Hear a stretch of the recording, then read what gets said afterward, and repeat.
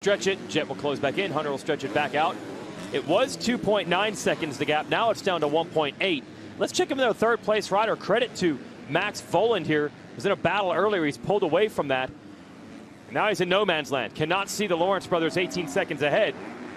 But he's got 7 seconds on Hampshire. Yeah, he's having a great moto going right now. And if I'm him right now, the biggest focus I have is, all right, we know the Lawrence brothers are up there. I'm sure he's gauging them somewhere up ahead on the track.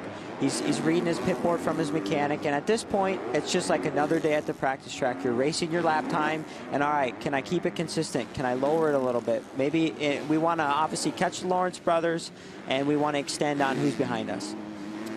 So you're trying to just not even think about someone catching you? Yeah. We're just racing forward. We're racing the track.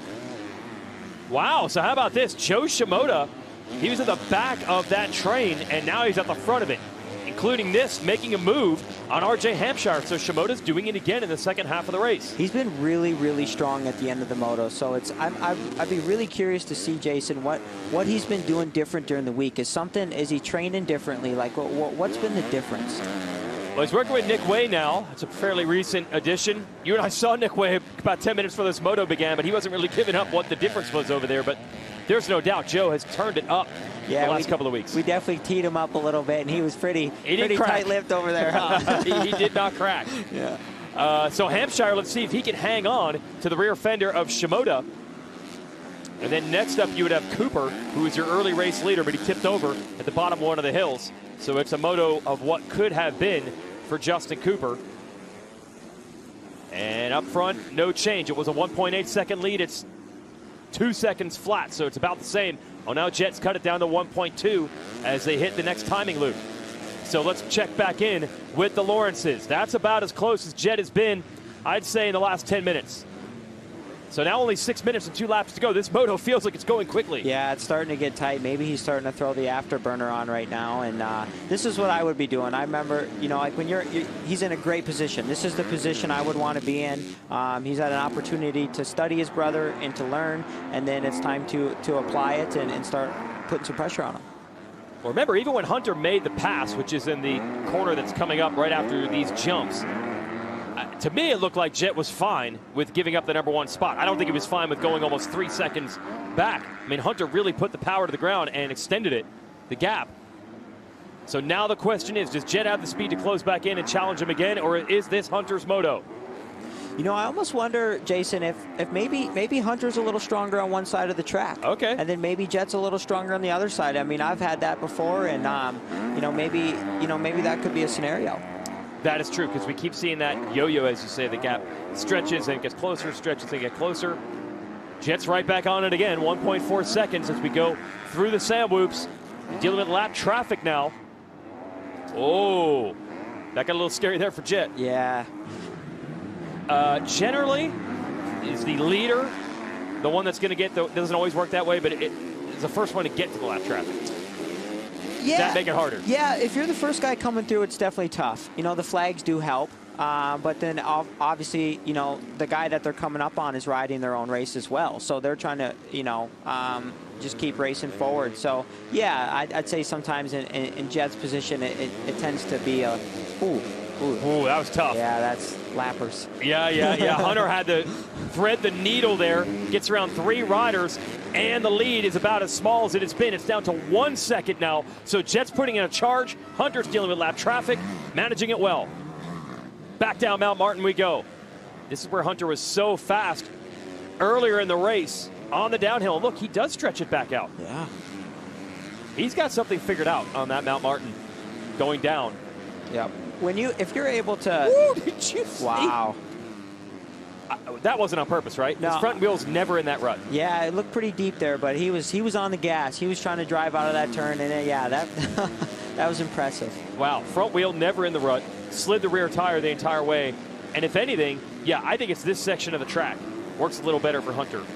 As you're saying, maybe the other side goes the other way, but he's definitely stretched it. So what a bounce back for Hunter Lawrence. So far, so good. Plenty of time left in this moto for Jet Lawrence to put in a charge, but the gap is 1.7. Never mind. All right, so here it is, 3 minutes and 2 laps to go. Can Jet respond? They've got 27 seconds over Voland. It is unbelievable how they have checked out, and this is not the first time this year. It is a private Lawrence brothers duel at the front. You know what's kind of crazy? It's probably the exact same thing during the week. You know that who's ever faster, they get a lap time before they go out to find out who's faster. And then if Jet's faster, he goes behind Hunter. And then if they're teeing off like this during the week. Well, when riders ride together, myself as a journalist, you always ask who's faster. And they always say, really, it depends on the day. And I always figured that was just an easy diplomatic answer. But you lived it. That really does happen. Yeah, absolutely. There's times where my brother would crush me. Yep. And then, like, if I go first or, you know, vice versa. And it just really helps keep you. Sometimes you're, you know, if you're a little tired or a little sluggish, just having that person there kind of helps elevate your level a little bit during the week. Well, that's what the Lawrence brothers have done. And they will say over and over, the fact that Jet got to learn from his older brother who was already at a high level has helped him tremendously. But no doubt the gap is a little bigger here than it was a lap ago. So Jet with a charge, Hunter with a response. Hunter just went 2:14.8. Jet went 2:15.0. But this first half of the lap has been better for Hunter, and this section of the track they're entering has generally been better for Hunter as well. Let's see if he can maintain that. Down Mount Martin. And sending it down. ATS drone cam shows you it is not over yet. No, definitely not. I really like that drone shot. You're able to see a little bit more of what the riders are able to view and what they're having to deal with for track conditions. So Hunter responding to every challenge from Jet in this one. And what a huge statement it would be if he could do this. And he started behind Jet in it. Jet made a pass. Or he started behind him, made the move when Jet got held up. Jet made a pass. Hunter got him back. So they've both had their opportunities. I'd be curious to see what the mechanics are putting on the pit board at. We're getting pretty late in the race, you know. Maybe there's a little motivational post there or something going there for those guys. Let's send it back down to Jason Thomas. Guys, speaking of that, I've been watching the pit boards each and every lap, and there's been no panic, no urgency, no change. They're just counting down the laps and giving them their lap time. So I think they're just trying to keep them in the zone and letting them sort it out between the two. All right, thanks, JT. We're watching Voland here. Solid run for third. Be the first Moto podium of the year for him. So the kid here out of Northern California, really rough stretch in Supercross, but he's putting it back together here in Motocross. And what he said coming into this series is that he's just going to try to pretend Supercross didn't even happen and instead try to pick up where he left off in the Motocross Championship a year ago, where he was consistently a top 10 guy. Third in the Moto, this would be a big boost. Yeah, this would be a big boost, you know, and then obviously he's going to have a lot of confidence lined up for Moto 2 and looking to kind of do the same thing he's doing right now. Well, could be overall podium if he's able to do that. Voland is 10th in the points, has one top 5 in a Moto, so that's why this podium would be a big breakthrough for him. But it looks like Joe Shimoda's coming up on him. And it's getting late in the race. There's 3 to go. He smells blood in the water. Hey. I tell you, I'm full gas to try to get that move. You want that podium spot. You said blood in the water. You know, we used to call Eli Tomac the shark in the water. I think we're going to go with the Shimoda shark here because every Moto, this is what he does. Yeah, he does his best work late. Yeah, absolutely. You know, he's just, if he could get a little better start, you know, you'd like to see what would happen. But, you know, needless to say, he's just out there hard charging. He was about 14th because we saw Justin Cooper throw the lead away and pick it up, and Shimoda was right there with him, 13th, 14th position. So he's climbed all the way up to 4th. Can he get that podium? It's getting tight between the brothers. Jet is right there. It's going to be 2 to go when they get to the finish line stripe. So Jet's not out of it. Now, every time he's made it close, Hunter has been able to counter. Can Hunter do it again with 2 to go? Oh, he makes a big mistake. Jet's right there. Hunter able to get back to the inside to block it. Listen to the crowds coming to life. 2 to go, wheel to wheel. Hunter versus Jet. This is going to be a lot of pressure now. When you see that 2-lap board and someone's on your butt like that, man, it's a lot to deal with. Everything on the line here. This would be a 6-point swing in the championship, depending on which direction it goes. You get 3 more points for a win over a second, but also mental and confidence. Hunter almost got the straight-up Moto win on Jet, but Jet got him at High Point. We haven't seen them really battle much since. Can Hunter get the advantage this time? We'll watch both battles with the Fly Battle Box. Shimoda versus Voland. Here we go. They're teeing up. 2 laps to go. Oh, look at Jet on the inside of Hunter. They're side by side. Oh, we got lappers. Hunter's going to get blocked and Jet's into the lead. He did get held up in the lap traffic. Hunter's going to have to send it now with a lap and a half to go. Oh, man. He got held up again. Both of those lap rider, and they absolutely ruined Hunter back there. He got absolutely ruined by 2 different riders, and that might have changed everything. You know he was going to try to respawn, but it might be difficult now. There will be 1 lap to go, 1 more run through the whoops. Oh, it's not over yet. Hunter's coming back. Yeah, it's going to be a last lap, maybe the end of the race, end of the track, kind of. Maybe he can make a move, but he's got a little bit of ground to make up for sure. How do you maintain the composure with that traffic? Well, it's frustrating for sure. You know, he was like, dang it, man, you guys needed to get out of the way, but there's nothing he can do about it. Just put your frustration into this last lap and give it everything you got to try to get your brother. Oh, I think we're going to see that full send mode for Hunter Lawrence now as Jet has taken the lead from him. Obviously, Jet knows that Hunter's going to try to come back, so he will try to put up his defenses. This last lap's going to be a good one.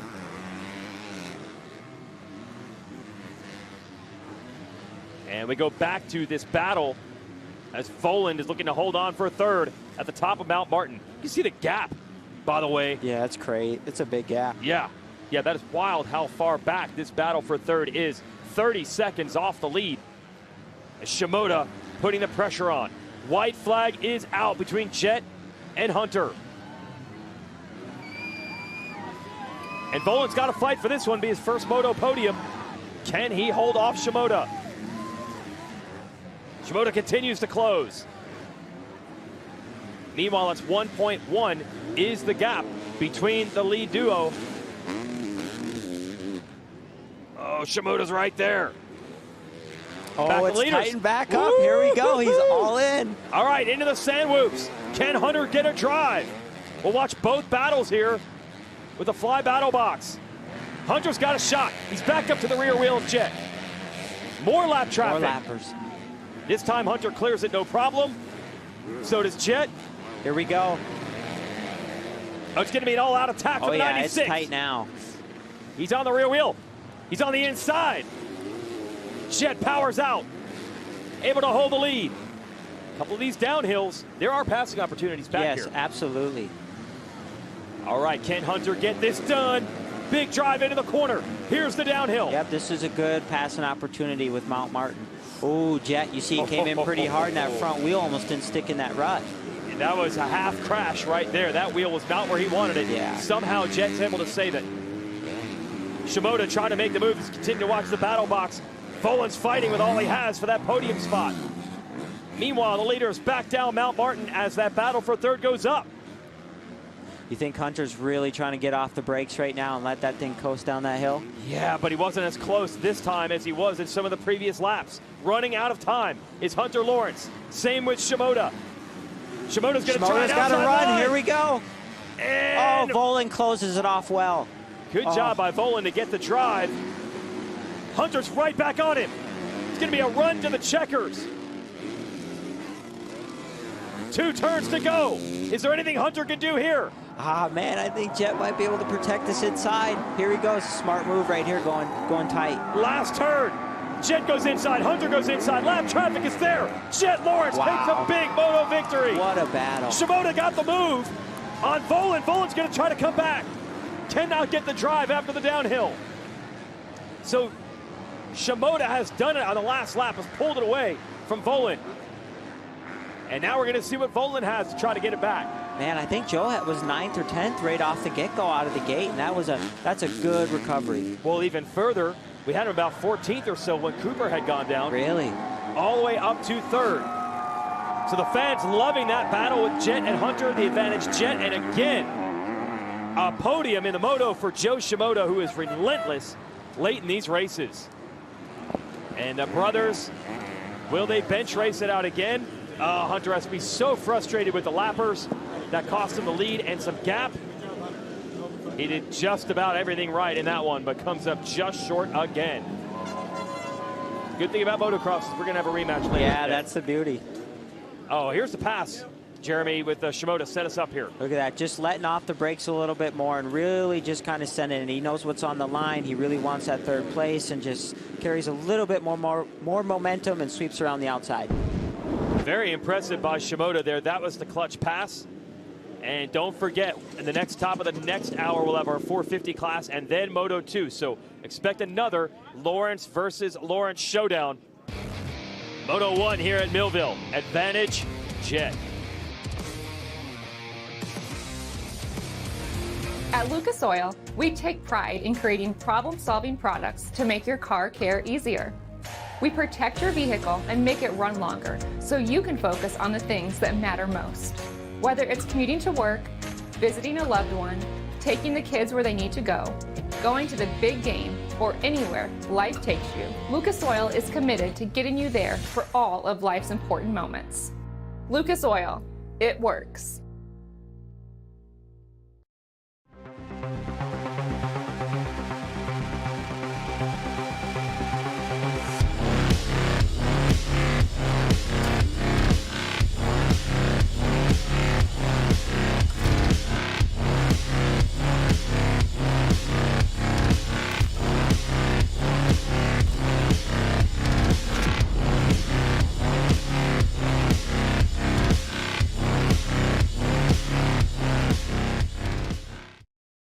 Rated E for everyone.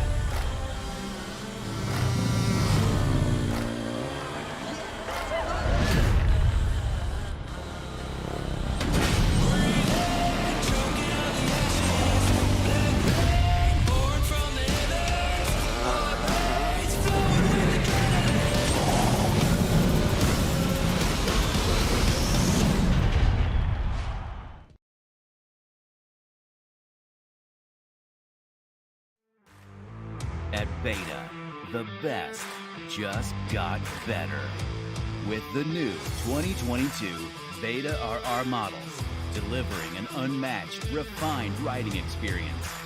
And the new 2022 Cross Trainer, the #1 selling entry-level enduro on the market.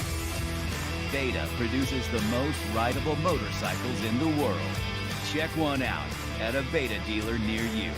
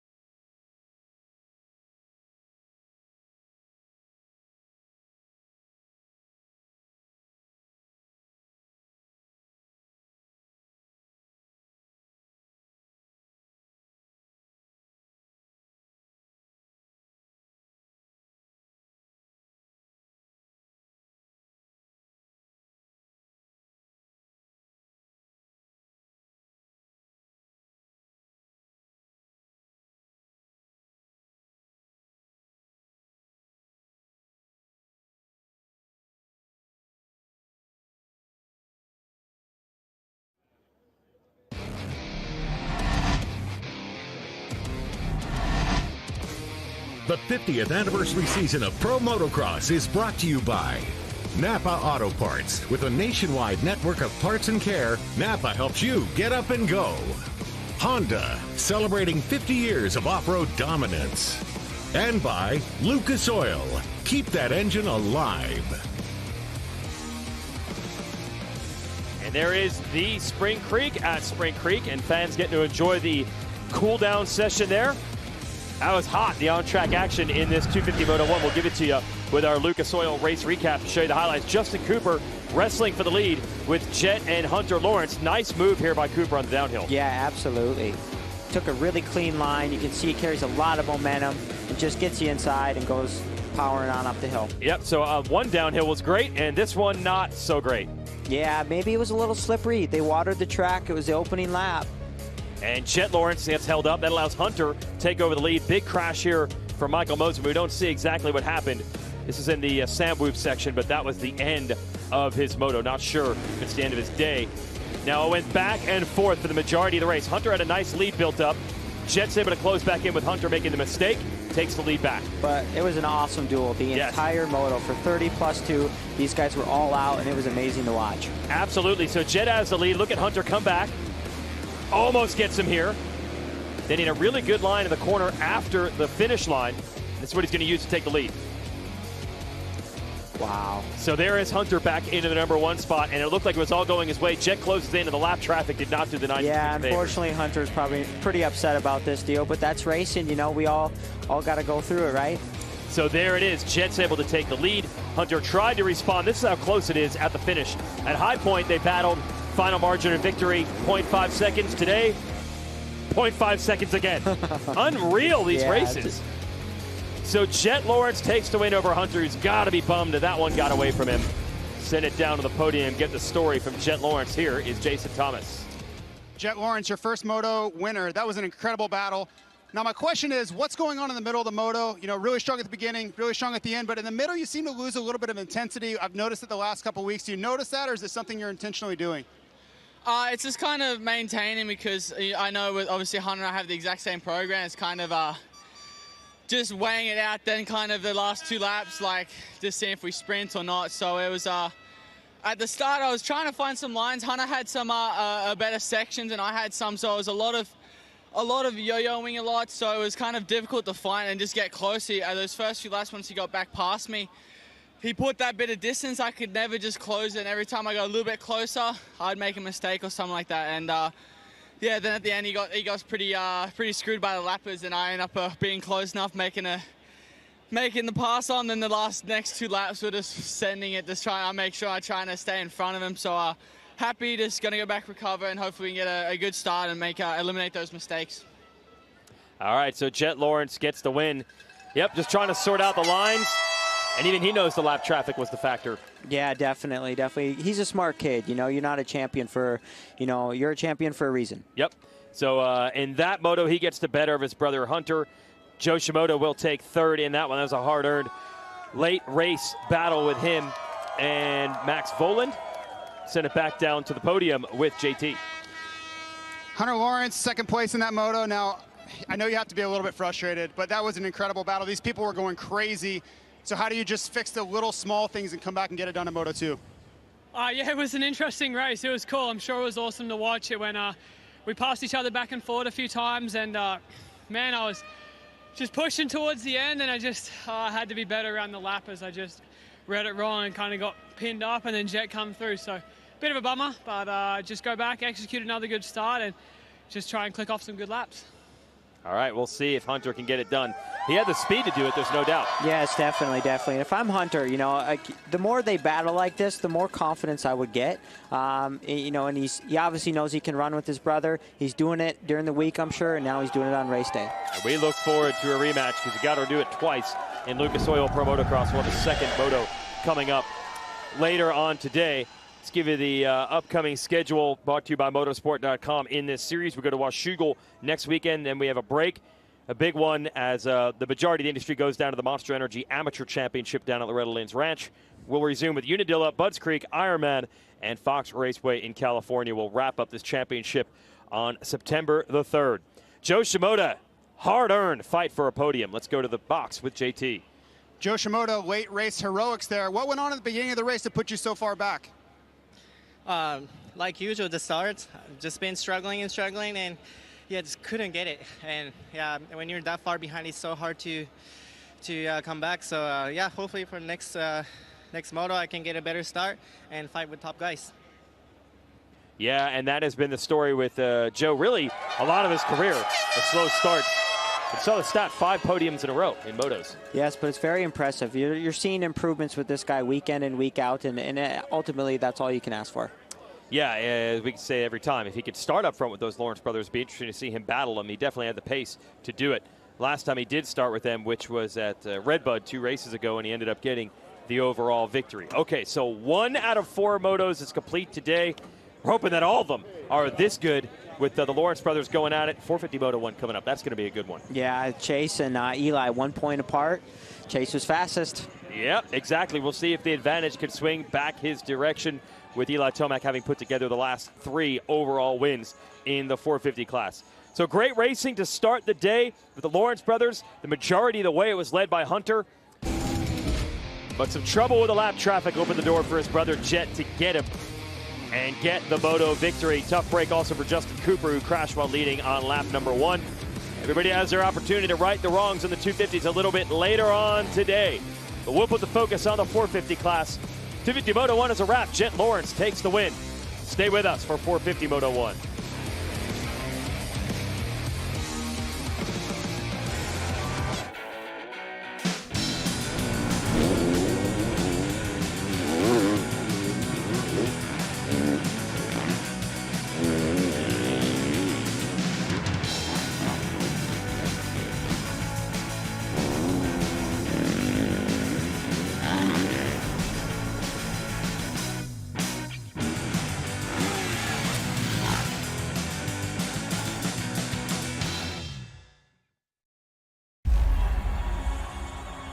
Coming into this year, January, I break my pelvis the week of Oakland. The doctor's like, dude, don't walk on it for a month. I remember calling my parents, I'm like, well, I'm done. Like, and it's contract year. I was like, so I just wasted all this.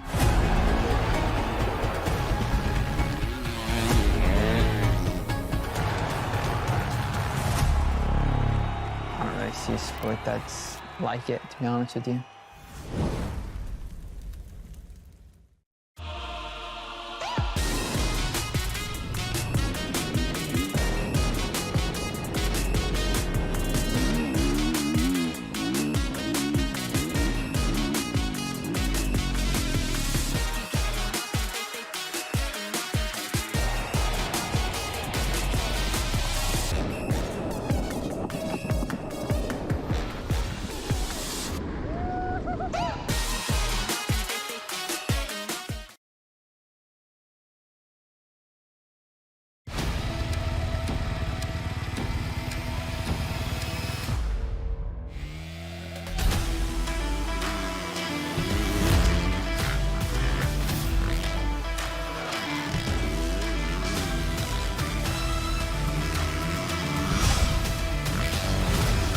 New CRF 250R. Lighter, faster, stronger. Ready to help you find your edge.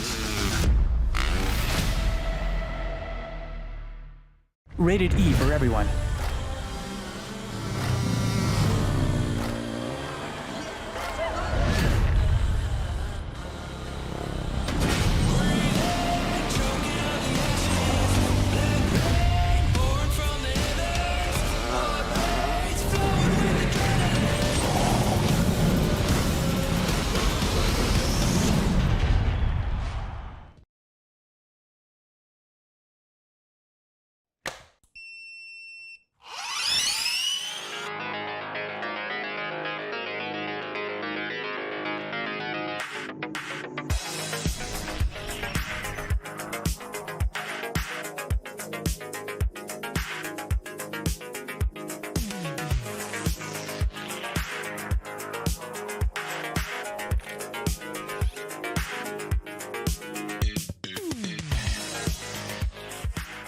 At the halfway point of the season, Honda's Chase Sexton has the points lead in the 450 class of Pro Motocross. But the 23-year-old rider is feeling pressure from veteran Yamaha rider Eli Tomac, who has closed within 1 point after scoring 3 consecutive wins. 450 Moto 1 from Spring Creek is ready for gate drop. We've entered the second half of the 12-round Lucas Oil Pro Motocross Championship, sanctioned by AMA Pro Racing. It's the Frascados Tortillas Spring Creek National. We talk 450 class here in Pro Motocross, and right now we're talking Eli Tomac. 5 straight moto wins, 3 straight weekend overall victories. He is absolutely on a roll in pursuit of his 4th 450 Motocross National Championship, but he is not the points leader yet. Scratching and clawing at the lead that Chase Sexton had built up early in the year, and we are down to just 1 point between 2 riders at the halfway mark. Hello, everyone. Jason Wygant, joined by the 2-time AMA National Champion Jeremy Martin. Doesn't get much better than a points race that close halfway through. Yeah, we're round 7, 1 point apart. Eli's on a run. Chase was fastest in practice. I think we're set up for a good day today, wouldn't you say? Absolutely. And we'll show you how it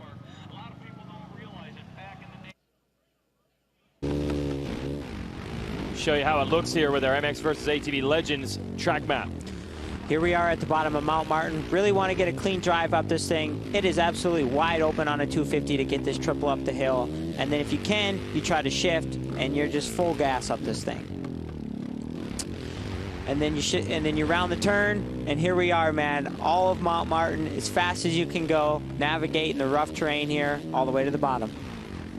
And that's Mount Martin. And that's we got you on the gameplay here, Jeremy. Yeah, looking good. FXR gear. All right. That's your MX versus ATV Legends track map. Let's get ready to go with the first 450 moto of the day. Here's the points. As we mentioned, the 1-point gap between Sexton and Tomac. And Ken Roxon, Jason Anderson, and the rest have fallen pretty far adrift. So it's essentially a two-rider championship fight with a lot of other spoilers in the mix, which will make the racing that much more intriguing. A lot of different riders feel they can win today, and they could be stealing points away from each other, including one of the riders who would love to get a victory. He's back in his home state since coming out of retirement for the first time, Ryan Dungey. Talk to him when we return. Rated E for everyone.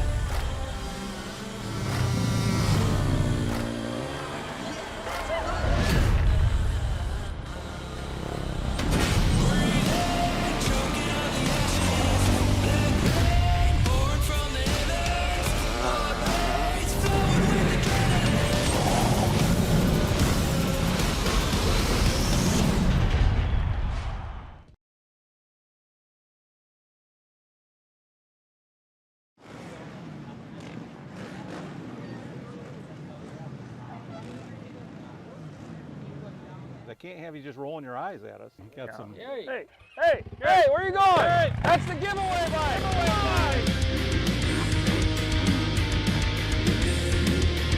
Hey, come on. Hey, we're supposed to put that back in the shop. Get off that thing. You're supposed to be riding that thing. That's the giveaway bike.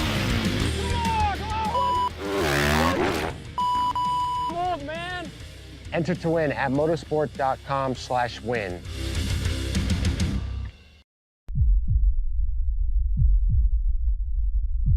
It's the roughest, gnarliest, toughest, most physically demanding discipline in all of motorsports.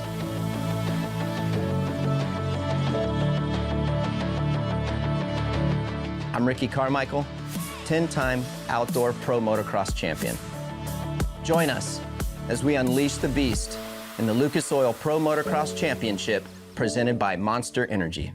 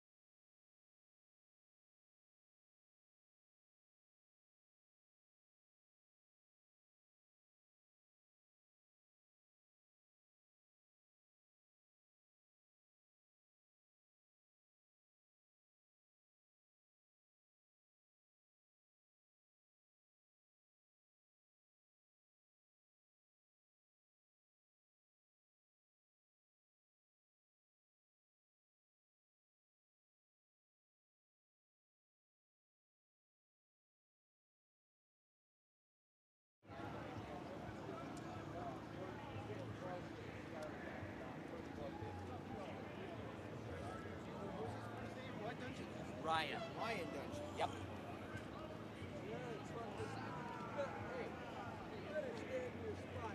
Delivers. And by Honda, celebrating 50 years of off-road dominance. Got the GoPro course preview here, courtesy of Justin Barsha from qualifying earlier, throwing it sideways, of course. That's the way Barsha does it, J-Mark. Yeah, we like a Barsha GoPro. We can really hear them revs going on.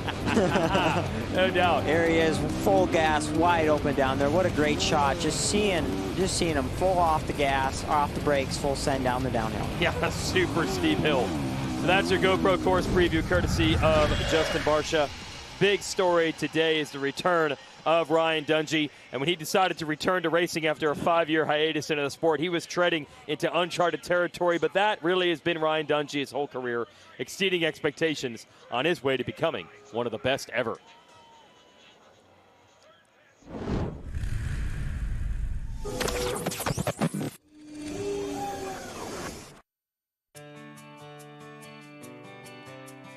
Ryan Dungey didn't have piles of trophies or titles as an amateur, but Suzuki team manager Roger DeCoster saw something in him that everyone else missed. The Minnesota rider won the first AMA Supercross race of his career, proving his potential.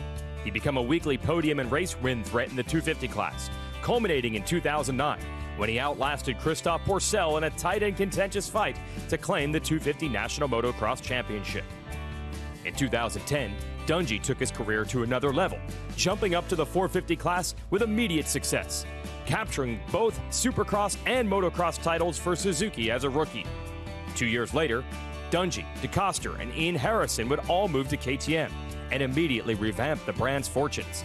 Dungey would earn 2 more 450 national championships in 2012 and 2015. By the time he called it a career, Dungey would sit second in most major statistical categories for all-time 450 motocross success. This season, Dungey was set to be a surefire first-ballot AMA Hall of Famer. But one of the most consistent riders in the history of the sport decided to come out of retirement and compete again in 2022. From the couch to the top 5, and it should not be a surprise, because Dungey already went from overlooked amateur to one of motocross racing's greatest champions.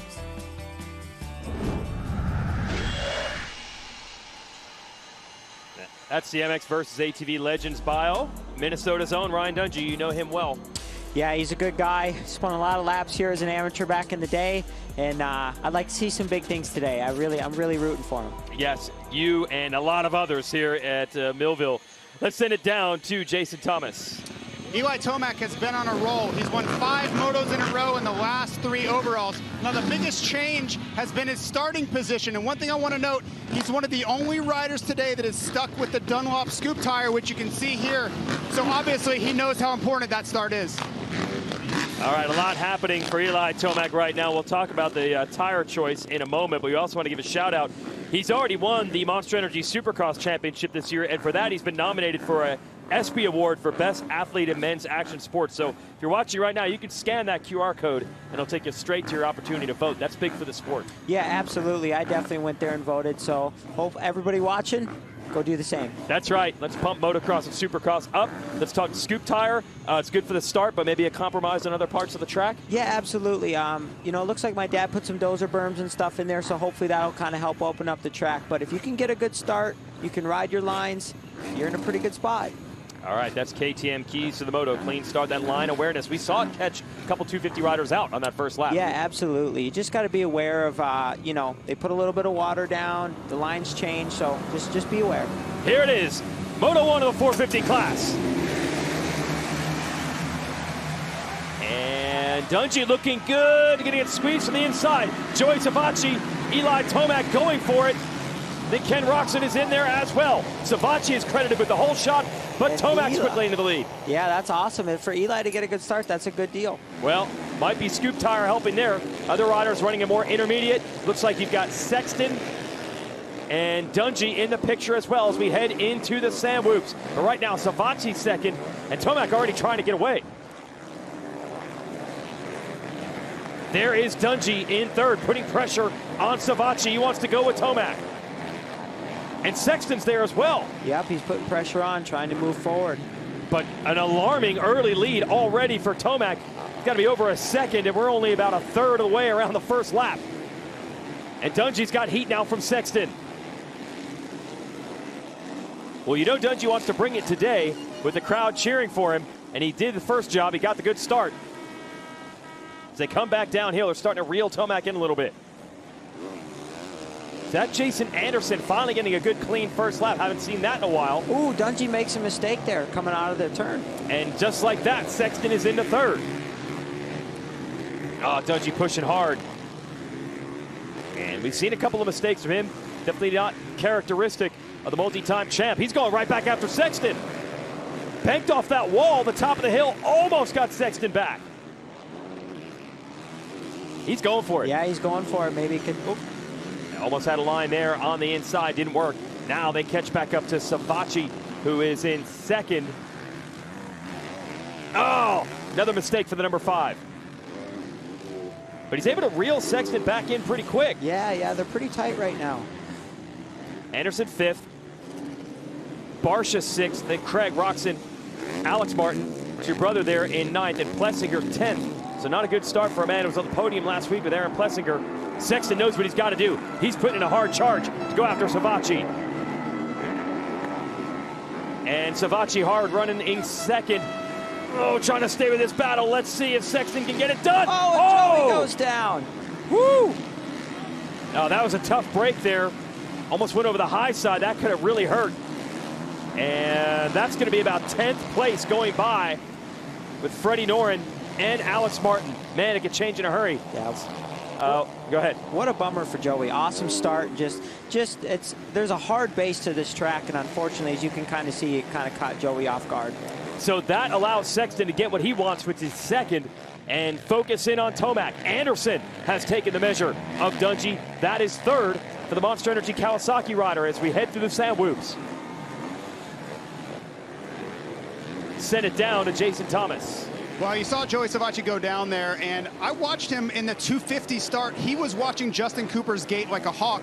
You saw him go to the exact same gate and rip a great start there, so he was on to something early on that gate position. It's unfortunate that's up in smoke now.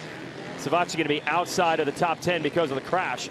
We can show it to you here with a replay in just a moment. So here's Savatgy under pressure from Sexton. Yeah, unfortunately, it just comes in right here, and as you can kind of see, right here, he has really nothing to kind of bank off of, and you can just see the front tire push, and he put his foot down, and he tried to save it. He put a lot of effort in. Unfortunately, it just got him. All right, so no berm to bank off of there in the line he chose, and that was the end for the 17. We'll see if Sexton can make a run at Tomac. Dungey trying to hang on to Anderson for third. Ken Roxon is down. No. What an odd place to go down. I'm curious to see if maybe we could get that on camera and see what happened. Right. Backwards on the track, so he's looking for a whole bunch of space so he can do a U-turn. Finally gets to do it, and he is going to end up, man, not quite last place, but that's a 55. That's Rodbell. That is 23rd place for Roxon. 23rd. And he usually does his best work early in the races, so this is going to be a completely different situation. I'll tell you what, we have seen things go sideways for Roxon far too often at Millville. Last year at a first turn crash, didn't finish a moto, and then came back to win Moto 2. You're right. I definitely remember that last year. He had a nasty first turn crash. Sexton is doing it. He's trying to bridge the gap to Tomac. It's the battle we wanted to see. Exactly. This is definitely the battle we wanted to see. And Eli, you got Eli out front. Chase is able to see what he's got going on. Maybe he can learn some lines. Maybe we see kind of a yo-yo effect go on, just like Moto 1 in the 250 class with the Lawrence brothers. That'd be good if we can have them hook it up. The Beta Motorcycles drone cam. Remember, Tomac picked the full scoop, the more sand mud tire, the Dunlop MX-14, and that was definitely better for the start, and it worked. He got out front early. But we'll see now if the intermediate tire maybe comes into play. Does the track get harder as the moto goes on? Yeah, absolutely. I think you're starting to see the track firm up definitely more as time goes on. I was a little surprised to see Eli pick the scoop, but obviously, you know, he must have been really thinking about that start, and I guess it paid off for him so far, and, you know, Chase is right there. Eli has won every moto in which he has led this year.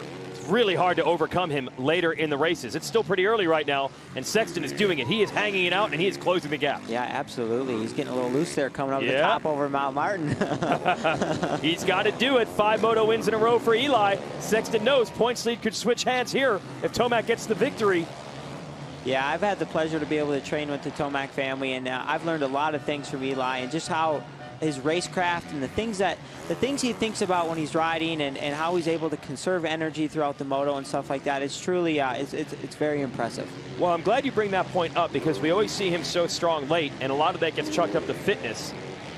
But how much of it is that, and how much of it is riding within himself early in the moto? I think he's really good at managing that. Yeah. John Tomac obviously trained with him. He taught me quite a bit over the years when I was there. And as you can see, Eli got a little loose going down that downhill, but he's such a strong guy who's able to save it. But going back to John Tomac, I learned a lot from him. And as you can see, I think Eli, he's under good tutelage. Oh, yeah, and that's what's led to 4 national championships, 3 in this class, and also this year's Monster Energy Supercross title. But Sexton has to shrug all those credentials off. You see the opportunity there if you want to vote for Tomac, the ESPY Award for Best Athlete in Men's Action Sports. Just scan that QR code there. But you definitely want to keep watching this action because Sexton is giving it everything he has to close in on the number 3.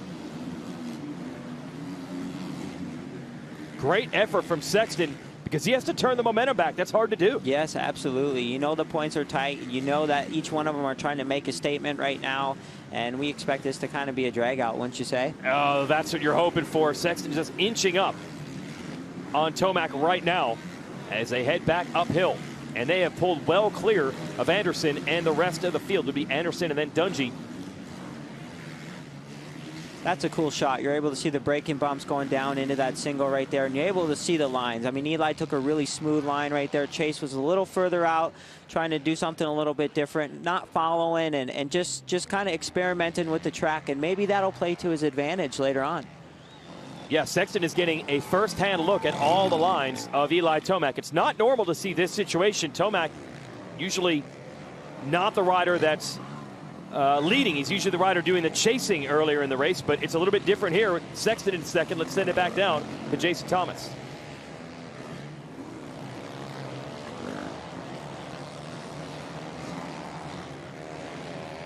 Really from the tire, I was saying that I think he's having to be a little bit less aggressive than he'd like to be. You can watch Sexton, he's pushing, he's able to take different lines. Tomac's having to stay in the berm almost everywhere because of that scoop tire, so that's a little bit of the compromise. He got the great start, but now he's having to deal with that tire on the rest of the racetrack.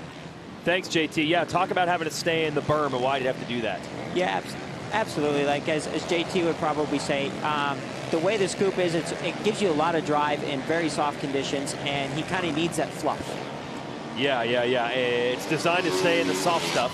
Absolutely. So is he trying to just find that soft stuff? Yeah, I think so. I think he's kind of gravitating towards it a little bit. Probably maybe finds a little bit more traction on the side of the tire there. We have set up a great battle between the riders fighting for the championship. It's a story we've told all year. You've got 29-year-old Eli Tomac, 4-time national motocross champ, 2-time supercross champ. As you watch Anderson and Dungey is the next battle on track. That would be 3rd and 4th. So you get the very experienced and championship-proven Tomac against a 23-year-old Sexton who's never won a national title. And he's trying to be the leader of the next generation, but he's got to go through Tomac to do it. No easy task. So we head back uphill. You almost feel like same thing we saw with the Lawrence brothers. They're a little chess match here. Are we seeing the best of either rider, or are we almost in a feeling each other out and watching the lines sector of the race? What do you think? Absolutely. I think they're obviously both trying really hard right now. They're both kind of feeling each other out. They're almost in the middle of the moto now, and there's a lot of racing left yet. So I think you know, I'm sure they got another gear, but this is their consistent race pace. Okay, so we'll see how this transpires. Sexton has done what he needed to do. He's essentially reeled Tomac in and gotten into striking distance. Just out of the roost zone right now. So we go down Mount Martin. Oh, that was nice right there from Eli. Yeah, very nice turn. Both feet up on the pegs, standing up, and then just really carries a lot of momentum around that outside in that dozer berm. You talk about the dozer berms. You were watching that when we saw some of the shots during the sight lap. Yeah, absolutely. I love a good old fresh dozer berm. You can really get in there, especially in the beginning stages of the race. Jason, when they water the track, it's easy to know. When the berm is really super tall, you can know you can go in a little bit harder, and you can really trust on banking off that dozer berm. But does that go away as the race goes on? Yes, absolutely, it goes away. So, and I think you tend to sometimes see when they get blown out, the lap times tend to drop a little bit too. Yeah, so we think the guys are getting tired, but a lot of times the lines just don't. The lines go away. And by the way, Tomac has stretched it here a little bit on Sexton. Sexton is hanging it out, man. You can see the urgency. Does not want Tomac to go 6 straight moto wins. Here's the next group. Hey, this is a good battle starting to brew right here. You think Dungey's getting cheers as he goes around the track? For sure, and I think he's determined. He wants the podium today so bad. He does not want to let Anderson go. Absolutely. I mean, it's his hometown race. I mean, there's no better place to get the first podium of the year. Then next up, I believe that'd be Craig. That's another Monster Energy Yamaha Star Racing machine. Then Barsha. Give you the rest of this field. That would be Plessinger. Yep. Plessinger started about 10th, so he's made up a couple of spots. Of course, we did have Savachi up there earlier, but he crashed. Good run here by Freddie Noren, the BBMX KTM. And there is Savachi trying to recover. So good to see Noren back. He had back issues dating back to our third round of the series in Colorado. Getting back on the motorcycle here. Oh, there's Big Al. We got the troll train. Okay, Our Alex Charger. Martin. All right, he's going for it with Savachi. Yeah, it's good stuff. Yeah, so it's your brother Alex, and he has announced he's going to retire at the end of this season, so it could be the last Millville National. Certainly he could come back here for a one-off, but it's at least scheduled to be his last time at Millville. He's going for it. Yeah. Hopefully he puts all that effort into it, and all the fans are cheering him up along the way, and it can be the season best performance. Now, how did you play it today? Did you go and visit Big Al today, or you leave him to his own? You know, he's been doing this quite a while. You know, he knows that I'm supporting him no matter what. I'm here watching him right now with you, and we're talking about him, but he knows what to do, and he's got a good crew of people there at the Club MX Muck-Off team. So, yeah, just letting him do his deal. Okay, he's under pressure now. Right now, you got Max Anstey in the Firepower Honda there. So Alex Martin, yes, announcing his retirement. We had a chance to talk to him about this earlier. My longtime coach and trainer, John Wesley, and I, we started troll training a few years ago. And yeah, so that's done really well, and I'd like to continue growing that. You know, I plan to go get some education, right? Because you know I'm a motocross racer, so I want to keep learning on the health and fitness side of it, and you know, just trying to share my 15+ years of experience with the sport, and just try and continue growing that side of it too. And it's been really fun. I've learned a lot working with Club MX this year as well, because they have an actual training facility. So there's hopefully maybe we can merge or something like that in the future. But in all, like I definitely want to keep growing that, as well as my parents owning Spring Creek MX Park. That's something in the future for sure. So you may be seeing Jeremy and I around there for years to come. So that's Alex's post-race plans, but you also saw Joey Savachi just absolutely eat it at the bottom of that downhill. Yeah, that was pretty unfortunate to see. Hopefully he's okay. Man, it's a rider just coming back from injury. We'll have a look again at 17. This is his second crash of the race from the drone. Ooh, wow. Got into that soft spot at the end of that, the beginning of that dozer berm right there. That was a heavy hit. Yeah, complete front flip. Oh, Sexton has wheeled Tomac back in. Not sure if that's a mistake by Eli or if Sexton has had things come together, but either way, the gap is down to nothing. Oh, so we were anticipating. This is going to be a full gas run down the downhill. Here we go. Wow. Woo, Sexton wants it, and he set himself up on the inside. I think he's going to get the lead. He's got it. Chase Sexton has overcome. No. And Eli gets off the brakes. Oh, Tomac, a big run around the outside. Too big of a distance. And Chase Sexton is done, and he's put the Honda up front. Well, you do not see this happen very often. Someone tracked Tomac down. We're entering the second half of this moto, and right now it's advantage Chase Sexton. Every moto that Tomac has led this year, he's won. So this will be the first time someone's able to turn him back. We're 15 minutes down, 15 minutes to go. You can save 15% or more on motorcycle insurance with Geico. Eli's not going to take this one laying down. No, absolutely. And if I was Eli right now, I'm like, okay, I just got past. We still got some time left in the moto. What we're going to do is we're going to try to stay on his wheel, and we're going to hook that rope up, and we're going to pull on him. We're going to see what we can do. Oh, and he has picked up the intensity. This is the battle that everybody wanted to see. Points lead on the line. One of the tracks that both riders love, and they've had success here before, and they're about to duke it out. Tomac is back. And also, they're in different lines almost everywhere you look. Yeah, absolutely. It's cool to see these guys getting pretty racy, trying different stuff. Eli just got a great drive set up a right run. there. Sexton was able to get back to the inside. What do you think? Outside line for Eli. Do you think he tries to jump this wall right here? He set it up. Oh. No, he doesn't. Yeah, I thought that might have been what he was going for. All right, big moment right here. If Sexton could break away, I mean, that is easier said than done, of course, when you're talking about Eli Tomac, but he's going to go for it. Oh, and Sexton, that was beautiful getting into that rut and just powering out of that corner, and he's stretching a few bike lengths right now. Back down the hill, he's got about 10 bike lengths on Tomac. Ooh, and Tomac had to shove it into that rut. He kind of dog paddled with his foot there to get through that rut for sure. Yeah, we saw Jet Lawrence doing the same in that 250 first moto, just trying to get that front wheel where they want it. Look at this. Sexton stretching it. What a response on the track, but really for the big picture in the series for Sexton. You go out there and say the mission is to run down Eli Tomac. That is a tall task. Hey, we saw in practice. You and I were watching him, Jason, and he had the flow, didn't he? He was fastest in qualifying. That's what we were saying. But look, it's the one thing with Sexton, the riding style, it always looks good. Yeah, he always looks really good on the bike, and Honda must have him pretty happy over there. He seems like he's really gelling with the bike, and like I kind of said earlier, he looks like he's on the best form he's ever been for outdoors. Well, the consistency has been impressive. It's been first or second in every moto this year, except one fourth-place finish. And I read a stat this week, credit to the at MX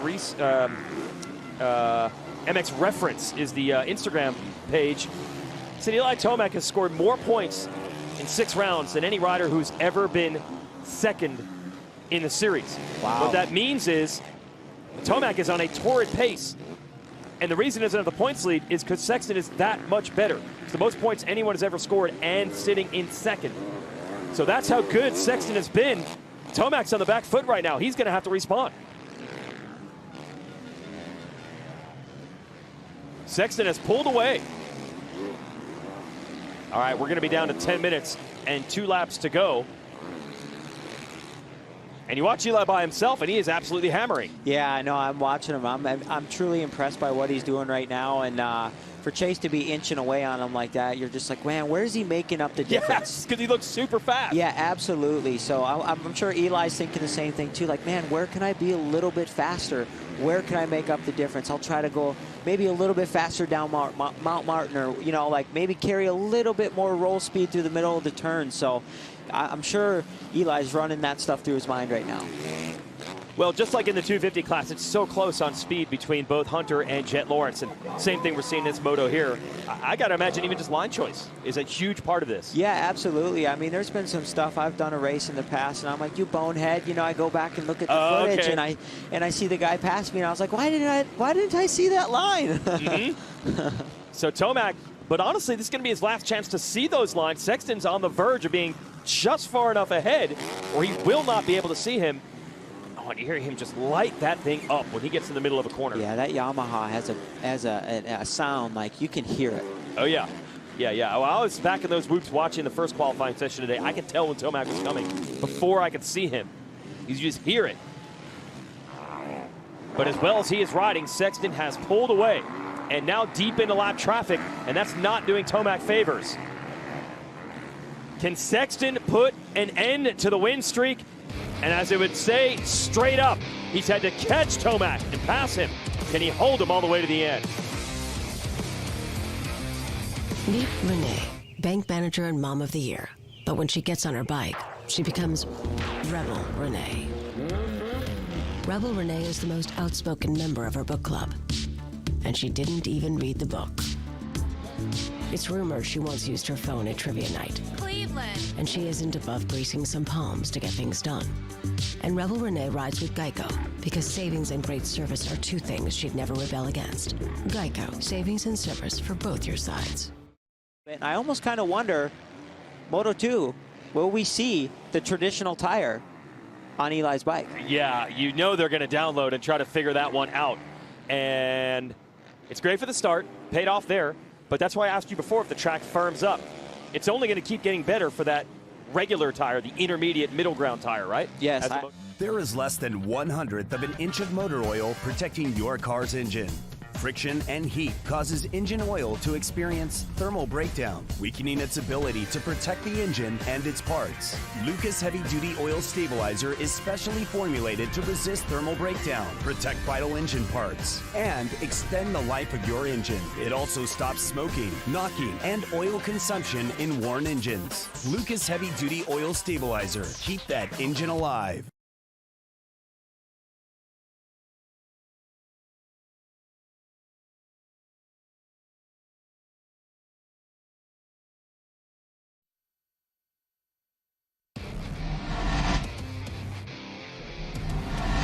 The 50th anniversary season of Pro Motocross is brought to you by Geico. 15 minutes could save you 15% or more on motorcycle insurance. Motosport.com. Make your next ride your best ride. And by Monster Energy. Unleash the beast. Well, if you want to slay the dragon in Lucas Oil Pro Motocross, you've got to be absolutely perfect. Chase Sexton was doing everything right, but you cannot put a wheel wrong in leading this sport. He did. Here's what happened, Jeremy. Yeah, unfortunately, it comes down right here, and as you can see, it's just like the berm couldn't hold the speed he was carrying down there, huh, Jason? Yeah, and there is Tomac getting by to take the lead. Sexton had done it. He had caught him, he had passed him, he had pulled away, and then he's just in a tough spot to get the bike back going. See, the jersey got torn up as well. We have 7 minutes left. Can Chase get up there and remount a charge? The crash was bad, but unfortunately it took him so long to get going because he was stuck in those ruts. So he's going to have some serious ground to make up now. That has got to be so frustrating. Well, I hear you riders say it every time. You try to take the positives out of it. He's going to be frustrated with the crash. Can he go back and say, look, yeah, I crashed. Yeah, I threw it away, but I had him. Can he get into that mindset and just focus on the good part? Absolutely. I feel like Chase is he's pretty hard on himself. You can see it when he comes off the track. He's like, dang it, I made that mistake.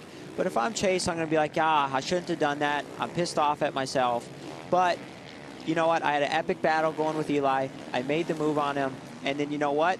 We're just going to keep moving forward. We got a second moto, and we're going to regroup. Yeah, he knows he has the pace to do it. He was stretching it out. It's this area right here. So we can get a look. He took it one line further out right there. Oh, okay. Yeah, I just noticed that. All right, he switched the line.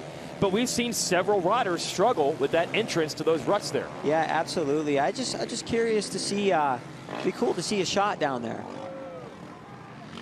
We're having some timing and scoring issues, by the way. That's why we can't show you the gaps. So we got people working on that. We can't quite show you the gap time-wise between Tomac and Sexton or the running order right now, but we know this much. Tomac was able to take over the lead when Sexton went down, and we saw Tomac almost do the exact same thing 3 or 4 laps earlier, send it down to Jason Thomas at more on Eli Tomac. I spoke with Monster Yamaha Star Racing manager Jeremy Coker about that tire choice, and they knew it was going to be a compromise, but they felt this track specifically, the first lap positioning was way too important to lead to chance. They got the whole shot, they got out front, and now luck has smiled on them in a little bit with that Sexton crash. Yeah, because we were theorizing that the tire choice is actually going to be to the better of Sexton. Rear tire wasn't a problem. That was losing the front end in those ruts. As you watch the ETS drone cam, and Tomac, he knows what to do when you hand him a lead. Yeah, absolutely. Eli's really good at managing a gap and managing a race. Into the sand whoops. And he's got to manage the lap traffic as well. But we didn't even see Sexton in that shot, so Eli's got a huge lead right now. A heck of a year for Star Racing, huh? They get the 450 program, and then Eli goes out, wins the championship in Supercross, and then he's got an epic battle going on with Chase Sexton for this outdoor championship. They're 1 point apart. Awesome battle going. And then, Chase goes down, but, that's racing, and it's cool to see what Star has done with this program. Well, this would, at the end of this moto, put Eli into the points lead. They already won this title last year with Dylan Ferrandis, who, by the way, the team has said should be back for the last 4 races of the year. That'll be starting at Unadilla. Get the #1 plate out there to mix things up with this group. That's going to be exciting. Then Tomac goes out and puts this bike on top in Monster Energy Supercross. They are working on 3 straight 450 titles. Of course, Sexton is going to weigh in on this one. Does not want that to be the story. And he had done everything right, but one mistake, it comes undone.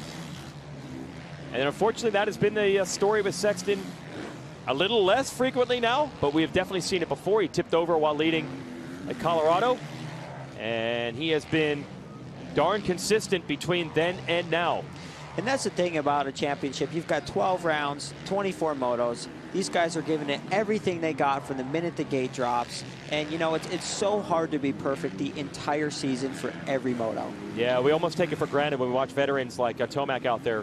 Very rarely, okay, he might have an off moto, but we don't see big crashes from him much.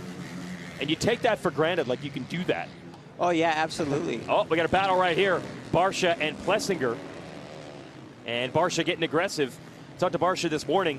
They've been all over the place on bike setup with that gas all year. He has gone back to what he ran in 2021. And then you made the point.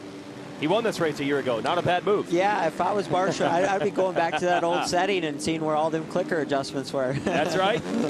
He won this race a year ago. Let's see if Plessinger can fight back. Plessinger has some momentum after a overall podium and a moto podium last week at Southwick. But as I always say in motocross, the momentum is only as good as next week's start. And he started this race in 10th. Hard to make podiums out of that. Yeah, absolutely. These guys are so good in this 450 class. You need to start with them. You need to run with them. And when you don't get a good start, like you said, you put yourself in a tough position. Battling it out with Barsha right now. Barsha trying to get away from Plessinger and has, at least for the moment, as we head into the sand whoops. Little combination here, jumping in. And we saw in qualifying, you get that first jump wrong, the entire section comes unraveled. Yeah, it can make your life a little difficult for sure. Yep, got to have the momentum coming in. Plessinger tries to reset and go back after Barsha. Man, that looks like a tough landing there, doesn't it? Oh, pretty harsh. And we were talking about efficiency earlier. That's got to be a lot of energy when you land hard like that. Yeah, absolutely. I mean, when you're doing that for 30 plus 2, and you know they're definitely doing, I'd say, over, what do you think, over 12 laps at least?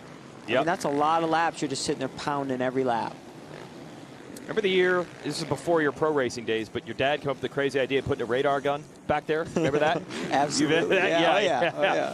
Those are in Carmichael's days, and the only challenge left was to see how high on the MPH gauge he could get. I think he got it in the 60s or 70s back there. You know, you watch these guys on TV, and you know that they're going fast and everything like that, but to see the speed, you know, how cool is that? In person. Absolutely. Yeah. The drone cam, we're giving you an angle we've never been able to give you before. As you see the top 5 running order right now, no changes. Anderson over Dungey and Craig, that's the way it's been for most of it, that battle for 3rd, 4th, and 5th.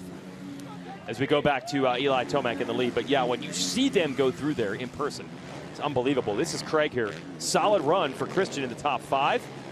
He's having a great outdoor season. Yeah, he was on the podium in the first moto last week at Southwick, and he admitted to me that took a lot out of him. He was running with the lead, trying to hold Tomac and Roxon off, and he said he was a little tired going into Moto 2, and you hear that more at Southwick than any other track. Yeah, I can believe it. Southwick is very, very demanding. All the G-outs there and having to have the strength to hold yourself up and to carry the momentum over those G-outs and everything like that. So I'm not surprised. Yeah. He's like, I'm not afraid to admit I was tired by the second moto. I'm like, well, I got good news. You're not the first rider to tell me that the second moto you were spent at Southwick. Should be a little easier today. This track is rough, but Southwick is a whole nother level of rough compared to most of these tracks. And Craig looks good right now in 5th. And, you know, Dungey putting himself into 4th, you know he wants the podium today. Would rather have 3rd in that case in this moto, but he's at least in position if something unfolds the right way. Yes, absolutely. Dungey's always been really good at that. He was always a great starter, always put himself in a good position. He capitalized on a lot of good things, and he also had just downright raw speed. I think underrated the raw speed of Dungey because the consistency was always the headline. Yes. But worst case scenario, he was what, the 3rd fastest? It wasn't like Dungey had days where he was the 12th fastest guy ever. Yeah, no, never. He was always right there. Yep. We go back to Eli Tomac, who has about 2.5 laps to go. And it looked like the moto win streak, well, it definitely looked like it was in jeopardy. It looked like it was going to end because Sexton was putting him away. But you cannot make mistakes. It is such a challenge to go after this championship against a game rider who has won it 3 times. And that's what we're seeing right now. Sexton is great, but Tomac is so hard to beat in this series. And you've got to witness not just the great rides of Tomac here at the races, but you rode with him at his house for a long time. I'm sure you've seen some unbelievable things on the motorcycle. Oh, yeah, he's done some things on the track that blow my mind. You know, like during the week, he's like, hey, you know, J-Mart, you don't have to go wide open every single time. Yeah. And, you know, I'm like, well, Eli, in order to keep up with you, it's everything I got, buddy. And then some more. Yeah, exactly. Easy for him to say, right? Yeah. You also said your brother Alex got a good start last week and got to hear what it's like. Yeah, so Alex got a great start at Southwick. And it was kind of funny because I got to hear Eli's side and then I got to hear Alex's side. And Alex was like, dude, I was out of control the opening laps. Everything I had to stay up front. And he goes, and then Eli's like, hey, J-Mart, your brother, was holding me up massively. He was pissing me off. And Alex was like, he goes, I was over my head, wide open. And he goes, I wasn't going to drive over some of those braking bumps, but Eli, he was everything he had going wide open in places I wouldn't dream to be on the gas. Wow. He's like, just take the position, dude. If you're going to go that fast, you can have it. So fans now starting to salute Tomac, looking for a 6th straight moto win. And that's what we're saying. When you get that kind of respect from your peers, other riders of your level, your brother's level, even you guys marveling at what this guy can do, that says a lot. Going to the top of Mount Martin, it'll be white flag next time around. Well, he weathered the storm. Sexton was all over him, got by, threw it away. And looking to take over the points lead if it ends like this. Yeah, and it's crazy. And he's, you know, with Chase going down, he was able to kind of probably save some energy in this moto and kind of, you know, not have to expend. He's already probably thinking about Moto 2. You know, he's just got to get through these laps and then, yeah, get some good food in them and get ready. Yeah, only have an hour between motos to do that. Let's give you the motorsport.com whole shot replay before this one is over. It was Savatgy battling for it. Anderson, a great jump, but it's going to come from the outside. Tomac and Savatgy even further outside. Who they're going to give it to? They were telling me Savatgy. That is so close in he and Tomac. They're going to go give it to the 17. Man, that is close. That's like a close call at first base. The umpire is there. But that was the gamble that this Monster Energy Yamaha Star Racing team was willing to take. Put the scoop tire on, great in a straight line. Gets Tomac to start, even though he didn't have the best jump. It looked like Anderson was a rocket out of the gate there. But Tomac able to not get the whole shot officially, but quickly wrestle the lead away from Savatgy. And now he's just putting the finishing touches on it. Hey, shout out to Kyle Chisholm. Coming off the couch, racing with us today here in Lucas Oil Pro Motocross. Yeah, I saw him signed up, and I was like, the Chiz. Yeah, how cool man. is that to see him? He's like normally the Supercross guy. Yeah, haven't seen him much as a full-time rider. He usually comes in as a national or two. So he decided to do this one just for fun. Got to go a lap down here. Kyle Chisholm and Garrett Marchbanks, who was off the track, off the start. He goes a lap down as well. And that's what we're talking about. You know, the fans will say lap traffic, just get out of the way, but looks like Chisholm and Marchbanks are having a gnarly battle right now. Yeah, it's crazy. Everybody's kind of got their own battle going on.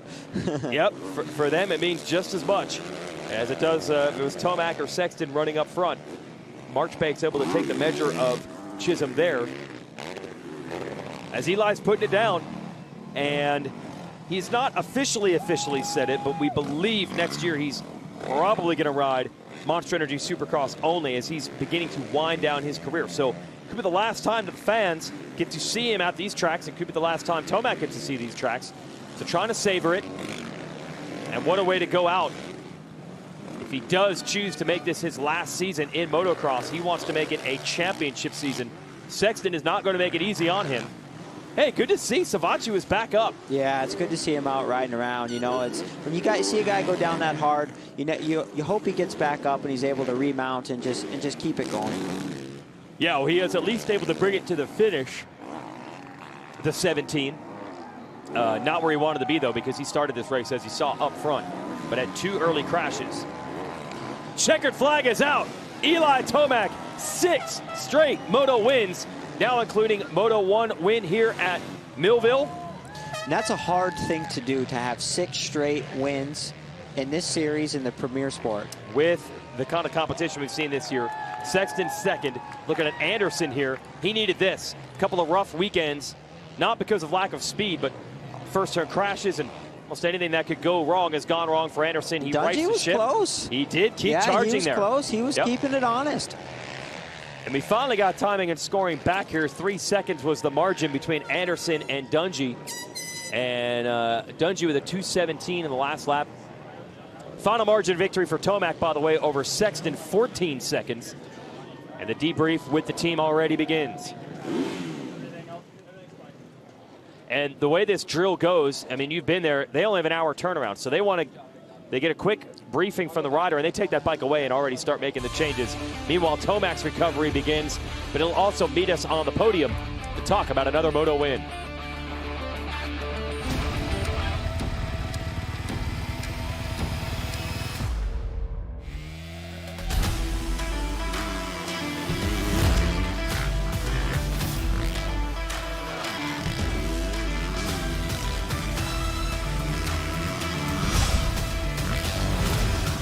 CRF 250R. Lighter, faster, stronger. Ready to help you find your edge.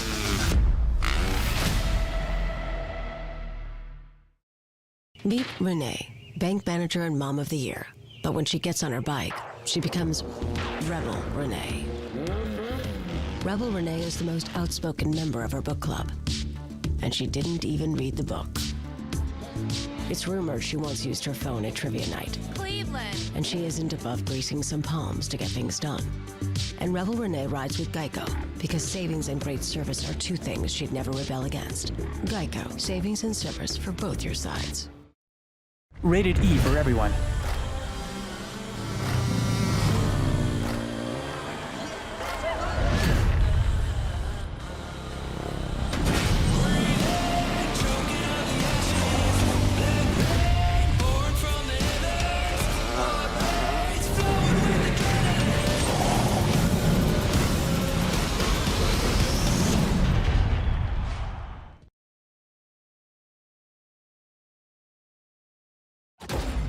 The roar of our engines, the pump of our heartbeats, the pedal to our metal. The sparks that ignite us, the pistons that push us, the passions that drive us. From the feelings that move us to the places that pull us, on the roads that unite us. Napa has America's largest network of parts and care, here to be the fuel that keeps you firing on all cylinders.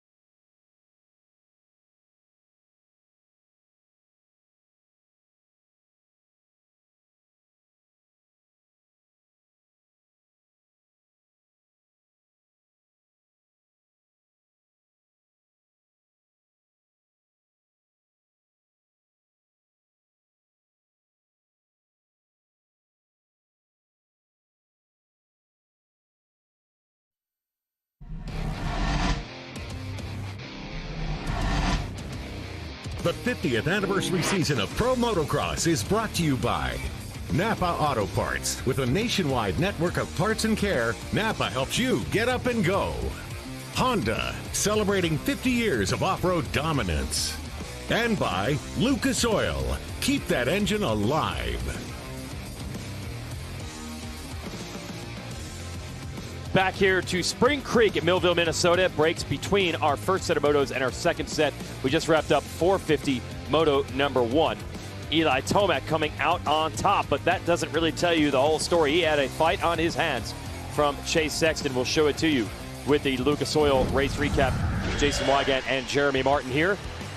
Off to a good start is Tomac at the number 3. He's just going to get edged out by Joey Savacci on the 17, the Monster Energy Kawasaki. Chase Sexton right in between them.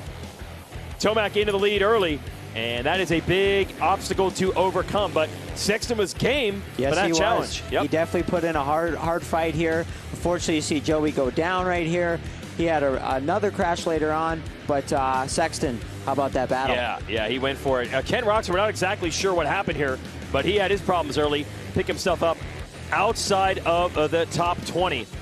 And would finish that moto, I believe, in 19th. Here's past the lead, Sexton over Tomac. Yeah, amazing. Going down Mount Martin. These guys are fully on the gas. Tomac tried to hold him off. Chase got him. So Sexton in the lead and starts to pull away, and then it comes undone right here. Yeah, unfortunately, Chase comes in heavy. Boom, blows the berm out with his front end. Eli comes in, takes over the lead. Yep, thank you very much, says the number 3. And just like that, not just a moto win, but this is going to be enough to take over the points lead. Because he was down by 1 coming in. 3-point gap between a first and a second place finish. So that would give Tomac a 2-point lead as we are halfway through the day. So a whole nother moto for Sexton to get it right, try to get that red plate back. send it down to the podium. Jason Thomas has Eli Tomac, your first moto winner. Eli Tomac, you get the first moto win. Now, it looked like you got the whole shot, and it looked like you're trying to make a break, and then you kind of maybe had to settle into a pace a little bit once Sexton got around you. Yeah, I was going hard, and to be honest, it's almost like being in front. Thought maybe hurt me a little bit. You know, Chase was able to try different lines. He was obviously riding really fast, but he had better lines and was opening up some turns and had some better momentum. So I realized that, though, after the fact, after he passed me. So it was a good learning moto. Obviously capitalize on his mistake. So go back, try to get a little bit better, and hopefully stay out front the whole time next time. So I wanted to ask you about that scoop tire. You're one of the only guys, if not the only guy, that chose that. It obviously worked on the start. Did you feel like you had to be a little bit less aggressive on the racetrack because of that? Well, to be honest, no. I've been comfortable with it. So I've been riding it with it a lot at home. My track even has some base, so it's working for me, and we're running it. All right, so there we go. Even going to bust that thing out for moto number 2. Eli Tomac, that's the new scoop tire, the MX-14 from Dunlop. That actually just debuted for the public last week at Southwick. There are your results. Anderson over Dungey and Craig. So Anderson needed this one, man, to just right the ship after a whole bunch of rough motos. He's up on the podium. Let's send it to JT. Chase Sexton, great ride. You make a little mistake there. It cost you. Your back is all torn up here, if we can show that. But, I mean, just an incredible pace until the mistake. Kind of walk us through that. Yeah, I felt super good. I knew it was going to be a dogfight between me and Eli. I had some good lines and was able to get around him, and then just a small mistake over there. Tucked the front, and then the bike, I just tipped over, the bike came over and just clobbered me. So all good. Got to clean some stuff up, get ready for second moto, but overall we're good. Well, there we go. That's trying to take the positives out of it. He's not in the dumps. Yeah, absolutely. That's kind of what I thought, too. He's ready for a second moto battle and ready to charge. Tell you what, it seems like every time Sexton hits the ground, he ends up taking a body blow or a shot to the face every time. This kid is tough. Here's your upcoming schedule in Lucas Oil Pro Motocross, brought to you by Motosport.com. We go to Washougal in Washington next week, and then a couple weekends off. And we'll be back for the stretch run, 4 rounds, Unadilla, Budds Creek, Ironman, and Pala, which is Fox Raceway 2. That's where we started the series as well. As they get this track ready for this second set of motos, a little rematch perhaps in the offing between the Lawrence brothers and Sexton and Tomac. But first, more talk from the podium with Jason Thomas.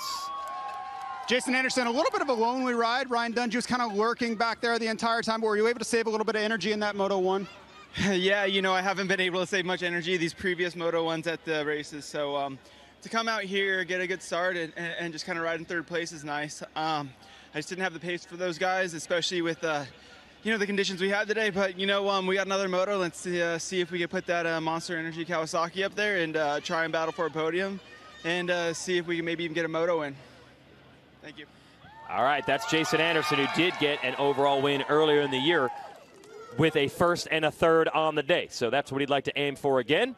Here's our schedule of the next race. You can watch it on MAV TV or MAV TV on Flow Racing, the app. Yeah, we'll have our practice show on television on MAV TV for the first time. That'll be 1 o'clock Eastern, 10 o'clock local out in Washington State.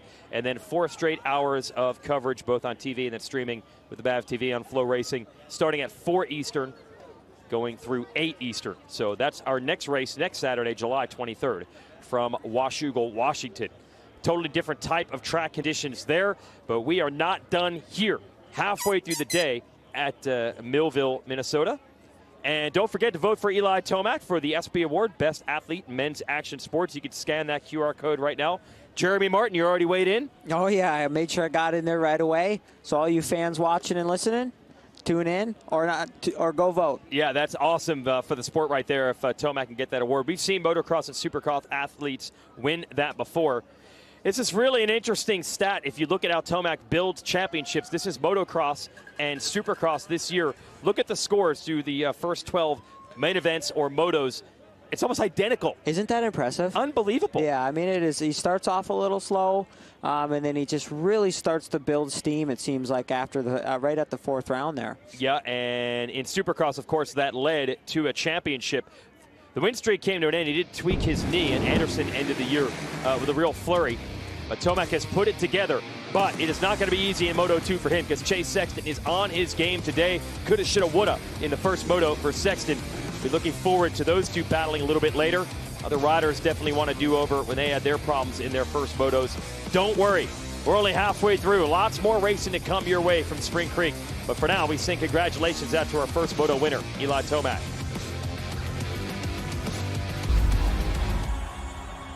Coming into this year, January, I break my pelvis the week of Oakland. The doctor's like, dude, don't walk on it for a month. I remember calling my parents, I'm like, well, I'm done. Like, and it's contract year. I was like, so I just wasted all this.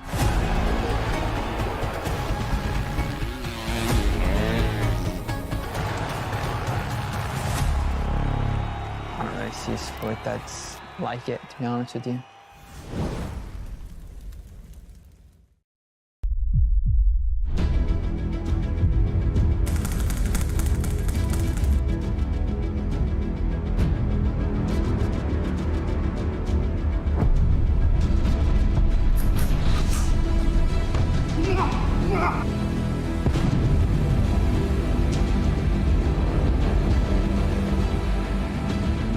I am Monster Mate.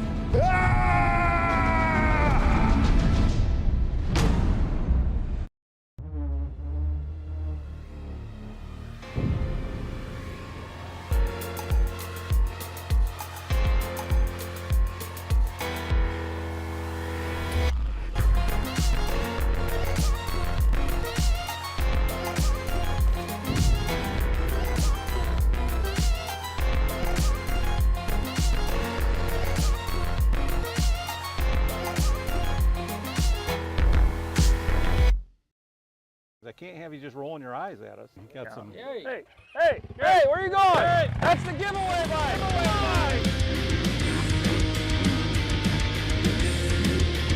Hey, come on. Hey, we're supposed to put that back in the shop. Get off that thing. You're supposed to be riding that thing. That's the giveaway bike.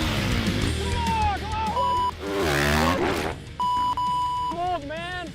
Enter to win at motorsport.com/win.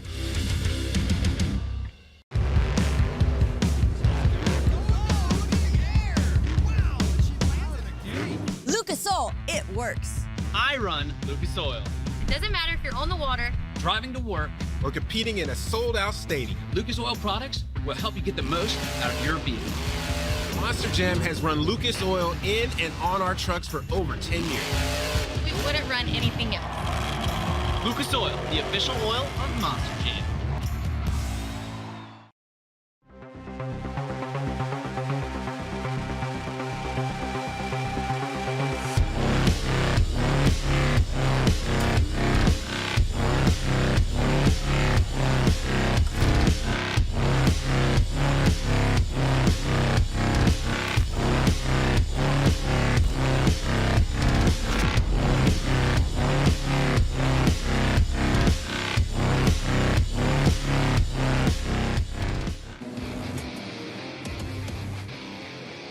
The second half of the Pro Motocross season begins today, and it has continued with a torrid season-long fight with Jet versus Hunter Lawrence. In the first moto, Hunter led, got held up by lap traffic, and that allowed Jet to take the advantage, winning the moto by a half of a second. But another moto looms. Who will seize the momentum today at Spring Creek?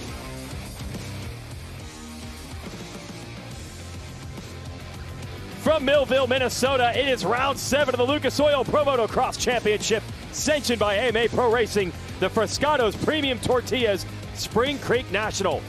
Jason Wygant and two-time 250 national champion Jeremy Martin here to talk about your 250 class and what a battle we had in the first moto of the day. We can show you the highlights of that. No surprise, it has been the Lawrence brothers story all year long, and it continues. Yeah, you're definitely right, Jason. It was a great first moto. The Lawrence brothers battling hard. Had Jacob, in the fight. He had the lead early. Now watch this. Jet Lawrence got around him. Nice line by Justin Cooper to take over the spot. Just a great, clean inside line. Gets a great drive up the hill. Makes the move on Jet. That didn't last long. On the bottom of the hill, here's Jacob. Yeah, unfortunately, maybe it was a little wet down there from the watering. And just like that, it actually holds up Jet also, which allows Hunter to take the lead. Hunter builds up a gap, but then he makes a mistake. Yeah, he made a little mistake. Lucky to save that. And then, as you can see, Jet blocks his brother. Great defensive move right there. Yeah, he takes advantage, but Hunter wasn't done. He almost got the lead back here. Couldn't quite hold that line. And then he is going to get it in this turn after the finish. I mean, they went back and forth at least 2 or 3 times. I mean, you don't really see this. What a great race. And then late in the race, Jet gets close. Hunter gets held up by lap traffic. Hunter put that one in himself and said, I've got to be better in the lappers. That allows Hunter to take the lead for the final time. This is the last turn. Look how close it is, and negotiating traffic.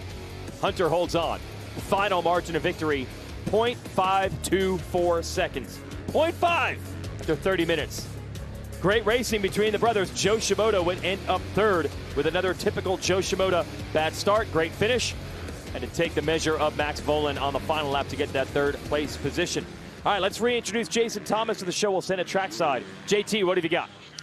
Well, this 250 class is all about horsepower and torque. And for the last few years, the Yamahas have really been the story. Now, if you notice for 2022, both the Hunter and Jet Lawrence, their starts have improved. And I asked Lars Lindstrom about that earlier this morning and said they've been making big strides. You saw the other side of that at Redbud, though. Big strides don't come without questions in reliability. He assured me that they fixed the problem. You saw Southwick was great, doing great here this weekend. But it's that back and forth, the yo-yo effect between Yamaha and Honda at the moment. Yeah, and don't forget, this is an all-new bike this year for Honda. So you've got to imagine that they're learning with each week, or at least every couple of weeks. They probably got something new. Yeah, absolutely. And with them being in a championship hunt like this, I mean, it's risky to try something at this point in the season. So you obviously you're always looking for more power, but is it worth the risk? Yeah, because as JT mentioned, there was a bike problem that was originally what led Jet Lawrence to cough up the points lead at Redbud. They say they've got that fixed, and we're ready for more battle today.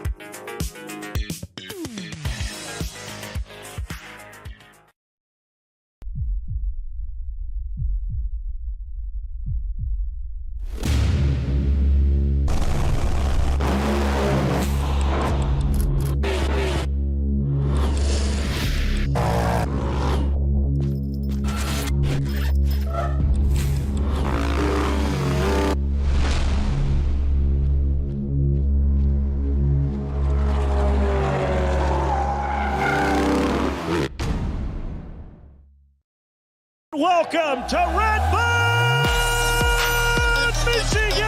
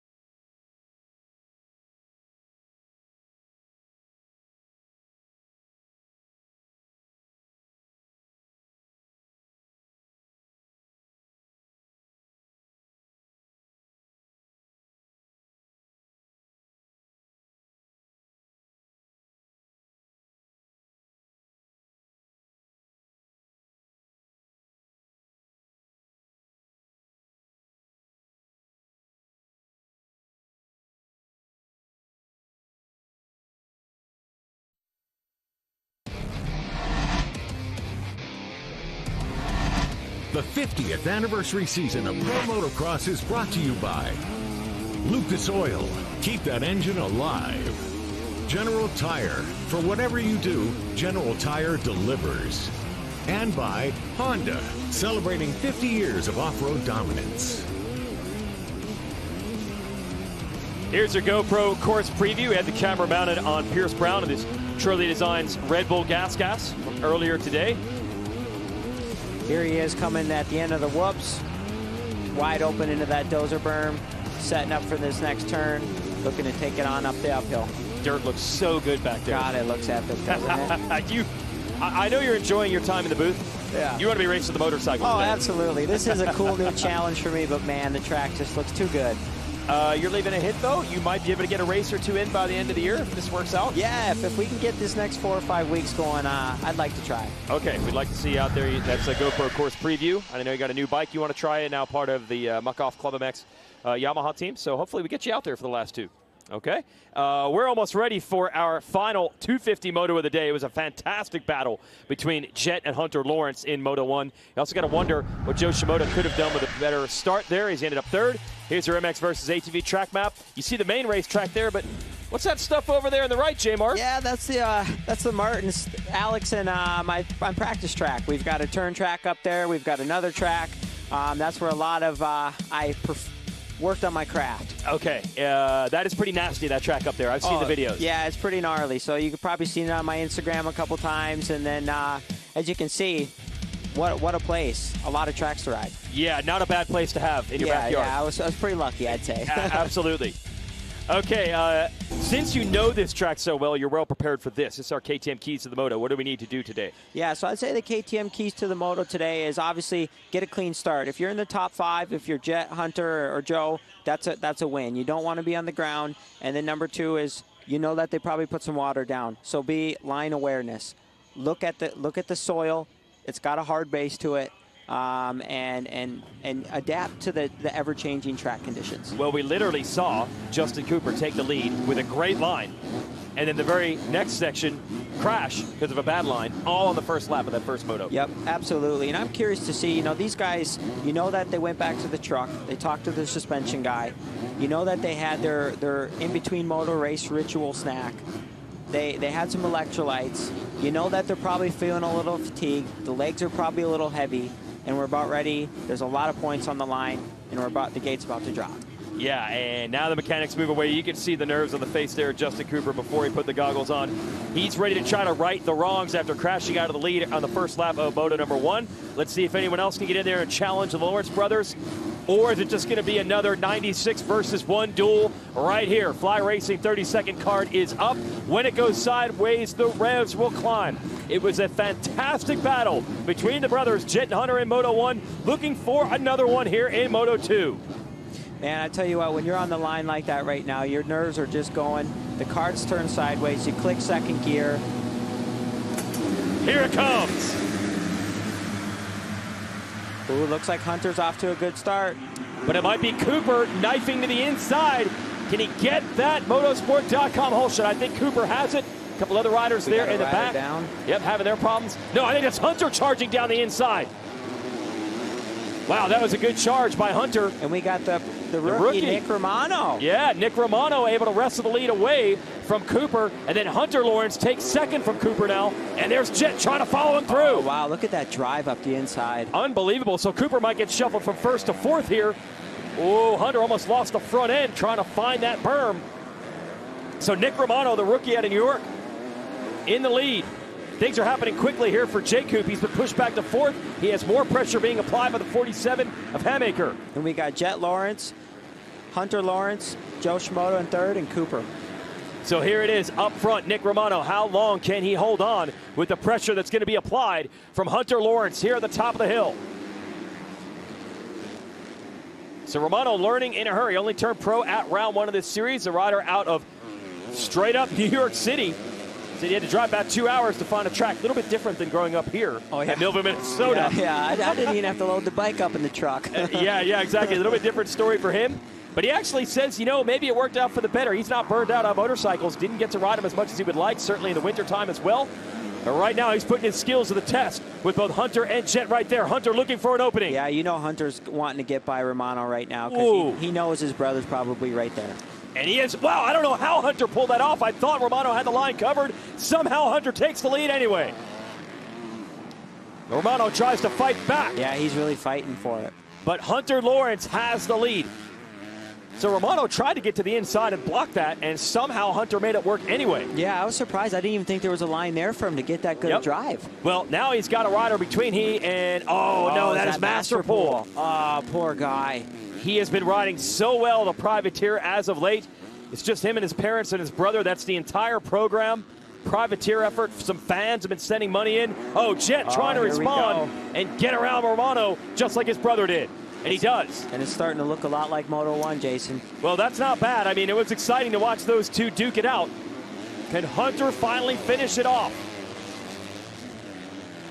And Justin Cooper has rebounded and reset himself. He's in 4th. Holding off Hamaker, who's 5th. Then it's Hampshire, DeFrancisco, Volan, Varize, and Kelly rounding out the top 10 as we go into the Sam Whoops. So Hunter has another shot at it. He's put himself up front for the second time today. And back out of this section they go. So Hunter has to know he has the speed. He tripled. Yeah, that was impressive. Tripled out of those big rollers. We're watching right here this battle. Oh, wow. Yeah. Justin Cooper trying to get a run. Yeah, we're going to show you something in a moment. A couple riders piled up in the Sam Whoops in the first lap. But look at this right here. Justin Cooper is back. Had a bad first lap, but he has got it back together here. Oh, look at that. Nicely popped all the way over that landing, and he looks like he's able to make the move. Almost blew the berm at the top of the hill. He sent it. Yeah, he had a lot of speed going there. That's right, but he wanted to make sure he could finish that pass off on Romano. Let's see if Cooper can stay with Jet and Hunter here. Didn't get a chance to do it in Moto 1 because he went down. That was not the first lap that Justin Cooper wanted, but much better here. And this is a great position for Justin Cooper. This is exactly what he wants. He had it in Moto 1. Unfortunately, he went down. And right now, he's in a great spot. All right, let's show you the replay. A couple of riders going down on the first lap as Hamaker is bringing the challenge to Romano. That would be for the number 4 spot. He's a little earlier coming out of the Sam Whoops. Ooh, looks like a star guy going down there. Whoa, man, just chaos. Thrasher, acclaimed Shimoda, Brown, Swole, Mumford. So finally, Shimoda gets the start he was looking for. Oh, Styles Robertson is down. He had been really strong as of late. They're all starting in the back. So Shimoda had a decent start this time, but he's down to the pile. Yeah, I mean, it just shows you, even being in the top 3 is just, it's the place you want to be. You know, you get caught up, someone makes a mistake, and as you saw, 4 or 5 guys get tangled up together. He had a good start. Yep, it was all Nate Thrasher actually that started that one, and now they're all in the back. Hunter Lawrence's lead, 1.9 seconds. Oh, we have another rider down in this section, so they're telling everybody go wide here. Yellow flags out. It's Thomas Welch who has gone down there on the Yamaha. And once again, Hunter able to control this. He was able to maintain a gap of around 2 seconds for most of the first moto. They're going to red flag it.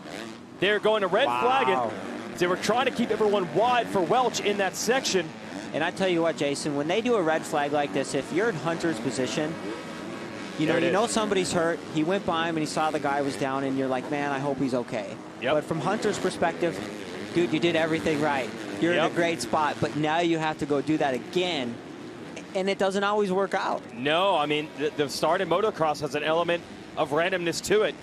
You could try to replicate it, but there are no guarantees because we don't line them up in, say, a grid position based on where they are on the lap. They're going to just go back to the gates, and everyone's going to be even again. And Hunter's just going to cruise it around. He's getting confirmation. Yeah, he's really making sure. Well, yeah, I've been doing the same thing too. Oh, yeah. You don't want to let somebody by. So it's going to take a while for them to get all the way back to the start. It's going to be a pretty significant holdup.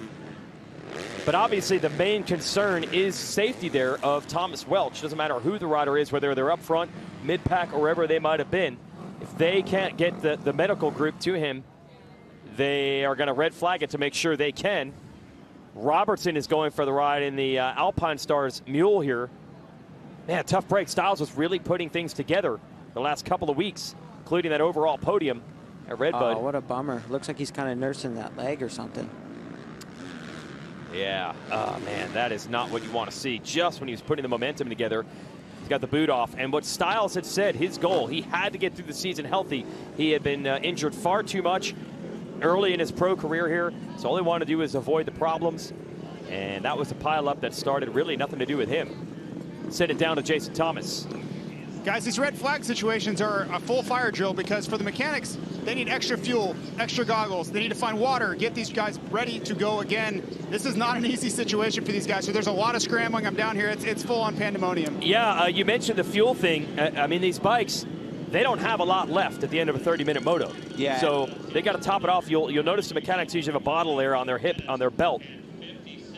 Oh, that is Welch. He's up and okay. Yeah, that's a really good sign for us, for everybody to see him up and walking away, and he doesn't look happy, but it's good to see him. Yeah, so that is, he's still going to take a ride. Obviously, he is shaken up from that crash, and we'll make sure he's okay.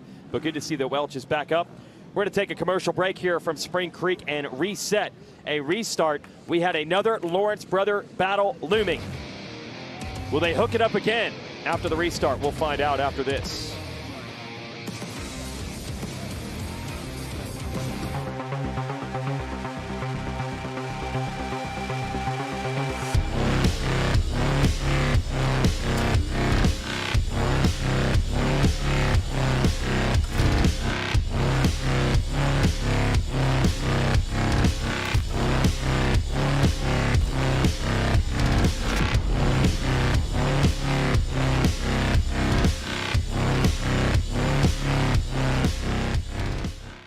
Keeping your pride and joy perfect is as easy as 1, 2, 3. Start with Slick Mist Speed Wax. Simply mist on and wipe off for a professional detailer shine. For your tires and trim, there's Lucas Slick Mist Tire and Trim Shine. Spray on and wipe off for better than new look. Then finish her with Lucas Slick Mist Interior Detailer. Just spray and wipe. Easy. Use Lucas Slick Mist Car Care products and she'll never look better. Fast, easy, and professional. Really, it's sort of like having an extra set of hands. Or 3.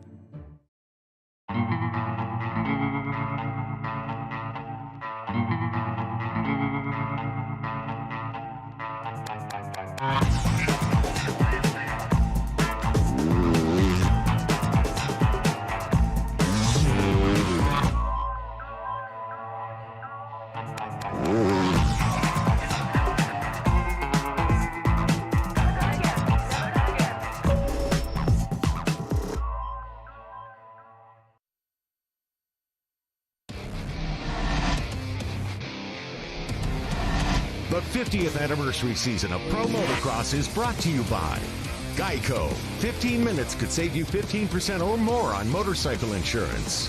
Motosport.com. Make your next ride your best ride. And by Monster Energy. Unleash the beast.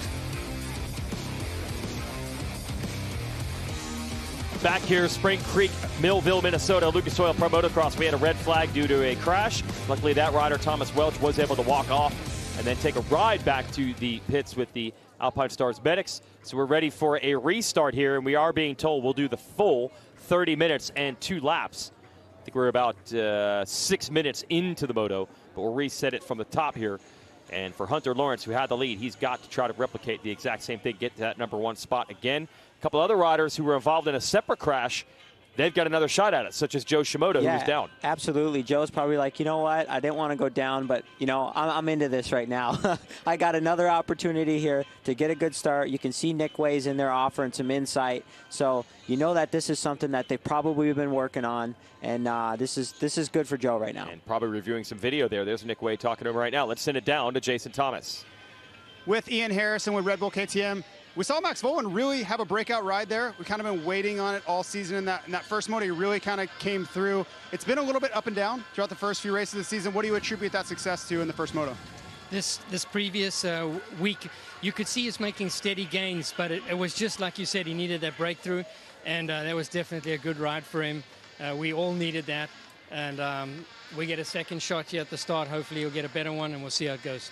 Could you notice a confidence boost back at the truck in between motos there? I noticed with these younger riders, it's so much of it is mental, and whether they can believe they can do it or not. Oh, absolutely. The mental side is the biggest part of it, and it's the toughest part to get going. So when they have a ride like that, it definitely helps everyone. Yeah, and that's true for all the riders. They said last week they have been with Aaron Plessinger in the 450 class, who is a proven champion. Every week trying to tell him, you can run with these guys. You can, trying to make him believe it. Yeah, absolutely. When you get a moto like what AP had at Southwick last weekend, I mean, dude, what a confidence booster, huh? Yep, and that's what they're hoping for Voland, who ended up 4th in the first 250 moto today. He was off to a bad start, but the reset and restart will give him another shot at it.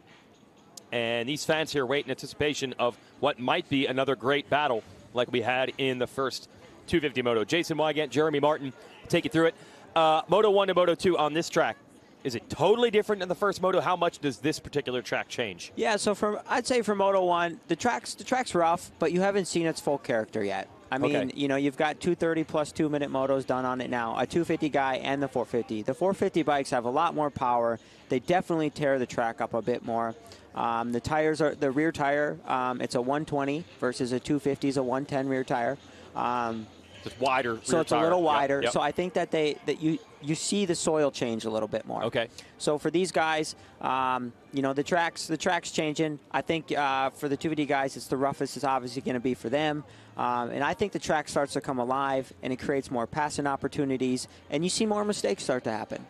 And you see the restart procedure there, by the way. When it says riders will be restarted using original starting positions, that means the gate selections are where they were originally. It doesn't mean we're going to line up with Hunter Lawrence leading the pack. They're all going to the gate. They're all even. But the gate choice will be based on where they were when this moto began. And that is actually based on the first moto results. So we're getting ready to get this race going. In the meantime, let's show you the highlights from our previous race.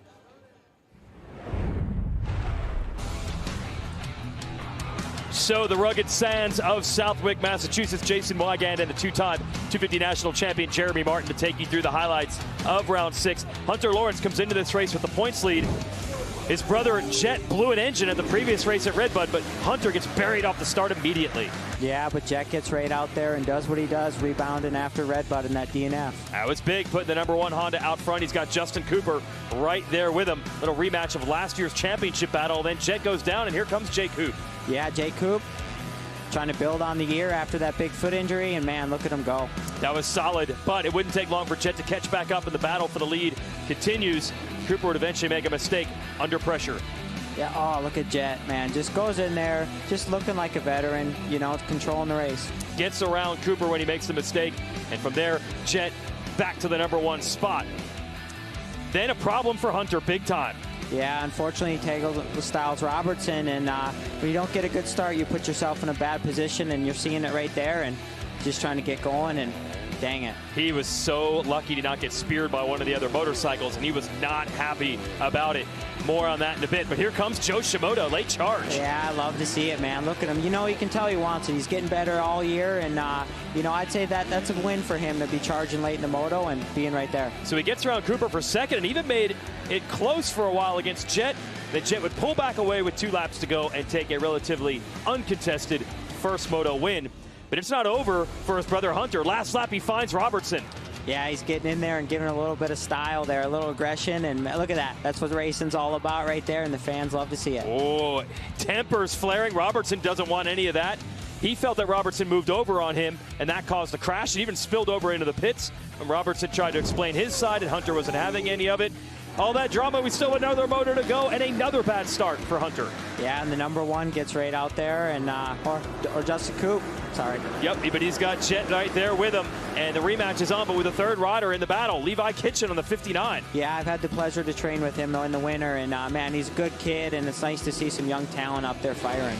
And he was firing. Look at this. Giving Jet all he can handle. Yeah, it's nice to see a rookie in there giving a veteran basically now, and yeah, hammering. And it was a great race to the lead for a while. Several attacks by Kitchen, but he had come from way back in Moto 1, said he ran out of steam a little bit. The latter moments of Moto 2, and Jet was able to get away. And then here comes Shimoda again. Yeah, Shimoda, man, is just a hard charger. He's making it a little tough on him. If he could get a better start, it'd be really cool to see him and Jet go toe-to-toe. Here he is getting around Cooper. This would make the difference for second overall. Advantage to the #30. And here comes Jet pulling away down the stretch just like he did in Moto 1. He will go 1-1. And with Hunter failing to reach the podium in either moto, points lead switches hands right back to the younger Lawrence brother. He's going to be joined on the podium by Cooper and Shimoda. So a big day for Jet Had his bad luck the previous one. Responds with a 1-1 at Southwick. And there are your results. Now, he won the second moto at Redbud after the engine blew, and then he won the first moto today. So Jet Lawrence is actually sitting on a 4-moto win streak that he's built at an alarming rate. At one point, it looked like he was on the ropes. Shimoda coming on strong, and Cooper got it back on the podium. But that was last week. Then we had the first moto, as mentioned, where Jet won over his brother Hunter by the slimmest of margins. We are 2 minutes from the gate drop on a red flag and restart. I'm going to presume that we were making sure all the safety people were in the right positions to get ready for this moto to restart, because we had a couple riders banged up in that one, including Thomas Welch and Styles Robertson. Here's your upcoming schedule, brought to you by Motorsport.com. We'll go to Washougal next Saturday. That's outside of Portland, Oregon. Washougal, Washington, a beautiful place to spend a summer weekend. That'll be July 23rd. Then we have a couple weekends off, and then the stretch run is Unadilla, New York, Budds Creek, Maryland, Ironman in Indiana, and Fox Raceway in California. Let's send it back down to Jason Thomas. Well, in that first start, we saw a huge pileup involving both of the Rockstar Husqvarna riders, Styles Robertson and Jalek Swoll. Styles Robertson left on the medic mule, and I just saw Jalek Swoll exit the staging area as well. So it looks like both of those riders won't be starting Moto 2. And you see on the replay there how they hooked up with each other, trying to get out of the way of Shimoda, who went down with Thrasher. And then Swoll had nowhere to go with Robertson. So that's a worst-case scenario for two teammates. Oh, yeah, definitely. Yep. Two teammates getting together. And for them both not to be lined up, Husky's definitely bombing hard right now. Yeah, exactly. They had time to get ready, but clearly physically they were not able to go. And for Robertson, who really was starting to build, but the podium at Redbud and a pretty solid performance last week at Southwick as well, that's a bummer. So that's it. Mechanics moving away for the second time. We will start our second moto here from Spring Creek and Millville, Minnesota. Fly Racing 30-second card is up. Can Hunter Lawrence deliver and get up front again? We're about to find out. A lot of pressure there for the 96 to replicate what he did. He didn't get the whole shot, but he was quickly able to wrestle the lead away from everyone else. Can he do it again? He is the red motorcycle to our right of that center starter's box, or the doghouse, as they call it in motocross terms. It's interesting to see the different approaches from Hunter and Jet. One's on one side of the box, and it looks like the other one's on the other side. We've seen that quite a bit that happened at Southwick. You've got to wonder, they're saying, look, let's not run into each other off the line. Here we go. Moto 2 underway. Fantastic jump for Jet, not for Hunter, though. And we got a Suzuki. Oh, yeah, one of the Bar X Suzuki riders around the outside. Might that be Mumford making a run? So not a good start for Hunter. And we got another Star Yamaha up front. And it's Justin Cooper again. It doesn't matter how many starts you have. He's going to get a bunch of good ones. Is that Shimoda with a good start? It is. And we got Joe Shimoda doing exactly what we wanted him to do. Oh, but he makes a mistake into the sand whoops, and there goes Jet Lawrence. Lawrence used that same line the first time on the start to make moves, and he's done it again. The question is, where do we see Jet's brother, Hunter?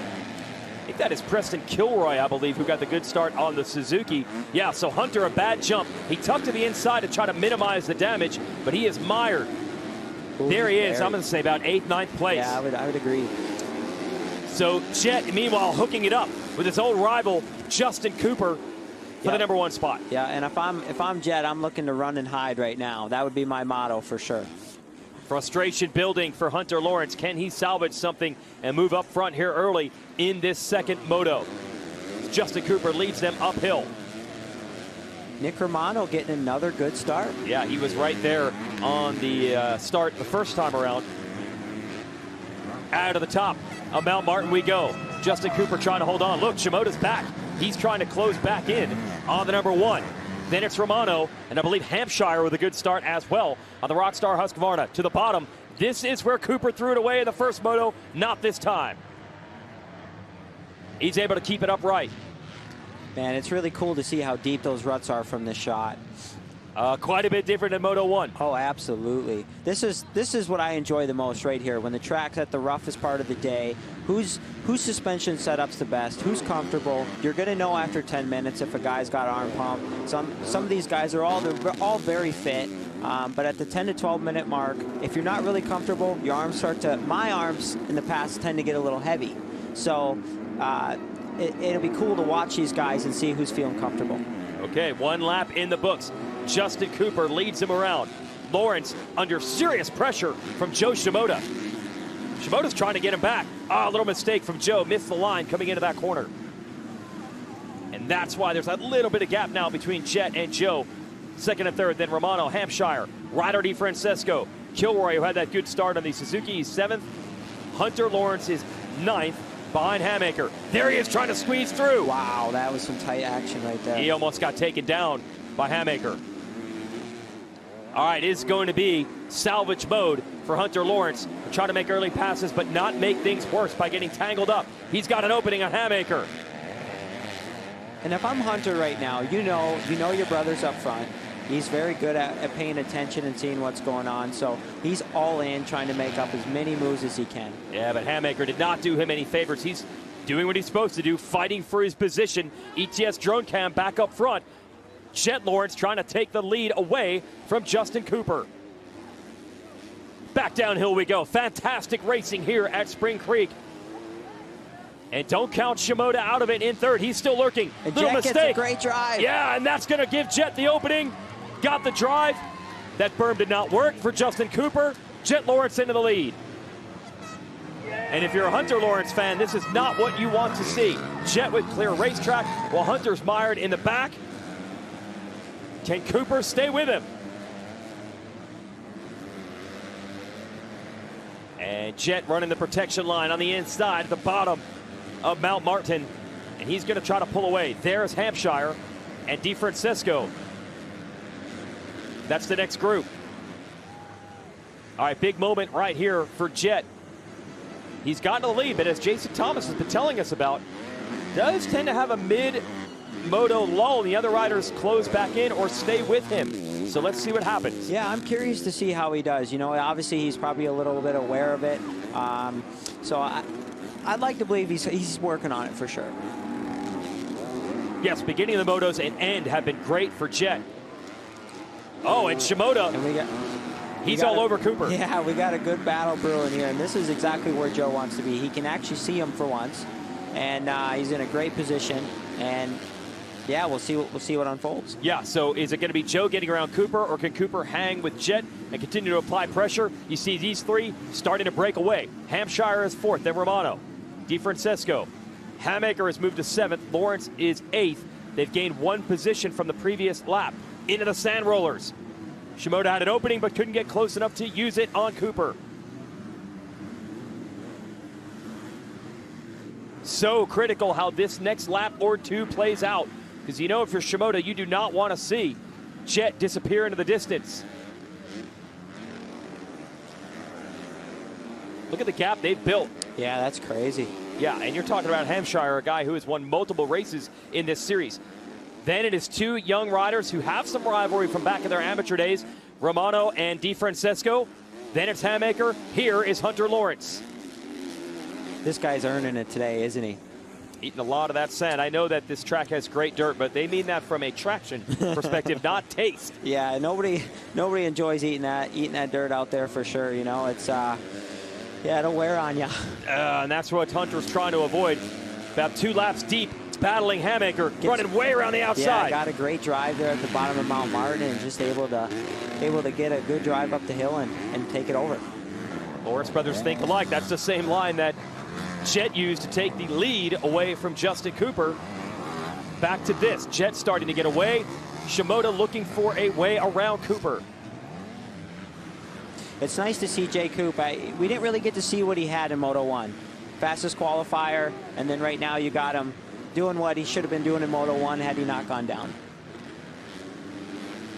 And as they battle, it only makes things worse in the points for Hunter because they have built up this big gap. So even if he can get some clear racetrack, he's going to have a long way to go to get into this podium battle. Oh, Shimoda. Ooh, try that inside. Close. Not able to make it happen. We've seen some passing in this corner here. Cooper doing a good job running all the insides. Shimoda can't get to him. Another lap clicks off. We're going to stay commercial free here all the way to the checkered flag here because we did have that break with the red flag restart. So we can show you all the action right now. And you don't want to go away from it because Cooper and Shimoda are all over each other as they make another run into the sand whoops.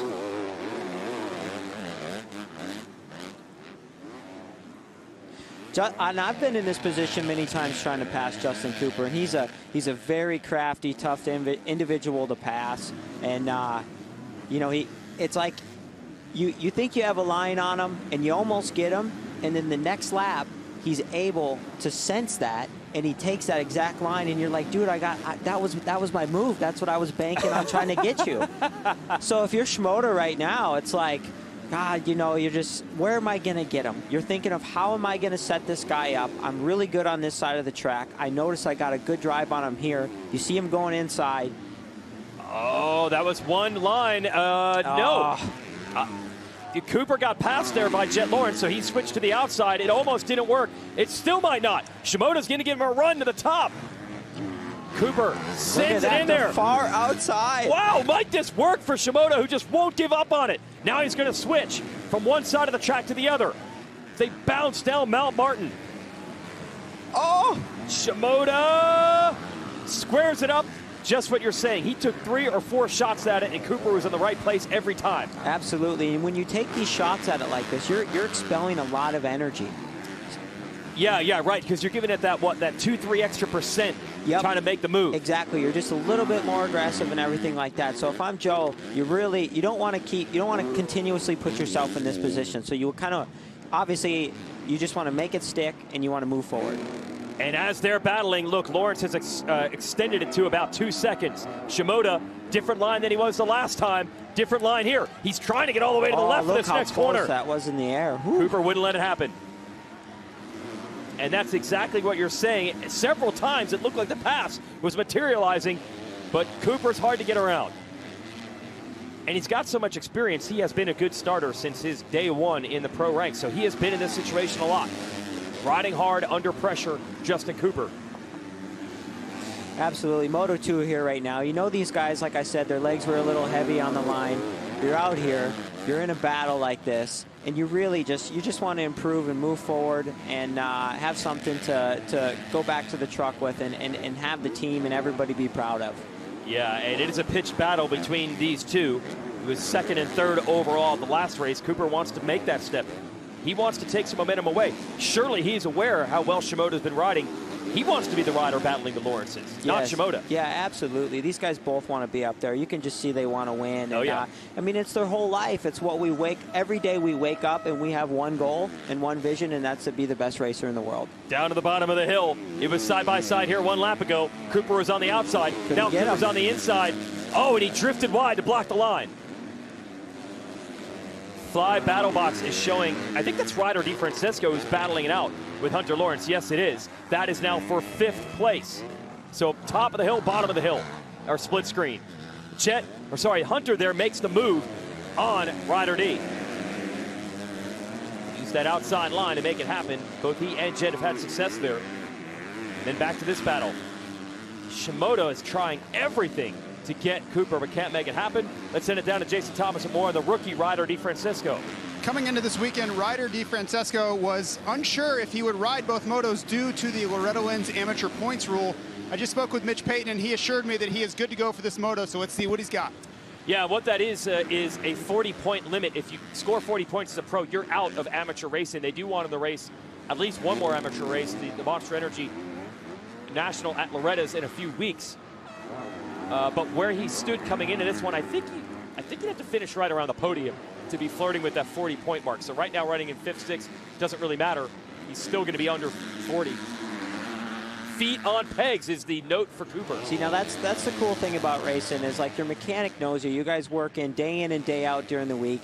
On the weekends, you're doing all the Supercross rounds, all the outdoor rounds, so they get to know you pretty well. And they can read your body English when you're out there. And then, obviously, as you see, he kind of knows exactly what Jay Coop needs to work on.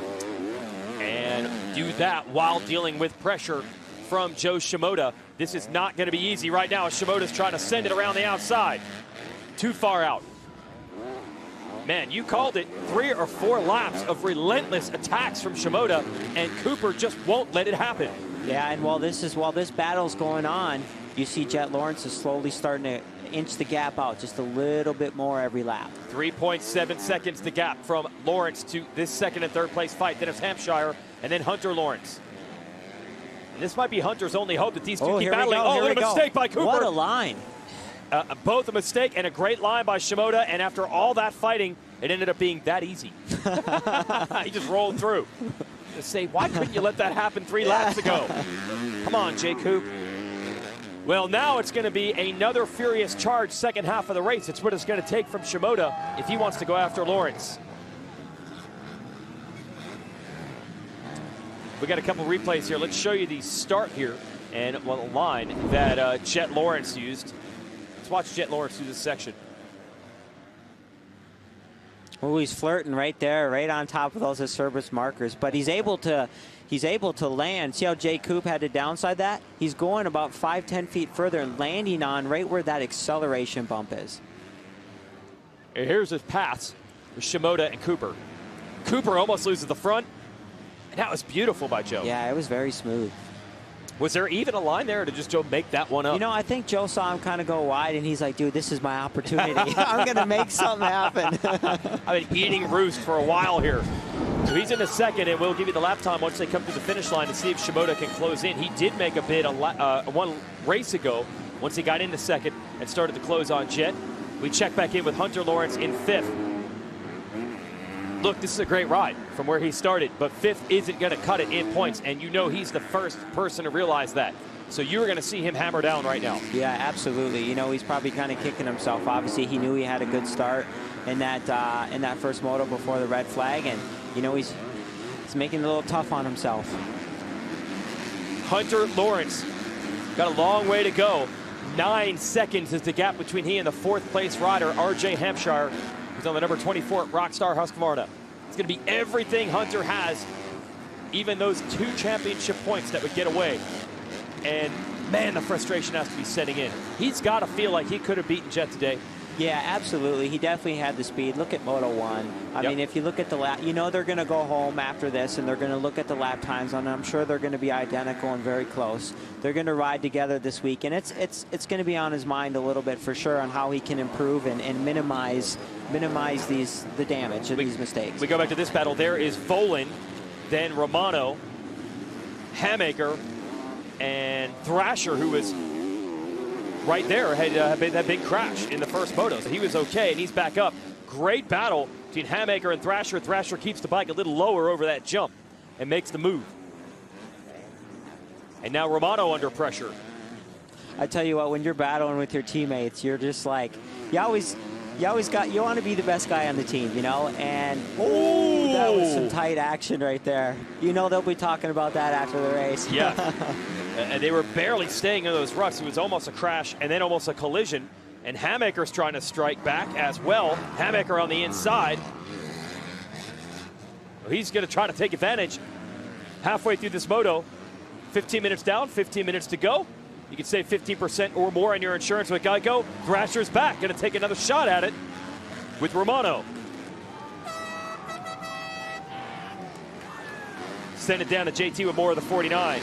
One of the biggest benefactors of this restart has to be Nate Thrasher. He was dead last coming around the first lap of that first go-around, and now you see him up there battling for a top 10. So not all things are bad for the red flag. And a crash for Romano, and he might have taken Thrasher with him. Oh, my God, they hit midair. They did, and you were saying it's difficult when teammates are battling. Yes, it did take Thrasher down. And we've got a pile of Monster Energy Yamaha Star Racing machines. Oh, what a bummer to see. I'll tell you what, Thrasher has had some rough luck at this race. He got hit in the whoops last year, and now he's down again. Let's send it back to Jason Thomas. I would like to take back everything I just said about Nate Thrasher, and nothing is going right in Moto 2 for Nate Thrasher. No, not at all. And a lot of this stuff not his fault. The crash on the first start was he lost the front end. He's trying to get back into it, so at least he's not hurt. All right, let's take a couple of looks at it. That took us by surprise. It looks like Romano comes in here, he scrubs, and Thrasher... Oh, it's like, oh, man. Yeah, so Romano's rear tire hit Thrasher in the air, and it completely upset the bike, and he went for a ride. But the flagger there almost got hit. Man, when you're midair like that, Jason, I'm telling you, it is the scariest thing in the world. You know, you're just like, what is going to happen? Wow. Yeah, he caught traction on Thrasher's bike. And then it shot Romano's rear wheel down into like a loop out. Yeah. Oh, man. So we were talking about the teammates battling and how nerve-wracking that can be, and it cost both of them. Back to the leader, Jet Lawrence, 5 seconds over Shimoda. Last lap around. As we check back in with Thrasher, who's in the mechanics area now, they are, yes, thrashing on the motorcycle, trying to get him back out there. There is Romano.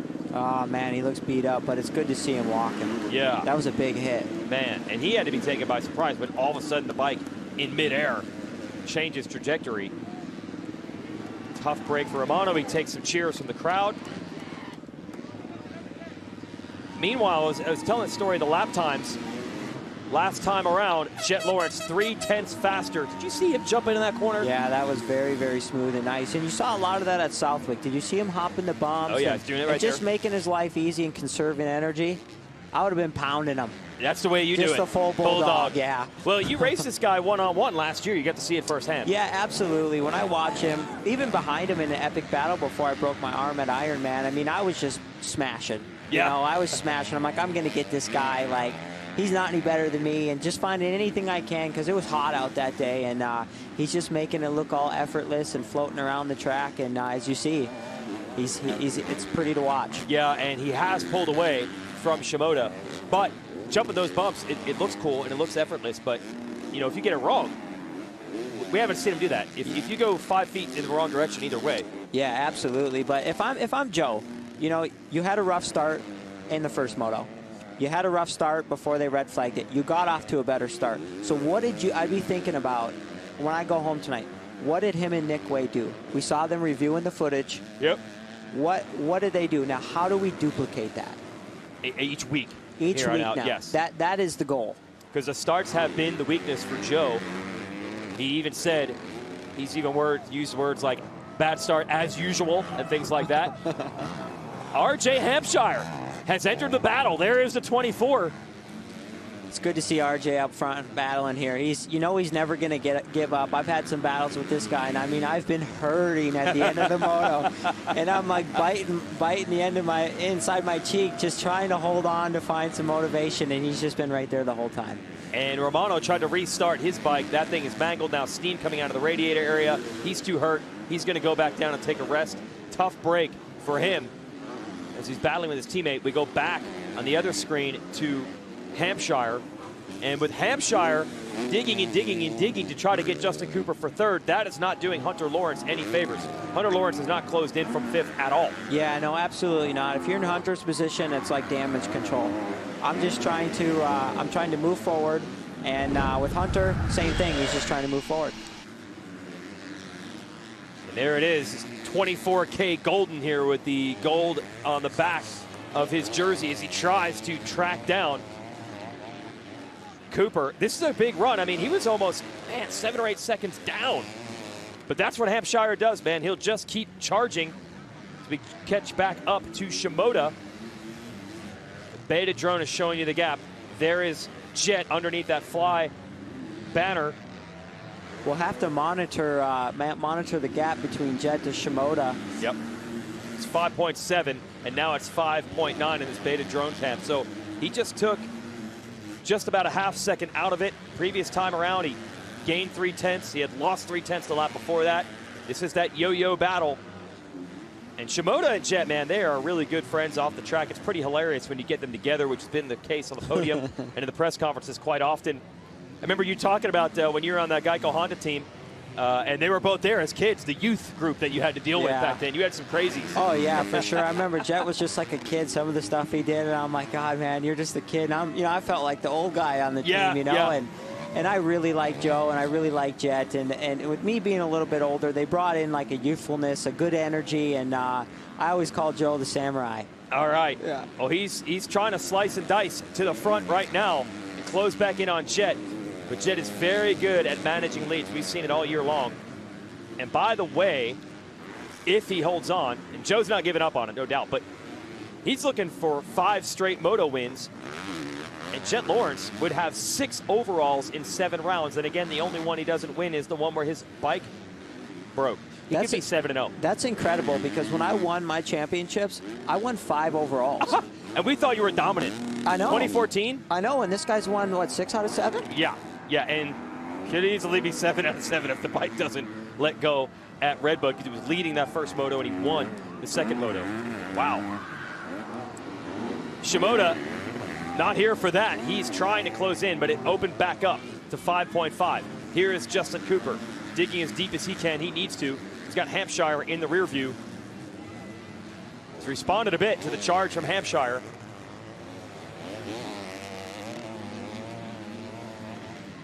And again, as they push each other for third, not allowing Hunter Lawrence to make any sort of a dent. In fact, he's losing time. He's almost 20 seconds back of Hampshire now. So that might be it for Hunter's attempts. And the 2-5 scores, if it ends like this for Hunter Lawrence, not at all indicative of, I mean, he could have won it today if you play this race out again. Yeah, absolutely. It's just a bummer. It's just a bummer on that restart. And we've been talking quite a bit about the frustration. The two brothers have definitely kept it very civil, seems very relaxed, but if you're Hunter, you got to be like, man, things just aren't going my way. I'm riding well enough to do it. Show you what it looked like at the beginning of this one with the motosport.com whole shot replay. Hunter is in the middle of the screen. He's getting buried. And there's Shimoda on the inside. And Preston Kilroy with a nice run in the Suzuki in yellow on the outside, but it's Justin Cooper in the middle getting it done. You know, I'd be curious to see what happened to Hunter. Like, did you spin off the gate? Were we a little late on the reaction time? You know, what'd you do different? Yeah, that start was no good. It's actually pretty smart to sneak to the inside and make it a little bit better than it could have been. He might have been mid-pack. We check back in with Cooper here. Cooper and Hampshire are the closest battle on the track. Behind Hunter Lawrence in 5th, you got Volan. DeFrancisco is 7th. Hammaker Brown and Carson Mumford just got back into action recently after missing some of the early rounds of the year. He is 10th on that Bar X Chaparral Suzuki. It's a good job by Mumphy. Then it's Varese. Kilroy with a good start. He's 12th. He's a rider in his first full pro season. Kelly, Prabula, and Hawkins, 15th. Talon Hawkins, his pro debut today in 15th. Back to our leader, Jet Lawrence. Looking good. Anytime Joe puts a little dent in it, pops that dent back out. Yeah, absolutely. Isn't it fun to watch Jet ride and watch how he carries momentum?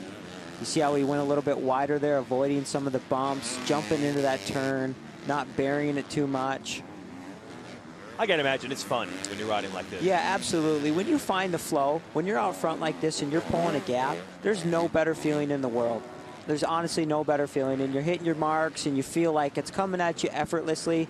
It's a feeling that I wish you could bottle it up and I could just say, here you go, Jason. Yeah, I'd like to experience it, but hey, look, you've been on the mend with an injury, and is that what makes you say, I'm not done, I want to come back? It's to search for this. Yeah, absolutely. I just love the feeling of competition. I love to line up. I love to test myself. Do I have what it takes? Lining up. Like if for example, if I was 2 seconds off the fastest qualifying time today, you know what? You still got to line up. When the gate drops, it's the greatest equalizer. Can I overcome it? With me being a little bit more of a veteran and stuff, I think about things a little bit different than maybe a rookie would. But it's just a challenge.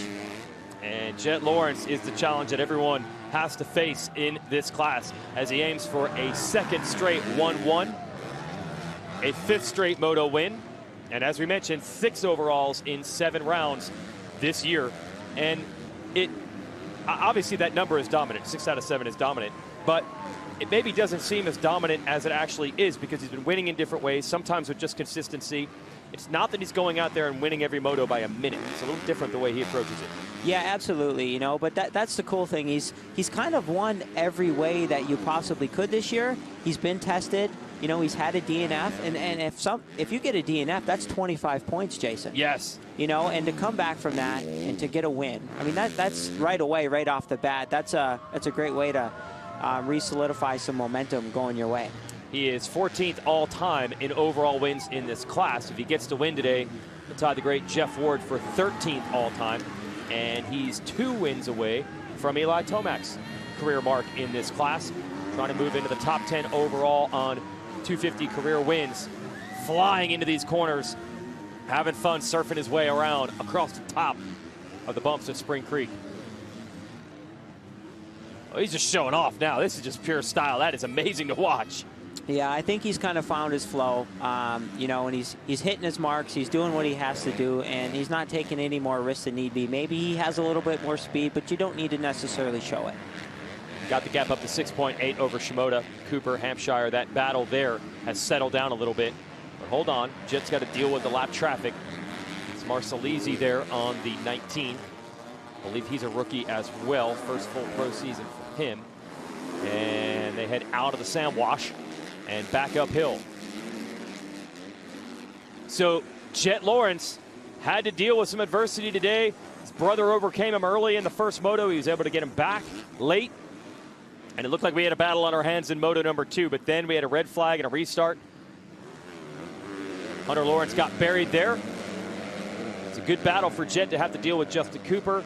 A couple other riders who had good starts in this moto, but once he had the lead, he's been able to control it on that Honda HRC machine.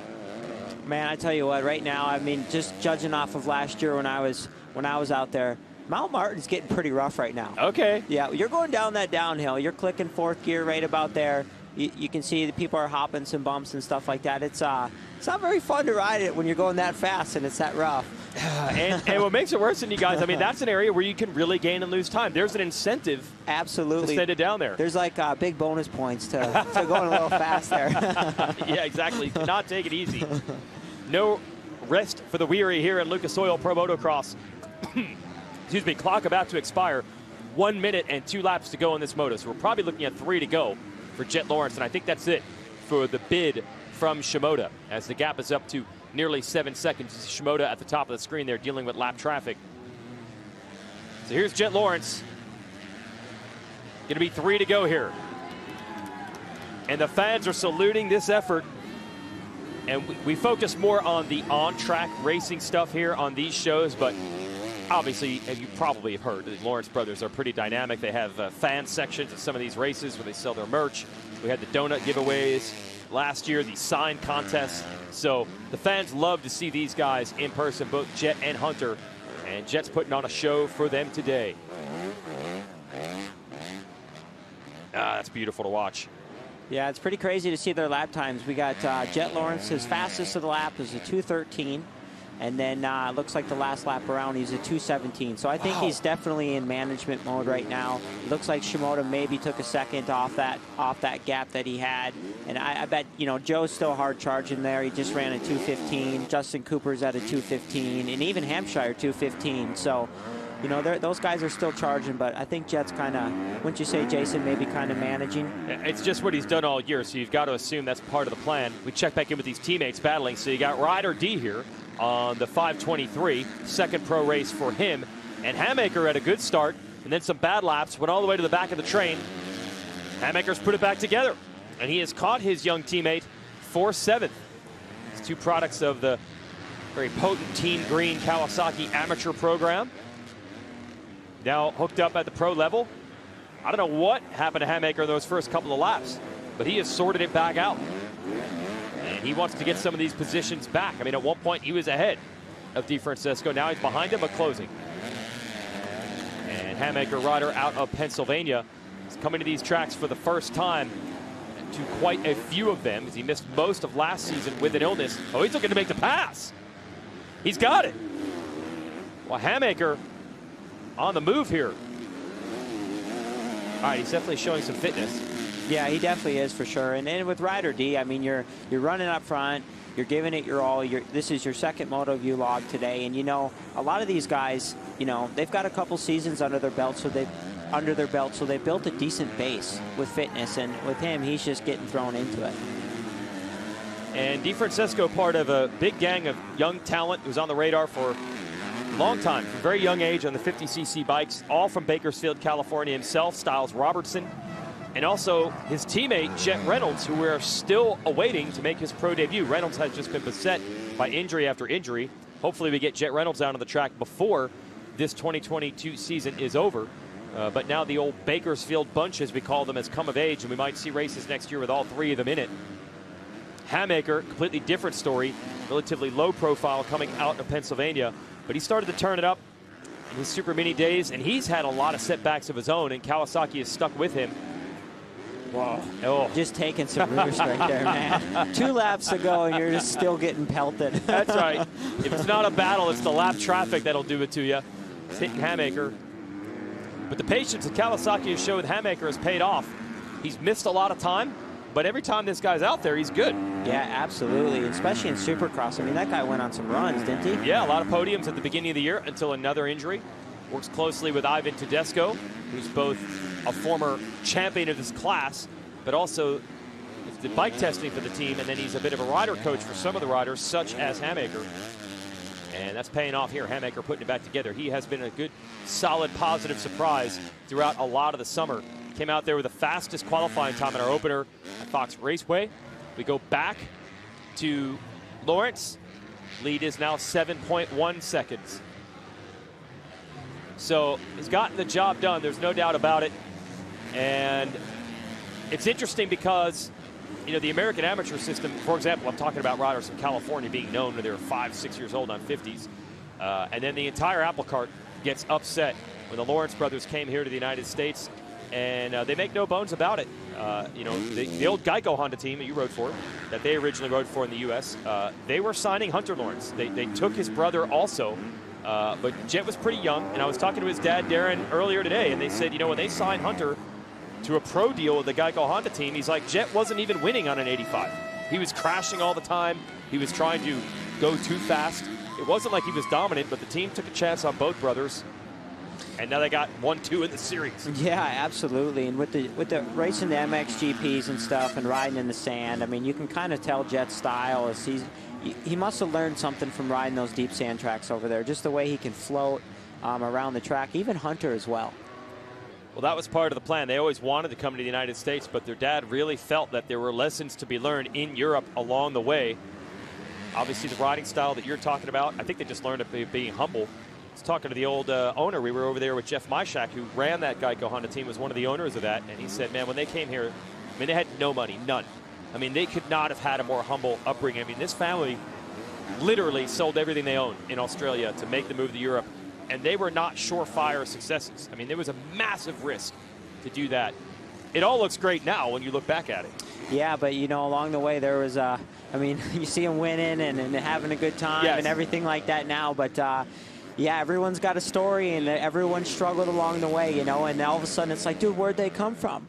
Yes. But these guys have been grinding for years. Absolutely. Yeah, yeah. And we say that about you and your brother. You know, your parents own this track, so, you know, I always assumed, you know, your dad and mom's #1 goal was for you to come out here and win races, but you said no. It was late coming for you and your brother. Yeah, absolutely. I mean, my dad he raced hare scrambles back in the day for Can-Am Bombardier, and he bought this place in 1988.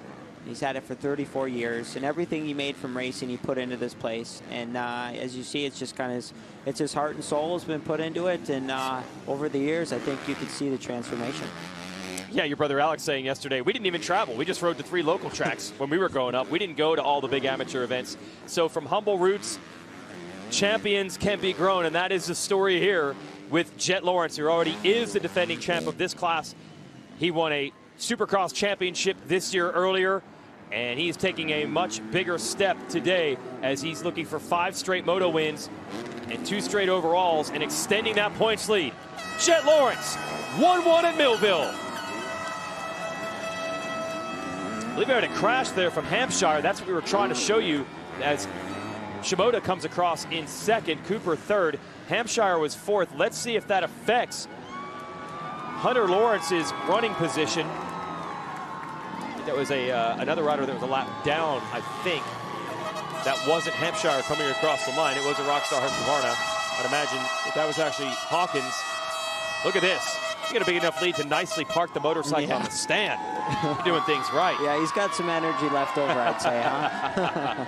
So another 1-1 for Jet, who is trying to reclaim control of this series after being put on the ropes when the bike blew up at Redbud.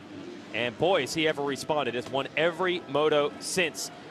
And we now can show you what happened to Hampshire here on the last lap. But I believe he still finished 4th. Oh, he was digging after Cooper still. Oh, man. Maybe he didn't get the front end in that rut. Okay. But he had a big gap built up over Hunter Lawrence and was still able to hold it for 4th at the end. So Hunter Lawrence, man, he's going to go 2-5 today. That's going to hurt because he had the speed to take it to his brother. It did not work out. Jet Lawrence wins again.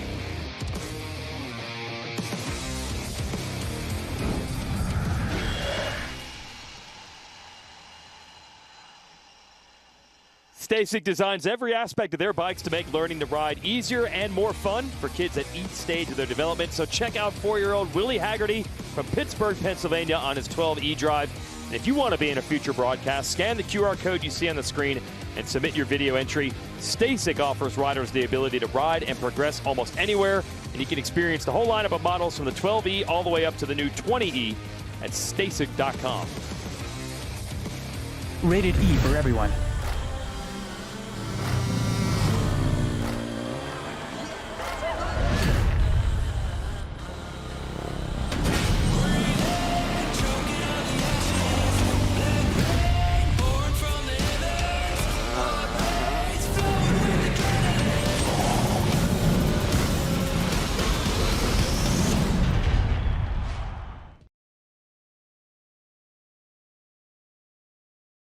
Meet Renee, bank manager and mom of the year. But when she gets on her bike, she becomes Rebel Renee. Rebel Renee is the most outspoken member of her book club. And she didn't even read the book. It's rumored she once used her phone at trivia night. Cleveland. And she isn't above greasing some palms to get things done. And Rebel Renee rides with Geico because savings and great service are two things she'd never rebel against. Geico, savings and service for both your sides.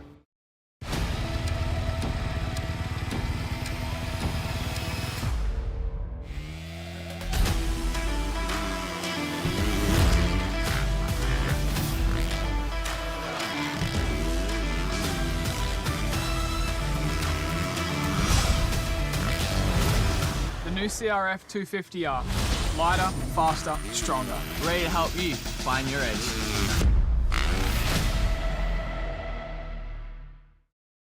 Clean up your toughest messes super easy, super fast. Super Clean Floor Absorbent is formulated to do the work for you. Just apply and watch the spill absorb in minutes. Super Clean Floor Absorbent weighs only 3 pounds, so it's easy to pour and store no matter how messy the situation gets. For the 1-2 punch and stain fighting, follow up with Super Clean Degreaser for a like-new finish. For all your greasiest, grimiest, toughest tasks around the house, shop, or garage, Super Clean gets the job done. Super easy, super fast, super clean.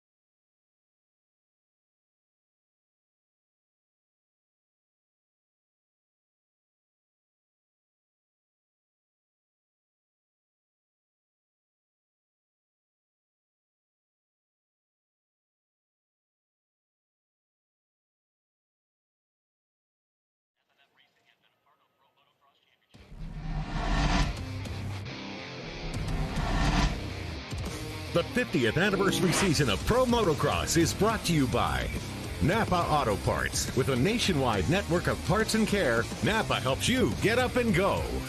Honda, celebrating 50 years of off-road dominance. And by Lucas Oil. Keep that engine alive.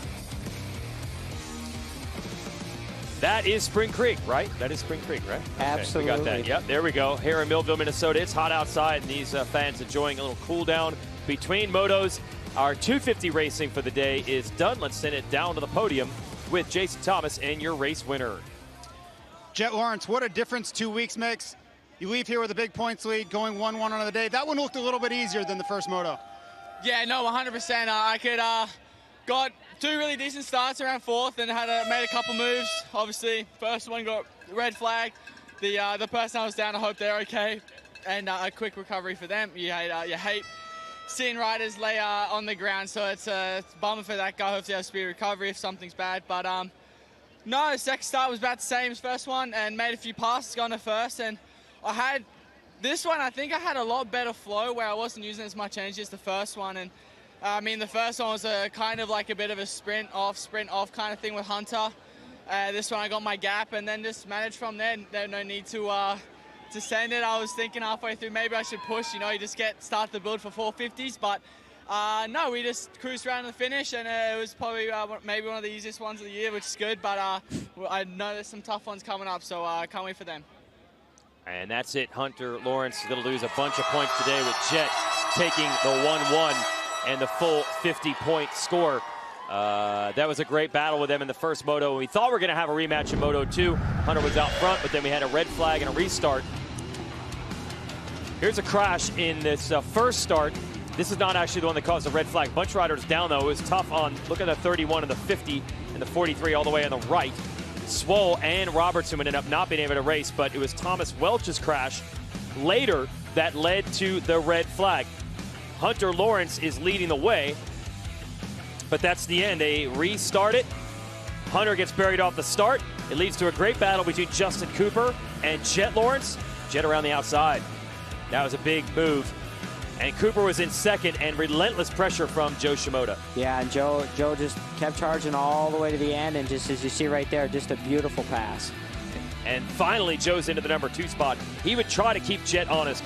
Gap was around 5 seconds most of the way. Scary crash. Yeah, really scary crash right there. Both of them were able to get up and walk away. Hopefully they're going to be all right. Romano. Yeah, Romano and Thrasher.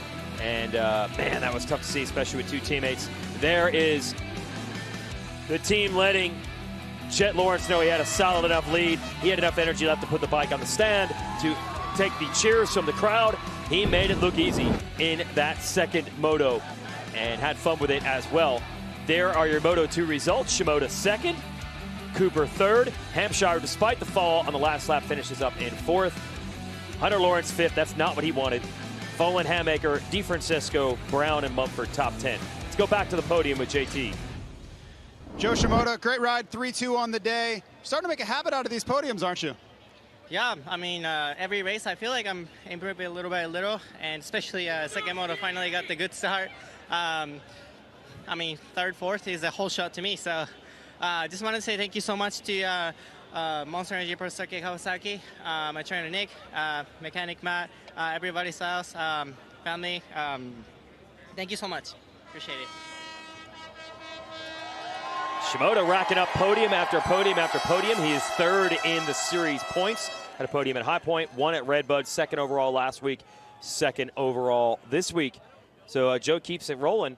And you said at the top of the show, you're impressed with what you're seeing from the podium. Absolutely. I think he's kind of stacking little victories. You know, he may not be winning every race like Jet, but he's stacking them. Oh, yeah, he's definitely building some confidence as well. We're not done from the podium here. Definitely some stories to tell with this rider. Let's send it down to JT. Hunter Lawrence, rough start. I know that wasn't the moto you wanted. Just looked like you couldn't kind of get going in the middle of the moto there. Kind of tell us what happened. It was a rough one. The first, we had a restart, obviously, and my first start was good. I used up all my good starts, I guess, and I sucked off the gate in the second one. Just messed up my clutch delivery and made it pretty tough. Yeah, I was struggling in the end. I was like feeling it. I was pretty tired. So, yeah, Jet's crushing it. He's riding awesome. So props to him and Joe. And yeah, just happy to be up on the box. Keeping it positive there.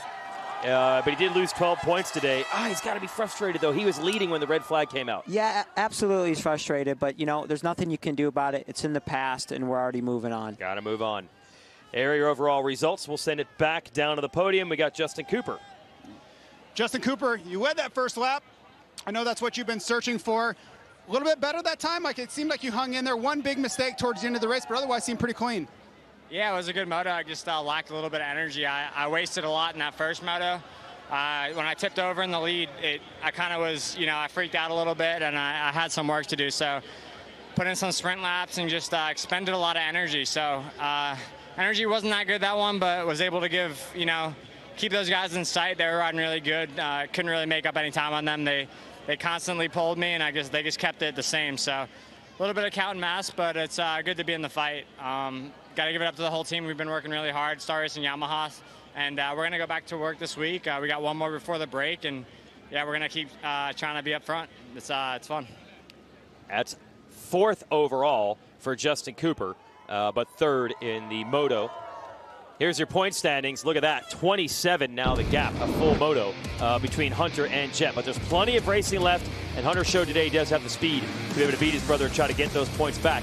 We'll see next weekend when we race the 250 class at Washougal. We're not done today, though, from Spring Creek. We have 450 Moto 2 coming your way in just a moment. But for now, signing off for Jeremy Martin and Jason Thomas. I'm Jason Wygant. Congrats to our race winner, Jet Lawrence.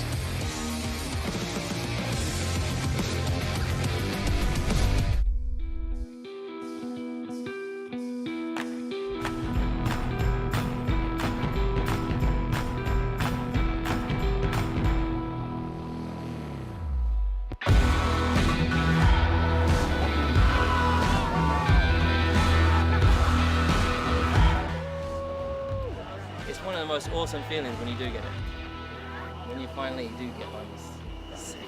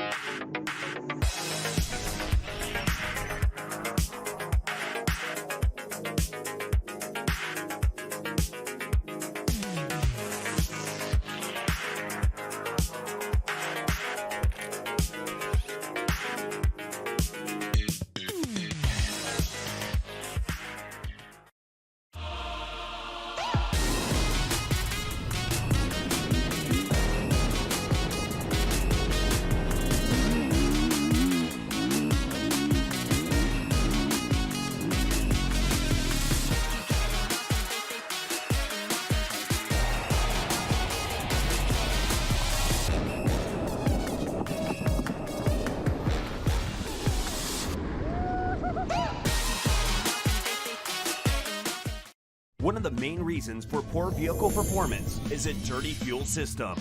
It can cause decreased fuel economy and actually do harm to your engine over time. By adding Lucas fuel treatment to your vehicle, it cleans and lubricates the entire fuel system, pump, carburetors, fuel injectors, and valves as you drive. It also improves your vehicle's performance. It's a non-solvent product designed to protect both gasoline and diesel engines. Lucas fuel treatment. It works. I can't have you just rolling your eyes at us. You got some. Hey, where are you going? Hey. That's the giveaway bike.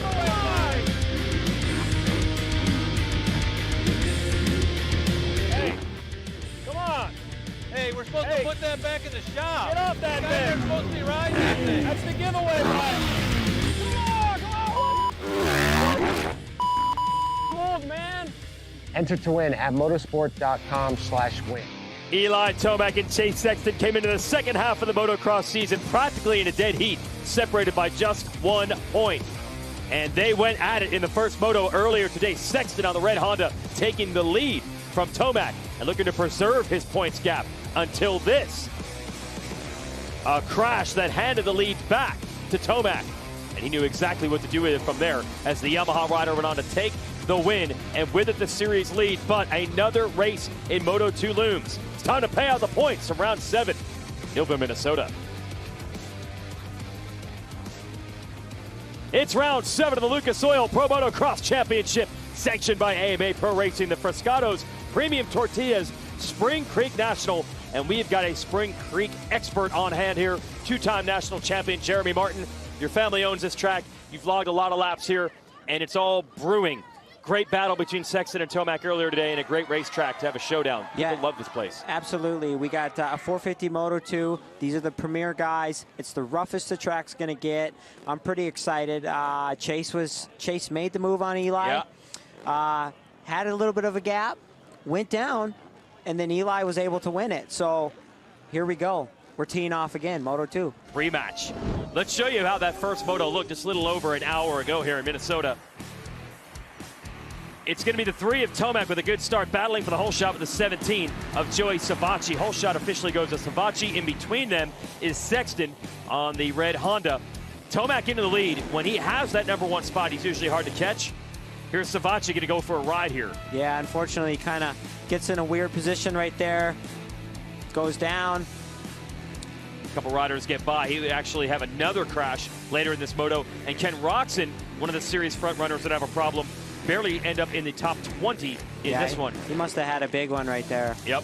So here is Sexton putting the pressure on Tomac and then taking the lead from him. Yeah, absolutely. Just wide open down Mount Martin right here. Eli tried to get back in there. Chase had a great line on the inside. You don't see that very often. And then, as you said, Sexton starts to pull away. Looked like he had it in hand until this. And then, yeah, bummer. Just boom.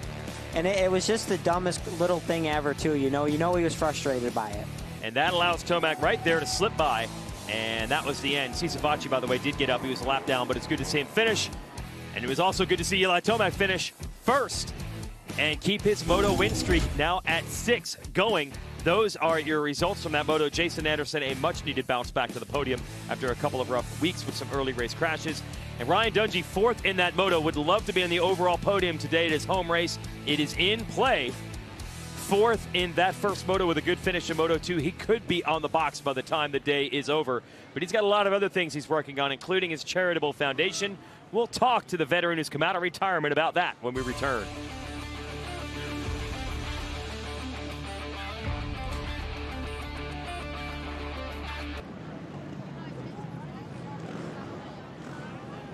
Meet Renee, bank manager and mom of the year.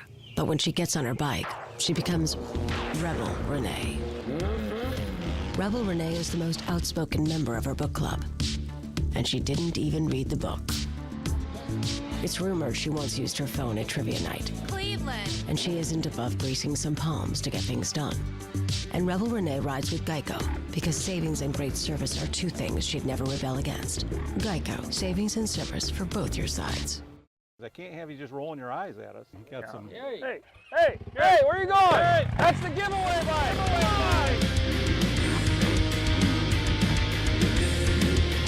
Hey, come on. Hey, we're supposed to put that back in the shop. Get off that thing. We're supposed to be riding that thing. That's the giveaway bike. Come on, man. Enter to win at motorsport.com/win.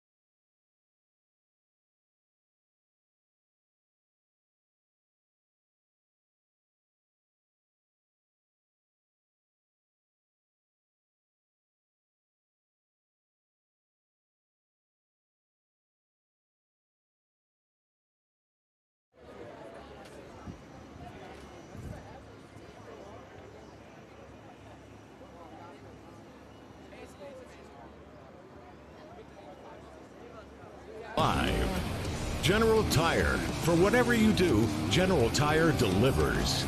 And by Honda, celebrating 50 years of off-road dominance. Got the GoPro on Justin Barcia. This is from earlier today. It's a great guy to put the GoPro on because you know you're going to get that bike sideways. It's going to be aggressive. It's going to give you some good sounds with the revs. That's our GoPro course preview. All right, let's send it down with the pre-race report. Jason Thomas, what's cooking down on the racetrack? Everywhere you look today, you see a tribute to Ryan Dungey. Now, the man behind me is one of Minnesota's finest. He's one of the winningest racers of all time in this series.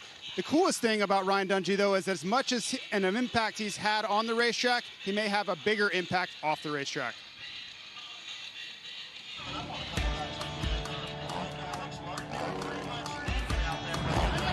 So the Ryan Dungey Foundation, we launched a little over a year ago, and our mission is create opportunities for the next generation of kids.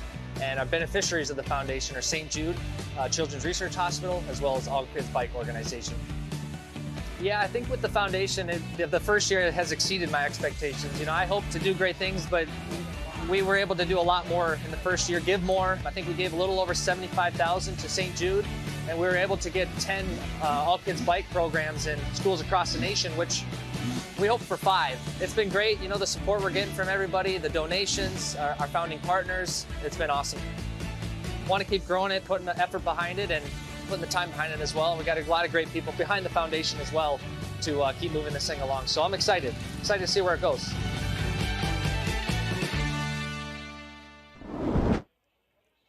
Well, that's awesome, Ryan Dungey. What he does off the track, as JT is saying, but man, these fans want to see one thing and one thing only, and that is a podium, and it is in play for the number 5 who has come out of retirement.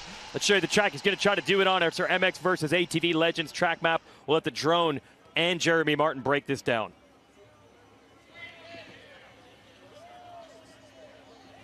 This is the deepest they're going to be all day. Let's just say, let's hope these guys got some strong legs and they're ready for 30 minutes plus 2 laps on those bad boys, because you got a lot of them going down and you got a lot of them coming back. Yeah, we're getting the full scoop here. We always knew you as one of the fittest guys out here, but all day long you've been telling us how tired your legs will be, how heavy your arms are, and things like that at the end of the day. Hey, shout out to Chris Canning. He's not here today. One of the local products from Southwick. He earned the FMF Privateer Power Award with his great ride. I believe it was 12-12 in the motos last week at his home race. So we'll see Canning hopefully at some of the more eastern races later in the year. We go back to the starting line. Vote for Eli Tomac for the SB Award, Best Athlete in the Men's Action Sports category. You can actually scan that QR code right there and vote. It'd be awesome to have a Monster Energy Supercross champion and maybe the potential champion of Lucas Oil Pro Motocross to win that award. But what's on the line right now is an even bigger prize than that, and that is the points lead in Lucas Oil Pro Motocross. Here's KTM Keys of Moto. Jeremy, what do they need to do? Yeah, obviously you want to get a clean start, get a good jump out of the gate, and then, like I said, just be aware of the lines. I mean, you're starting to see some shiny spots out there. They probably threw a little bit of water down, and those lines, they're changing. Yeah, it's going to be a lot different than it was in Moto 1, and if you're Chase Sexton, you're hoping that's the case. He was leading the race. He threw it away. He ended up second. He wants revenge. Moto 2 about to go. We got a Kawasaki coming into the first turn. Yeah, there we go. Remember, Savacci got it in Moto number 1, and I think he's done it again. So 2 great starts for Joey Savacci. Sexton, woo, and Roxon are right there. They almost came together, all of them. Now, Roxon had a terrible first moto. I think it was 19th, trying to bounce back here. And he's got Sexton with him. And I think that's Barcia as well. We got all the heavy hitters up front. We got Chase, we got Kenny, we got Eli up there. And Sexton around Roxon, so he's second, trying to get Savacci for the lead. And Tomac is lurking as well. Tomac and Barcia battling it out side by side. Tomac on the 3 around the outside. Looks like he's got a run. Oh, he's got Barcia, and he almost got Roxon as well. Meanwhile, Sexton setting up Savacci. Big move around the outside for the 23. Just like that, he's in the lead. Exactly the way you would have scripted it up for the 23. Yeah, absolutely. Look at him. So he's in the number 1 spot, pulls the tear off. He's going to try to get away. Tomac right behind. You know, Tomac probably sees that going down right now, and he's like, man, I need to get by these guys. Like, he's obviously it's early in the race yet, but you know, he sees it and he wants to get up there and not let him get away. To the top of Mount Martin we go. Now, Ken Roxon crashed out of the first moto last year, won the second moto. This year crashes early in Moto 1. barely scores any points. Back with a vengeance here in Moto 2. Yeah, it's nice to see Kenny up here firing with these guys and trying to rebound. Tomac, though, putting pressure on. Roczen trying to get Savatgy as Tomac tries to get Roczen. Oh, Roczen makes the move. Quick strike on Savatgy from the outside. And you can see some of the nips and tucks on this track. And they're all trying to get a feel for it right now. I think that Craig is the next rider in line. Yeah, there he is behind Tomac. Oh, Tomac giving it his all. He's really working it, man. He really wants to get by Joey, you can tell. Huge scrubs trying to get that Yamaha down to the ground. Oh, does he got to run? You don't really see a pass there too often. No, he tried. Savatgy shut the door. Oh, Savatgy takes him wide both again. Sides. Yep. 2 corners in a row. Savatgy shut him down, and Tomac still fighting. Does he got him? He's down to the inside. Looks like he solidified it. Oh, she's...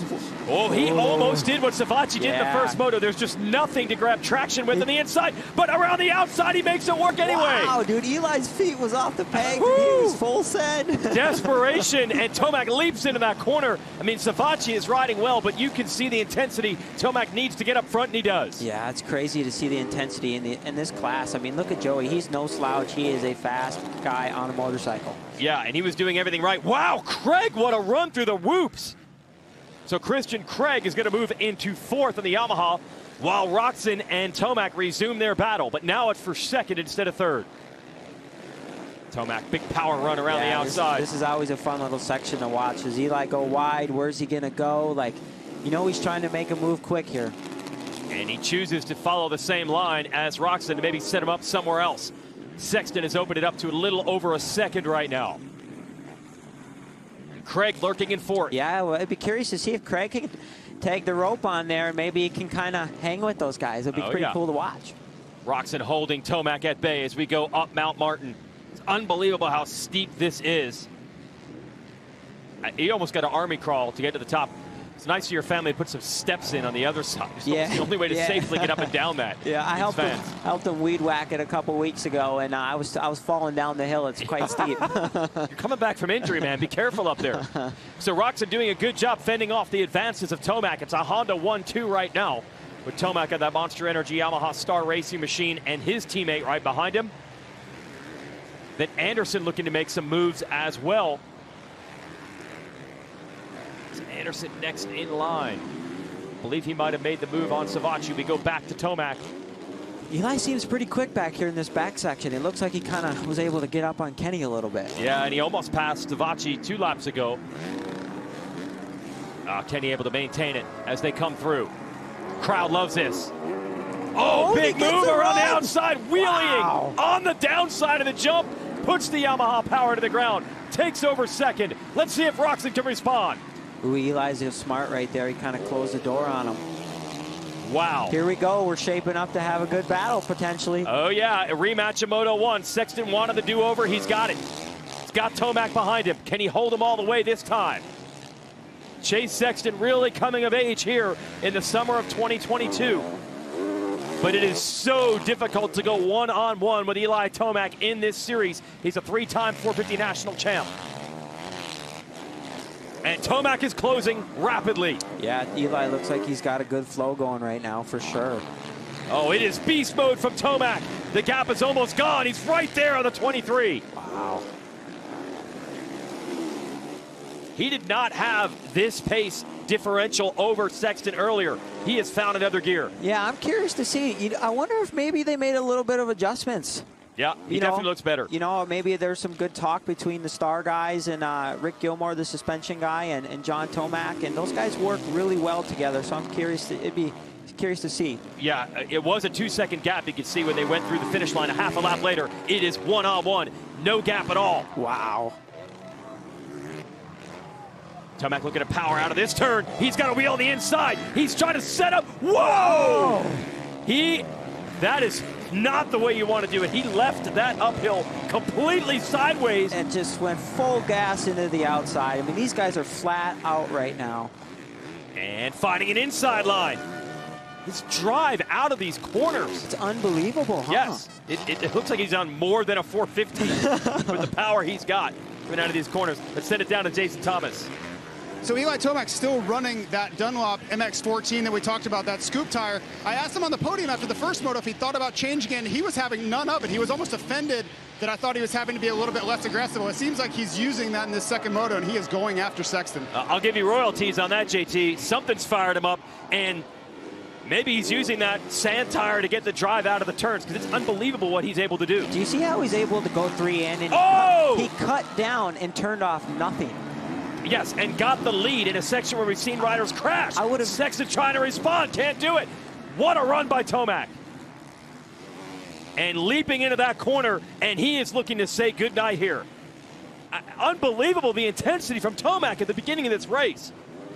And look, he's won 6 motos in a row. You'd think it'd be hard to be impressed, but this is next level right now.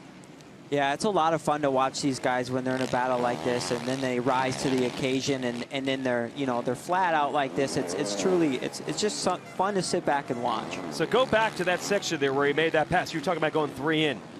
Yeah, when you go 3 in like that, it's a big hit, and it's a lot of speed.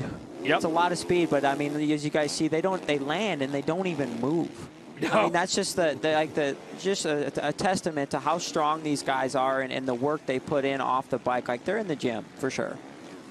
So let's show you this pass again. Remember, this is an area where 2 laps ago, Tomac almost went down by trying to use the inside, and he used it to make the pass. Yeah, it just comes right on up the inside.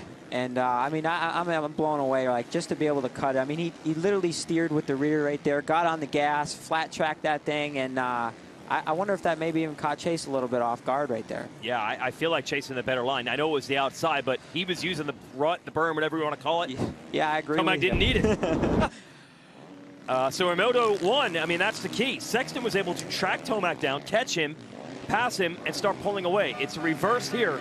Got a lot of racing left. We'll go back to JT with an update on those tires. So just to follow up on that tire, I spoke to their team manager, Jeremy Cochran. He said the same thing. He questioned the tire, asked if Eli wanted to change it, and he just stared at him and said absolutely not. So clearly that's a sensitive subject right now, and Eli's unleashing on the racetrack. Okay, well, he's proving us all wrong. Team manager, Jason Thomas, the rest of us, whoever it might be, because whatever he's got, it's working. You know, if you practice on a tire consistently during the week and you're in a race situation like this where you have to be on point, Jason, He's rode this tire day in and day out in Cortez, Colorado. Oh, little mistake. Yeah, a little heavy there on the front end, but he knows what it's going to do in all conditions. And by developing and spending more hours and time on that deal, you know, it makes sense why he would just stick with the tire. He knows what it's going to be like in all conditions. Yeah, I remember going back a couple of years ago when Zach Osborne won this championship in 2020. He would run the scoop. That was the previous edition of the tire, but he ran it at home, so he was always trying to trend in that direction. If there was any chance of that being the option. Absolutely, and I've noticed a difference with the Dunlop tires over the year, from a standard tire to a paddle tire or whatever. There is a little bit of a difference in how the bike handles. Okay. I've noticed that.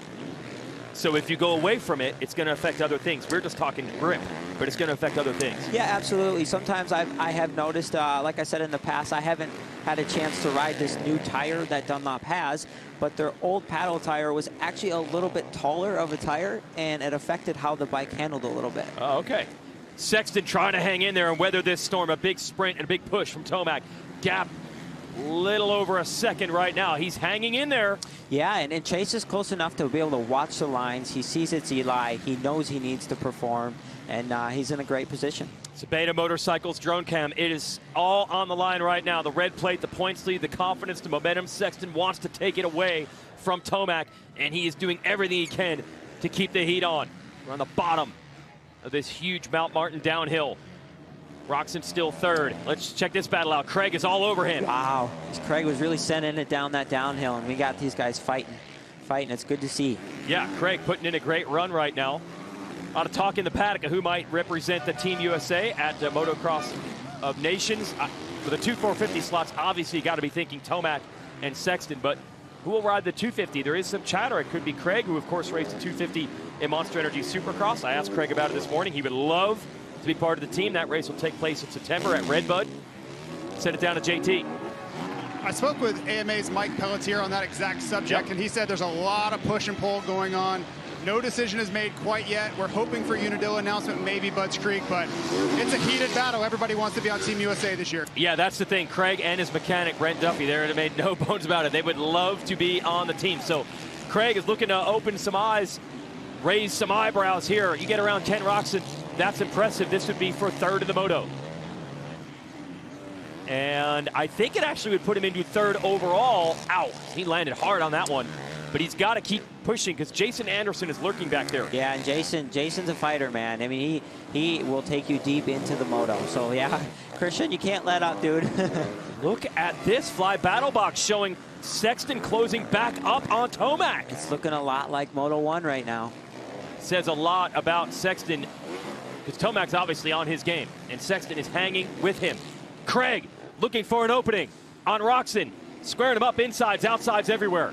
To the inside, almost. Wow. I can't believe he sent it in there. I would have been a bit nervous. Yeah, we don't see that line work very often. He sends it so sideways, stayed low enough. Oh, and he pops over that very nicely and just takes the move, takes him over. What a ride from Craig to take third away from Roczen. He just would not give up on it. Yeah, it was a good fight. Okay, so Craig up to third. That's Tomac's teammate. So that's 2 Yamahas in the top 3. But it is not over. Sexton gonna fight Tomac for it with everything he has. He knows what's on the line. You saw the mechanics board there. Mechanic Brandon Zimmerman says fight, and that's exactly what he's doing. For Tomac, the message was sprint away. We've had an epic day of racing here at Millville today. I mean, the 250 class, there was a lot of action. Moto 1 450, there's been a ton of action. Moto 2 right here. I mean, we're getting later into the day. The track's at the roughest point. You got some of the best guys in the sport right here. I mean, they're only a second apart. They're in the same camera frame. I mean, it's pretty cool. It's fantastic stuff, and really this year has delivered. You look at the points, and it shows how close they are, but I think I'd argue that the racing has even been better than the results show. I mean, Tomac's won a bunch, but he has had to fight for it as of late, and that is the case here. Listen to the crowd. They love this. The mechanics cheering their riders on, trying to get them that one last % they need. Sexton has got him in his sights. And just like Moto 1, you don't often see this. Somebody tracking Tomac down. It's a minefield back here. Yeah, this is a battle of the minds right here for sure. I mean, you got to think, like when Eli comes by the mechanics area, he's seeing Chase Sexton's mechanic put out that pit board. You know, so there he knows that it's probably Chase, and yeah, it's a battle of the minds right now for sure. Anderson has caught Roczen. Right now, Craig would be third overall. He and Anderson would be tied on points. If Anderson makes this pass, Anderson then becomes third overall again. Woohoo! Almost missed that line there on the 21. Yeah, I love watching Jason ride. He's very loose on the bike. I'm definitely not. I'm pretty stiff. And I wish I could get a little bit of Jason's style in my style sometimes. I can't tell what's mistakes and what's just send it here for the 21, but it worked. He's got the spot. Big pass for Anderson that'll put him back on the podium today. He needs that after a couple of rough races. This Monster Energy Kawasaki as he heads back up Mount Martin. But damage is done. Craig, he might be able to go after him. Only a couple seconds between he and Craig, but the leaders have checked out. They're 10 seconds further up the road. Those fans saluting it. Everywhere you go on this track, you're getting cheers. Oh, Anderson leaping. Barsha's right there in that frame. Oh, wow. You know he's going to be hunting. It just keeps going. Anstey with a good run in 7th. Dungey, we did not see a good start for him. He's 8th. Savacci and Plessiger round out the top 10. We're halfway through the Moto, 15 minutes to go. You could save 15% or more on your insurance with Geico as we check in with Barsha, who would be next in the running order in 6th. Going back to last year's settings of the motorcycle, he won this race a year ago, but he started up front in the 2 motos. That's a big difference for Barsha. He's had to do some work today. Man, it's pretty funny. You can hear that bike just wide open, the Bam Bam style. Okay, so he is trying to close on Roczen. Halfway mark. Tomac has Sexton by 1.7 seconds. Here's your next group. Should be Anstey, Dungey. Dungey has made the move. Dungey ahead of Anstey. Anstey on the Firepower Honda. I think this might be the final run for them. They've sent 3 races in the middle of the year. This is primarily a Supercross team. They'd never raced Lucas Oil Pro Motocross before. You see how Dungey's got some tear-offs on the side of his helmet right there? I always hate that as a racer. You rip the tear off and you can't quite get it clean. It's nothing that the goggles that guy did or anything like that. Sometimes that's just a scenario, but you just hear this constant flapping. Yeah, you can even hear that over the motorcycle. Here is Barcia trying to close back down on Roczen. And we've seen this from Roczen quite a bit here as of late. Started the year off showing some real fight at the opening rounds of the series, but lately the second motos have been tough on him. Battle continues up front. Yeah, a little bit more of a yo-yo effect, I think, kind of going on here. Yeah, Sexton had closed it down. Now Tomac has pulled it back out. Plenty more racing to go, though. Just past the halfway mark. Ah, he just loved this. 2 guys at the top of their game. They want it so bad. They're pushing so hard. And they're really making each other better. Yes, absolutely. You know, like when you're in the thick of it, you're like, God, if you're Chase, you're like, freaking Eli. Or sorry, excuse my language, you're like, Eli, what are you doing, man? And then if, you know, it's vice versa. So, yeah, you know, you're just like, but. You wish like, the guy wasn't there, like but. you said, it's raising you up as competitors. And ultimately, that's what makes the sport better. And that's what we want. Yeah, and at the beginning of the year, remember, we had 4 winners in the first 4 rounds to give you an idea of how deep the competition was. But now they've opened it up to 15 seconds over third. They have pushed each other to new limits. But the question is, who will be the winner at the end of this race day? Tracking down Eli Tomac is not easy. Chase Sexton's going to try it. But right now, it's advantage ET3.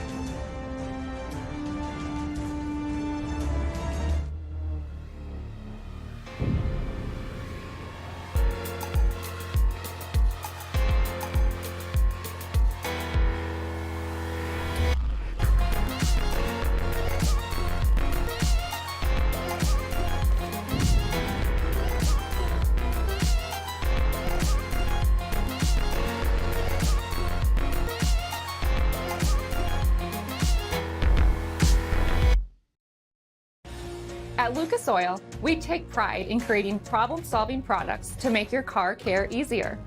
We protect your vehicle and make it run longer so you can focus on the things that matter most. Whether it's commuting to work, visiting a loved one, taking the kids where they need to go, going to the big game, or anywhere life takes you, Lucas Oil is committed to getting you there for all of life's important moments. Lucas Oil, it works.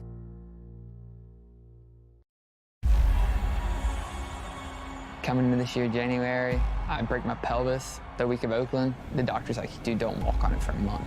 I remember calling my parents, I'm like, well, I'm done. Like, and it's contract year. I was like, so I just wasted all this.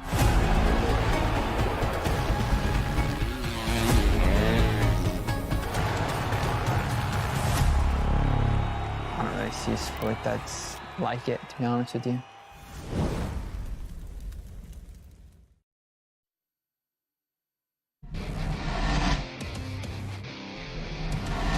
The 50th anniversary season of Pro Motocross is brought to you by Geico. 15 minutes could save you 15% or more on motorcycle insurance.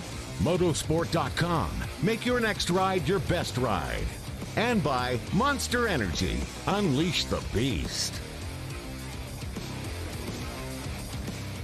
Well, the beast has been unleashed here. Eli Tomac looking for a 1-1, but Chase Sexton is not having it. He's closed back in. What a fantastic duel late in the day here, and it's all on the line. Yeah, Chase is a very hungry individual. He's very motivated, and he wants to win. And as you can see, he's just like, he'll do whatever it takes, man, whatever it takes. Whoever wins this moto will be the points leader going into next week at Washougal, so there is no reason to hold back. And for Eli Tomac, who has won this title 3 times, he's one of the toughest, one of the best ever at this game. Even he's got to be impressed. Whatever he's thrown down, Sexton has been able to answer. And what an improvement. I mean, you look at Sexton in the 250 class, was never really in contention for this title. Had speed at times the last 2 years in the 450 class, but he is taking the best Tomac has to offer and matching it. Yeah, absolutely. And I remember being back on Geico and being Chase's teammate, and Chase always was like, I'm going to be a better 450 guy. He was always a little bit of a bigger guy. Okay. You know, like with me, I'm about 140 pounds. So me on a 450, man, that thing's going to bark. I think we're going to have to mellow that thing out. And Chase was always asking for as much, give me all the horsepower you can give me on that 250. So it doesn't surprise me that he's loving the 450. Yeah, he is, absolutely. And he's using that Honda to keep Tomac in sight. 1.2 seconds was the gap the last time around. Oh, Tomac, that's like Evel Knievel level. Yeah, when you're going down that downhill that fast, I mean, it's a full send. As you can see, he's like lifting off that single. Yeah, hopping over bumps, or clearing the bumps, I should say. And he comes into these turns so hard as well. And with all of that, he's still not able to build a gap over Sexton. Absolutely, and like with the track getting more and more rough like this, a little secret that I like to do is, if you go back to a two-stroke has no engine braking, right? Now, when you put an engine, a four-stroke has engine braking. So when you're coming down these downhills, like what you see Eli and Chase doing, the bike gets sucked down. So it's putting more load into the chassis. It kind of creates a little bit of rigidity. So when I'm setting up my bike for outdoors or just in general, I like my bike to be a little bit more like a two-stroke. It just helps take, the bike feels a little bit better on all conditions on the track. You try to take that engine brake out as much as you can? I like to, yeah. Some riders like it. They say it kind of helps them turn. But more often than not, I gravitate towards having less engine braking. Well, it is unbelievable what these riders can feel. I was talking to Bob Barnett, who actually builds some of the clutch levers for these teams, and he was talking about working with Tomac earlier with the arc levers in the year, and he gave Tomac two options, a millimeter apart, and Eli said, can you build me one in between? And he said, well, that would be a half a millimeter. And he did it, and he put it on the bike, and Eli's like, yep, that's the one I want. Yeah, he can feel that. Yeah, I can totally agree with him. I've had some arc levers back in my day, and we've tried different ratios, and you know, I like to run my clutch pretty tight when I go up to the line to have a little bit more control. I feel like it helps me out of the gate. Some people are different. I get it tight, and I don't use it much when I'm racing on the track, so I actually oftentimes roll it back, Jason. During the race? Yes. You back off that tightness, yep. This is unbelievable. Did I see, that's the second time I've seen Tomac reach for the pants there. He did it earlier. To go back to the motorsport.com whole shot replay, and then we update you on that. What a run by Savacci from way on the outside of the Kawasaki. Yeah, he really got a great drive, and it was just full power down to the ground and goes across the chalk line. Yep, ahead of the two Hondas, it was Roczen and Sexton right behind him, but Joey Savacci has 2 motorsport.com whole shot awards today on that Monster Energy Kawasaki. Sexton, this is about as close as he has been since Tomac got around him earlier in the race, giving Eli all he can handle. It's their ETS drone cam. Yeah, we're just under 6 minutes to go here, and these guys haven't been this far apart, like basically the whole race. They know they're there. Yeah, absolutely. Everything Tomac has, Sexton has been able to answer. So now it's just a matter of, as Tomac said earlier in the year, who's going to blink first? Who's going to make the mistake? This is so good. And I'll tell you, from my perspective, it doesn't look like, well, he made a mistake there, but it doesn't look like Sexton's over his head running this pace. He did make one mistake, but he looks like he can run this comfortably. Yeah, absolutely. I mean, these guys look like, you know, every day they're pushing, they're racing the lap time during the week. These guys are accustomed to living life on the edge, I guess you could say. You got to be, in this sport, you got to be uncomfortable. You got to be comfortable being uncomfortable, right? That's the only way you get better. That's the only way you grow as an individual. And yeah, they're on the edge, and I think that, as you can see, they make it look good. And that's one mistake in that corner from Sexton. Look at the difference it has made. All the way through, Tomac pulled him in this entire section. He's almost doubled the kind of gap that he had. Oh. Honestly, it's hard at this point to tell what's... Roczen has gone down, so his day was already bad. It has gotten worse. Hardly scored any points in Moto 1. He's back to 7th here in Moto 2. He's up. I think that was Savacci that got around him. Savacci is 10th. Oh, we have it. It was with Dungey. You think he tries to cut it tight here? Sure does. Oh. Wow. That was different. I thought he'd for sure maybe just lose the rear on acceleration. Dungey had just passed him. Man, that section must be so deceptive because we've seen several mistakes and crashes in there. Savachi went down in the first moto in that section. That is Dungey. So Dungey has risen up to 6th.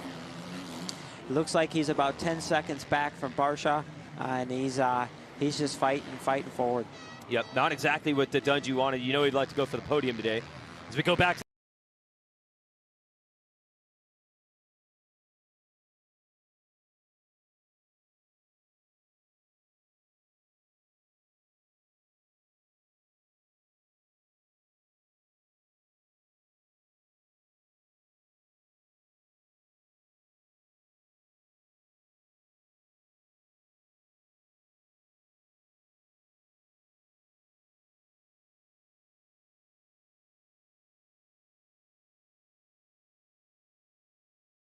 the leader, Tomac. Where is Sexton?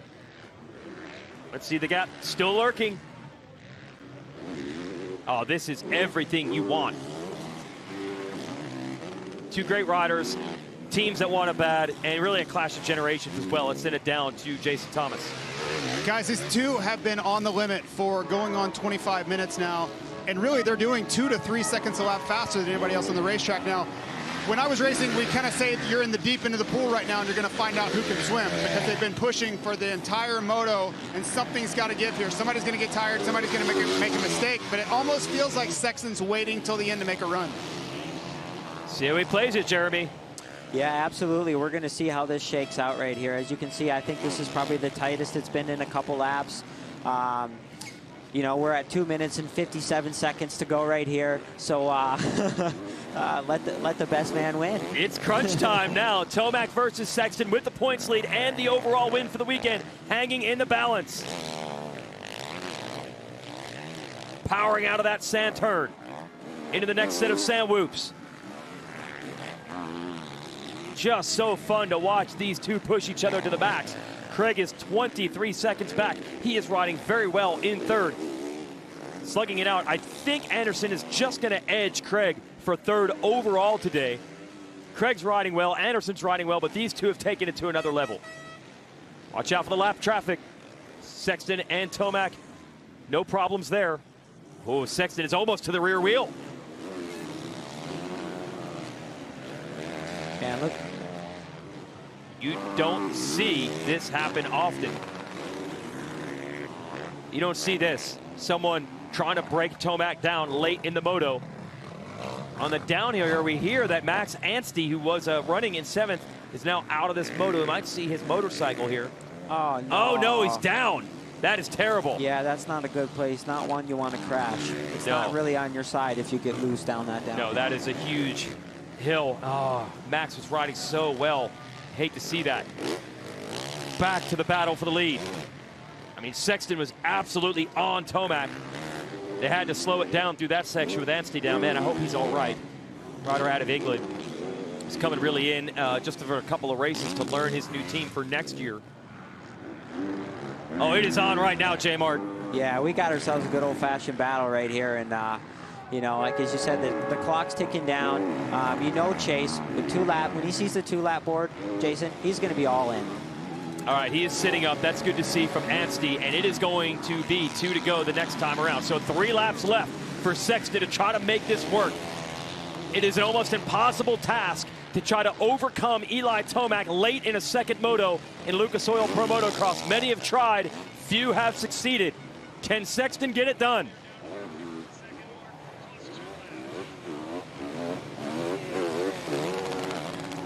Oh, wow. You could just hear the engine roaring on that Yamaha 450, huh? That was neat. And the same thing, I want to hear them coming out of that corner. Full revs, dump the clutch, everything these bikes have. Oh, Eli's trying to sprint right now. He is hustling. Yeah, absolutely. I wonder what's, from Chase's perspective, I'd be so cool to know what he's thinking right now, wouldn't it? He's all in. He's like, where can I make up the difference? Where can I get a little bit of an edge and just get another bike length or 2 to maybe get in a position to get up on him? Yeah, that's the thing. He has been lurking the whole time, but he's rarely been close enough to really show him a wheel. Tomac has been able to keep it to about a 2nd the entire time. And now Sexton is running out of time. It's going to be 2 to go. Can he get close enough?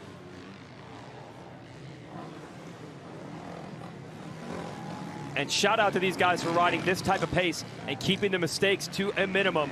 They come down Mount Martin. And they've cleared it. Anstey is no longer in that section, so that's good to see that he's able to get up and out of there. What's really impressive to me is you guys watch these guys. These ruts are deep, and there's a lot of choppy acceleration bumps coming out of them. And you can even see that in some of them, there's some pretty mean-looking hooks in the rut. And these guys will stand up, and the momentum that they're carrying into the hook, and then to be able to accelerate out and carry that momentum it's really impressive. Absolutely. Keeping those mistakes to a minimum, like I said, despite how rough the track is, despite how much they're pushing it. Okay, here it comes. The final push. 2-lap card is out. There it is for Tomac and then for Sexton. 1.6 seconds in it. Whoever wins the race takes the points lead. Tomac unofficially got it back between motos. But Sexton could get that points lead back by 1 if he wins this one. It is on right now at Spring Creek.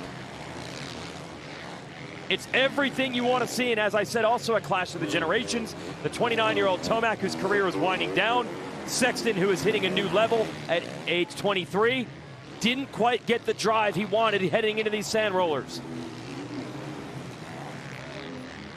This is a full-on sprint right now. Like if you're Chase, you're all in, and if you're Eli, you just don't want to let him get close enough, because if he gets close, obviously it's a good opportunity for Chase to get there, and then with just 1 lap to go, Chase can suffer through this, because these guys, I feel like they're definitely feeling the fatigue right now. Yeah. I feel like it's starting to set in. Like, I take pride in being in shape, but I'd be lying, Jason, if I said if I was in this kind of battle, these guys battled Moto 1, they battled Moto 2. I'm hurting a little bit. Well, we saw you a couple of years ago pushing Dylan Ferrandis for a win here. You said, what, 2-3 days before you could ride? Yeah, I was not good for 3 days. Unbelievable. And that's probably going to be the case with these two. They are going to be feeling it tomorrow. Sexton, a last gasp effort to try to close back in. It's everything they have right now. Did Sexton get close enough to show him a wheel? Not quite there. Kind of waiting to see, again, which one blinks, which one makes the mistake. The critical juncture. Tomac rockets out of that corner.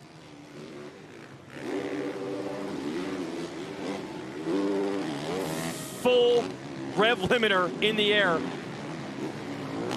before he puts that power back to the ground. Sexton closed back up through there. Yeah, it's getting a little bit tighter. Oh, here We're it gonna is. Get the white flag, Jason. This is it. 1 to go. Everything they've got. It was 1.6. It's 1.1. Sexton made up a half second the last time around. Yeah. Crowd's into it as well. Yeah, we'll see what the mechanics are going to be all cranked up, doing everything they can to try to get their riders to. Whoa! Sexton absolutely sent it into that corner and held onto it. He knows how critical it is. Throw the consistency out the window. He wants to win this one. Into the sand rollers for the last time. Oh, man, Eli got a pretty good drive through there, and so did Chase. Yeah, Chase was better than he was the last time around, but Eli got it as well. Beautiful drive out of the corner by Tomac.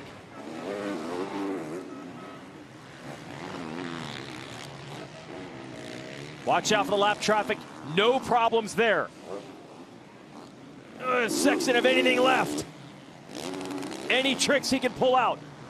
Tomac maintaining that gap where it was. He's going to really have to go as fast as he's ever gone down Mount Martin. Oh, that's right. That does loom. That is an option to just send it even further down that hill. Sexton a little bit further inside at the base. Here we go to the top. Half a lap to go. Tomac versus Sexton. Momentum, points, confidence, everything up for grabs. Here's the big run down the hill. Sexton's not quite close enough. The fans are giving it everything they've got as well in support of this. Tomac has responded. Great run by the number 3. You're just shaking your head. Yeah, I'm shaking my head. Like, Chase is doing everything he can. He's thrown everything he possibly can at Eli today. Unfortunately, he had that crash in that Moto 1, but I mean, what else could Chase do? He did everything right, but Eli Tomac is maybe the hardest obstacle to overcome in all of motocross. Late in the moto, too strong, too fit, too solid, too consistent. Eli Tomac goes 1-1 and takes the points lead. Sexton left it all out there on the track. It was one heck of an effort, but the final margin of victory, 1.7 seconds. You can't ask for more than that from either rider. No, absolutely not. And Eli keeps that win streak alive. He has not lost a moto since the second moto at round 4 at High Point. He goes 1-1 at Redbud, 1-1 at Southwick, 1-1 at Millville. Christian Craig is going to be third in the moto, but Anderson is going to edge him for third overall. But for Craig, still, it's a big one. Yeah, showing that he can compete with the top This is names. a great ride for Christian. I mean, job well done, dude. You something to be proud of. Yeah, because you know Anderson would have loved to have tracked him down in the moto, couldn't get it done. Anderson will edge him for the podium. There's Kyle Chisholm. Good to see the privateer back at it today. Doesn't race many motocross races anymore at this stage of his career. Came out here for fun. There is Anderson. That will be third overall for the Kawasaki rider with 3-4 finishes. So a good run from Anderson, and even Eli Tomac. Eli looks, yeah. Even the fittest are going to be tired after being pushed like that. What an effort by Eli Tomac to take the win today.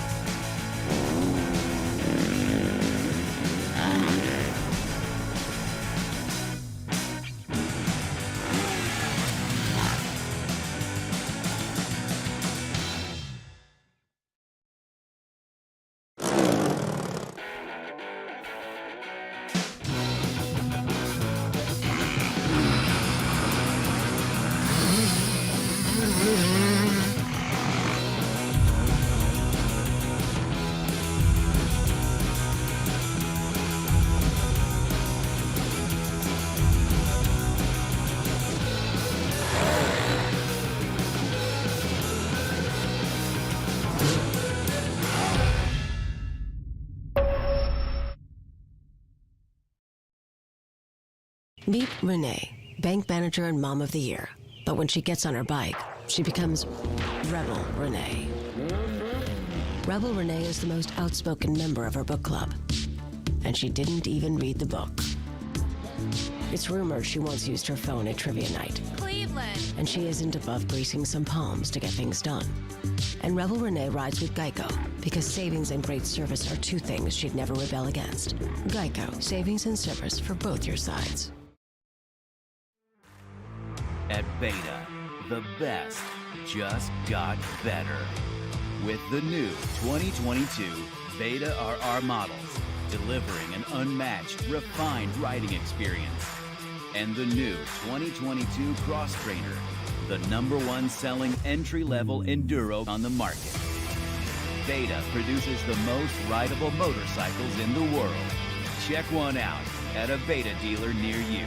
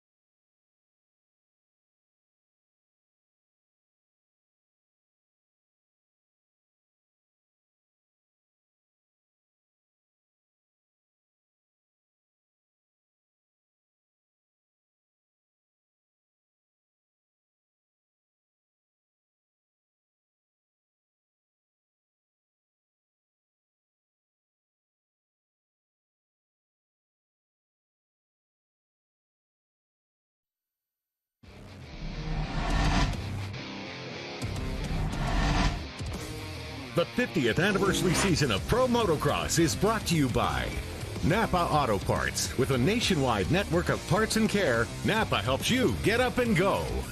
Honda, celebrating 50 years of off-road dominance. And by Lucas Oil. Keep that engine alive. We are back. These fans at Spring Creek, it's the race they're going to talk about for a long time. Chase Sexton looking to become the next great force in American motocross. He gave it everything he had. He just couldn't quite overcome Eli Tomac. One of the hardest earned wins I think we've seen from Tomac in quite some time. Let's send it to the podium. Eli Tomac, that's 7 moto wins in a row, 4 overalls in a row. Chase Sexton pushed you every second away. That was 35 minutes of full send right there. That's the perfect way to tell that moto. That was just crazy. The pace the whole time. Had my work cut out for me early there. Had to come up to the pack, and then he latched on to me. So when you get by Chase, he's really good at latching on. Yeah, thankfully I was good that whole moto that time. Was able to put the bike where I wanted to. We made a little bit of adjustment here and there, cleaned some things up, and it paid off. So thank you to the team, Monster Energy, Yamaha, everyone. Man, that was a fun battle. Yeah, it was. And the fans salute it. That's a lot when you see even Eli looking spent. Yeah, absolutely. Yeah. Whew. Awesome job. Went to the wall, because as he said, Sexton latched on. Now we'll show you the Lucas Oil race recap. It starts with this furious charge of Tomac. Unbelievable pace early. Yeah, it really opened up very, very well, and you could just see the sense of urgency, like, I need to get forward. He gets around Savacci, now Roxon. That was unbelievable, putting the bike on the ground. It was like he wheelie down. Yeah, rocketing out of these corners. Then this scenario where it's tough to make passes, and he made the pass. Could have crashed here, but instead gets the lead. No rut, no berm, no problem. Takes the lead. So you're thinking the way he caught Sexton, this thing is over, but no. Sexton hung on the whole time. Yeah, Sexton did a great job to keep him honest the entire moto. Yep, kept it to about a second the entire time. Final margin, 1.7 seconds. After 35 minutes of battle, 30 minutes and 2 laps. Sexton, one of the most well-earned second-place finishes. He has ridden so well this year, yet somehow only has 1 overall win this year. Craig finishes up in 3rd in the Moto. Anderson's going to end up 3rd overall. Barsha, a good run for top 5. Dungey, Plessiger, Savacci, Marchbanks, and Bloss, top 10. Back to the podium. Chase Sexton, that's about as good as you can possibly ride and not get the win overall today. Have to be happy with your riding, but maybe a little frustrated with ended up 2nd too. Yeah, I mean, my riding hasn't been really an issue today. I actually felt a little bit off, honestly. In practice, I was making stupid mistakes. And then I actually turned around for the moto, besides for that 1 tip over. Second moto, I felt good. I was trying my best. Eli got around me. And I just tried to get my best to latch on. And I couldn't get close enough to make a pass, obviously, but that was some gnarly pace for 35 minutes. So, man, he's on a roll. I got to get better. That's the bottom line. And we're here to fight for the rest of the season. Kind of reminds you when, say, Tomac was coming through the ranks and trying to challenge Ryan Dungey and trying to break through and take a title away from a guy with all the experience. It's kind of the same thing that Sexton's up against right now. He's doing everything right, but Tomac's just been there before. Yeah, absolutely. I mean, Eli's starting to rewrite. He's doing some good things in the record books, you know, yes. and Chase is battling with this guy, and, I mean, no better person to learn from. 31 overall victories in this class for Tomac. It's 3rd all-time behind Dungey. And, of course, Ricky Carmichael sent it back to the podium. Jason Anderson's back there again. But Jason Anderson, you had to fight for that one. You were in a battle there. I'm not sure if you're aware of it or not, but you're a battle for that overall podium. Needed to make some passes, but you got it done. Yeah, you know, I didn't put myself in a very good position in that first lap, but worked my way up there, was able to stay behind Christian, paced off him, and yeah, 3rd place is what we had today. It's a step in the right direction. Had a few rough weekends, but damn, it feels good to be up here. Exhausted, but we'll keep progressing and try and get back up there. Thank you. And the fans loving it for seeing Jason Anderson back up there, and his effort is rewarded. I believe he's taken over 3rd in the series standings. So a couple of rough races, but he minimized the damage in those. But look at the gap that those two have pulled both on the racetrack and in the series. They have taken it to another level. Yeah, absolutely. I mean, Jason's riding his butt off, and he's on the best form outdoors I've ever seen him. But Eli and Chase.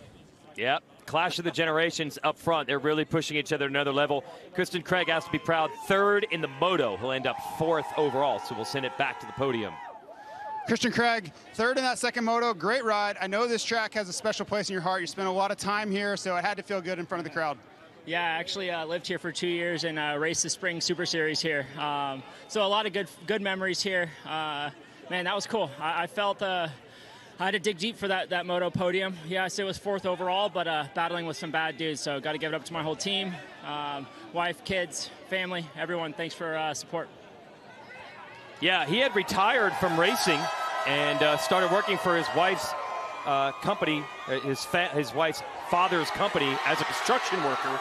Yeah, that's right. And then he'd come down and do the local Millville races and won the 250A and 450A. Oh, really? Okay. Yeah, Super Series championships. Really? Okay, title And then he comes out and he's a Supercross champion now. Local guy's got to be like, I have to race Christian Craig? Come on. And then kind of give him the taste again, and then he made a full comeback, and you can see where he is now, Supercross champ this year and up on the podium in this Moto.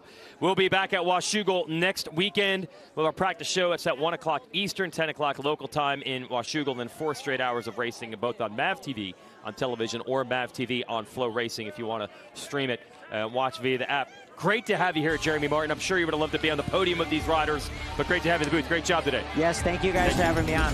All right, Jeremy Martin, great job to have him here. It was really fun. And also for Jason Thomas, I'm Jason Wygant signing off. Well, we built up the budding battle between Sexton and Tomac, and it delivered great racing in both motos. Sexton got the lead in Moto 1, then crashed it away.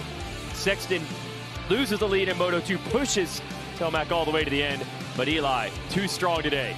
Congrats, Eli Tomac, with the win.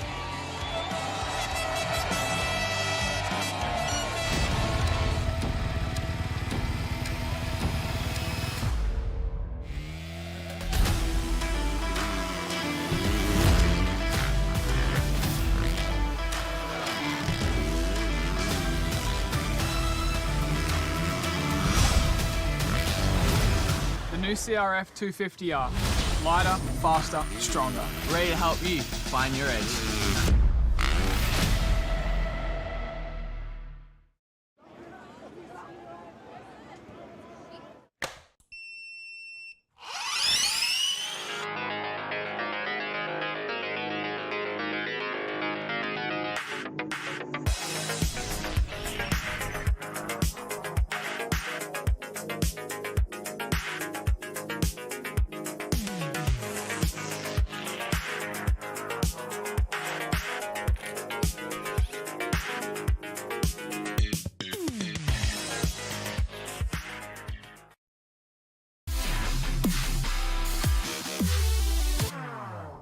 You have just won 3 championships in a row.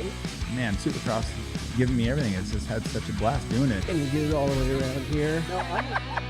This past season, it's like I had 7 surgeries in 9 months. I don't want to be put under again. I don't see the end in sight because, like, what else am I going to do? That run out, you know. Unleashed with Dingo and Dale, fueled by Monster Energy. Rated E for everyone.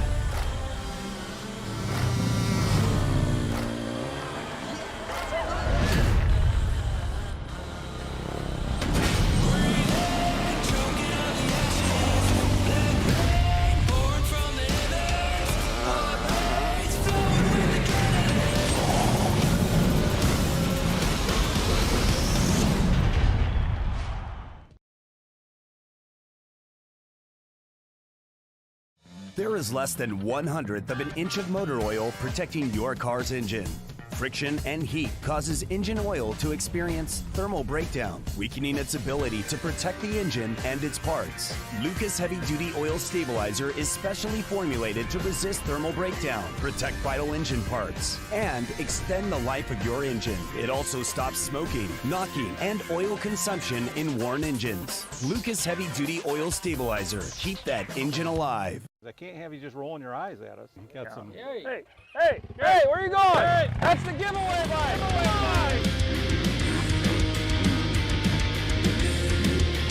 Hey, come on.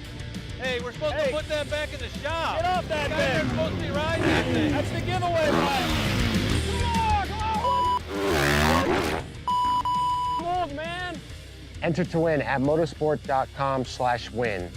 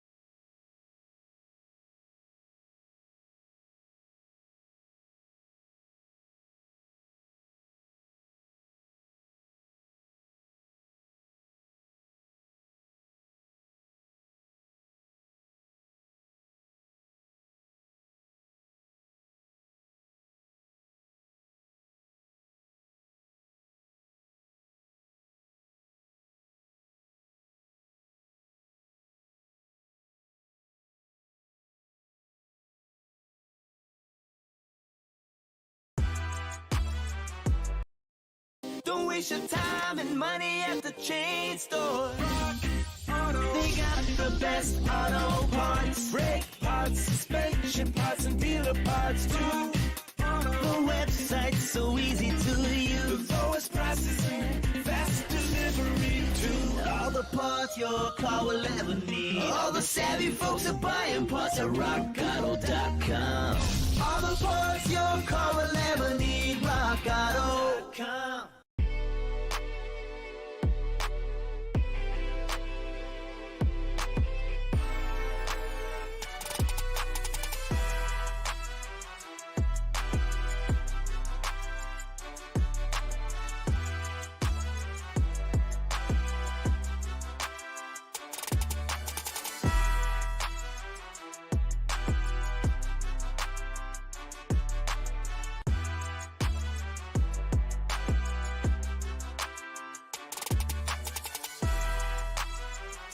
From good thing she bought extra, Rashida. This one's a goner. To always needs to end on a zero, Rashida. Okay, you totally distracted me. That's not fair.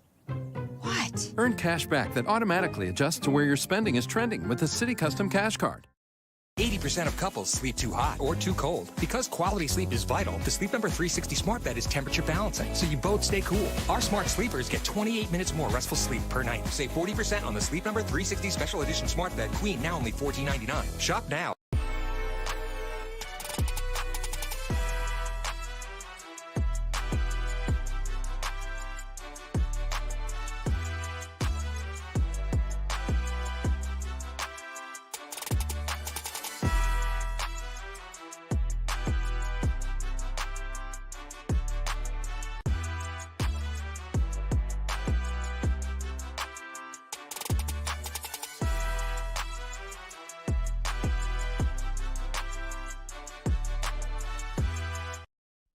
The Tezos blockchain is designed to be different. It's built to be powerful, but flexible, allowing even the most rigid of frameworks to evolve and update over time. It's a network built to last, designed to seamlessly adapt to the mysteries of tomorrow. Stronger today than ever before, and even stronger tomorrow. When great new ideas emerge, Tezos will be ready. And so will you. Tezos, designed to evolve, built to empower.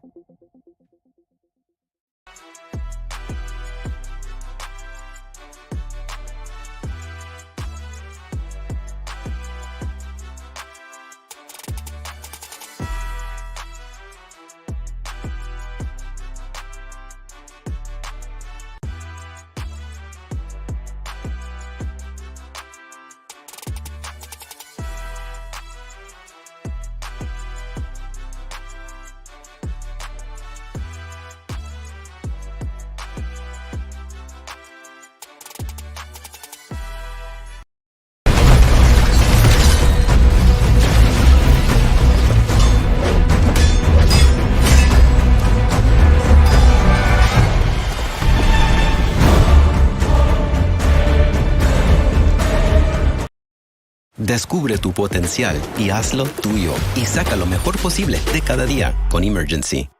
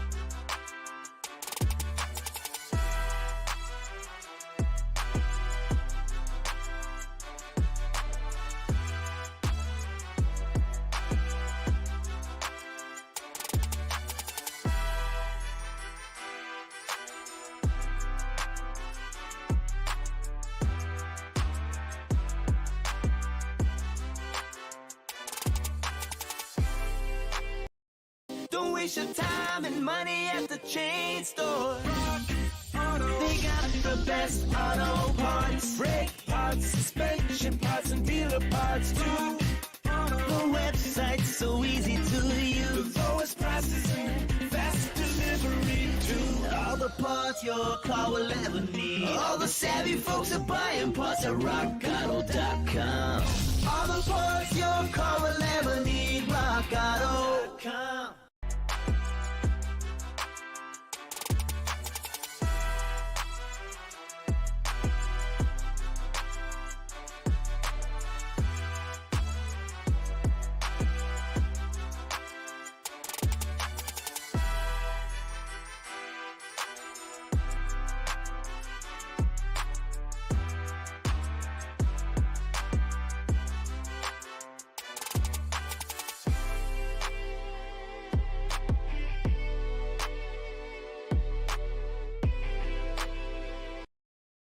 Black Wall Street, a beautiful empire built on black excellence. Then it was all burned to the ground.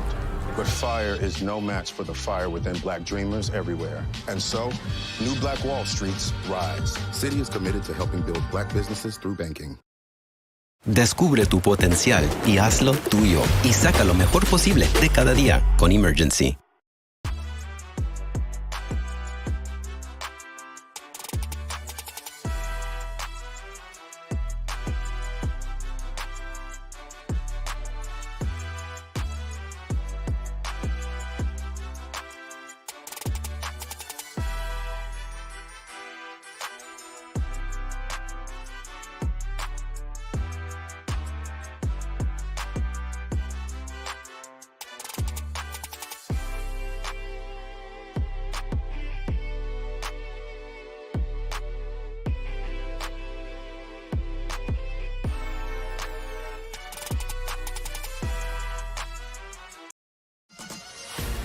Women face more obstacles to reach the top. To help level the playing field, Citi is committed to investing in opportunities for 10 million women globally by 2025. Descubre tu potencial y hazlo tuyo. Y saca lo mejor posible de cada día con Emergency.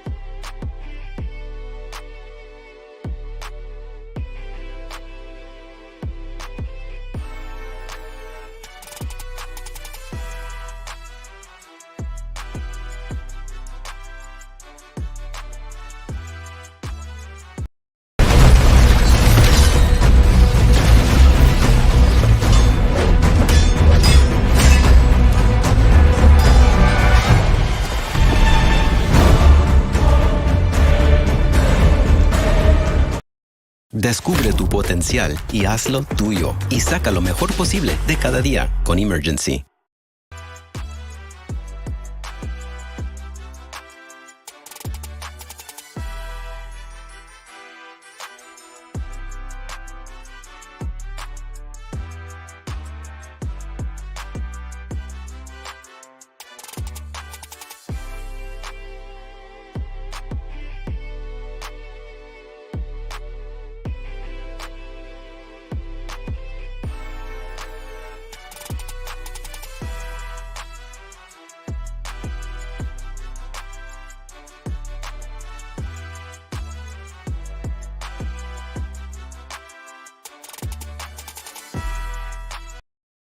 Relying on racing stripes to boost your car's performance? That's not confidence. Sporting the mother of all mega spoilers? That's definitely not confidence. Relying on Castrol Edge to unlock maximum performance? Now that's confidence. It's 3 times stronger than the leading full synthetic, with 10 times better high temperature performance. It's confidence in a bottle. Castrol Edge. Maximum performance. Maximum confidence.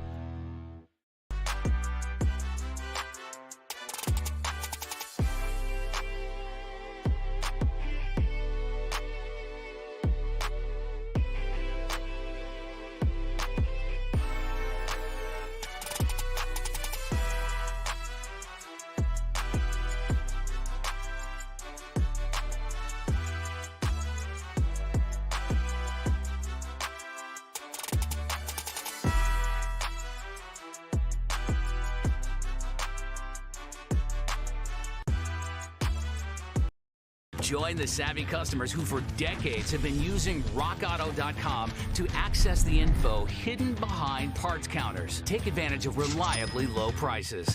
All the parts your car will ever need, Rock Auto.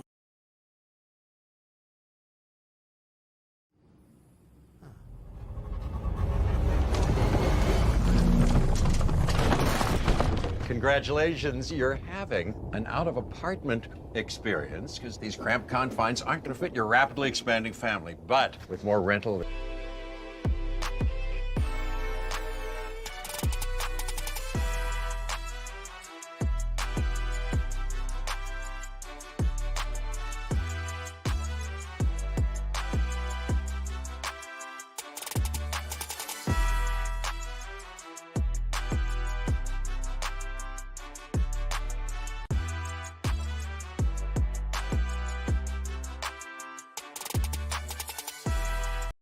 I need new struts for my 2010 Chevy. Let me see struts by AC Delco, KYB, and any under $50. We might be able to get some struts from the warehouse. Why watch the counterman tap on his computer and hope he chooses the right part? Go to rockauto.com. Auto and body parts from hundreds of manufacturers. Choose the brands, prices, and features you want. Auto parts at the lowest price. Conveniently delivered to your home or business. All the parts your car will ever need, Rock Auto.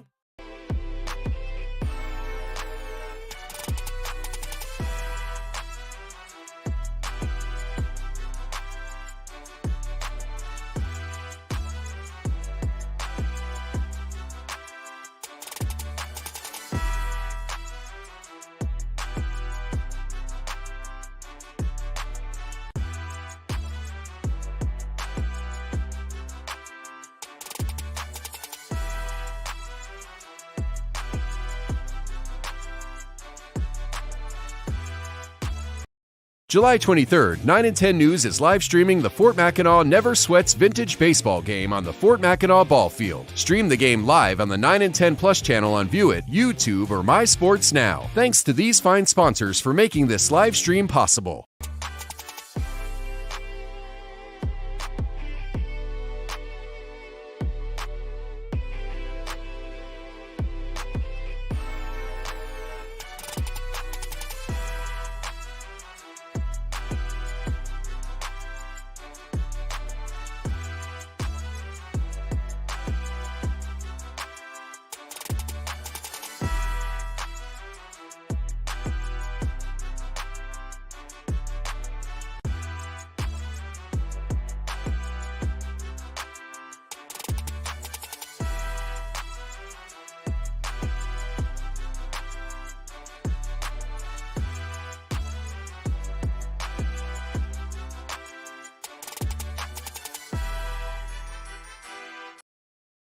Black Wall Street, a beautiful empire built on black excellence. Then it was all burned to the ground. But fire is no match for the fire within black dreamers everywhere. And so, new Black Wall Streets rise. City is committed to helping build black businesses through banking.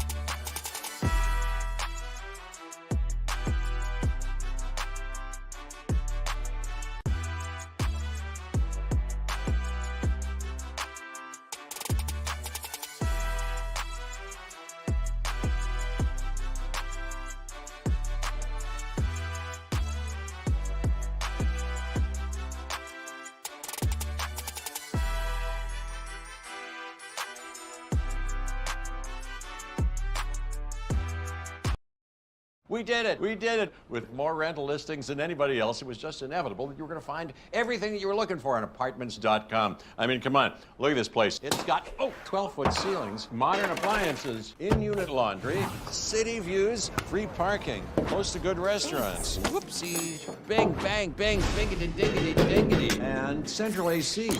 How did you? Apartments.com. The place to find a place.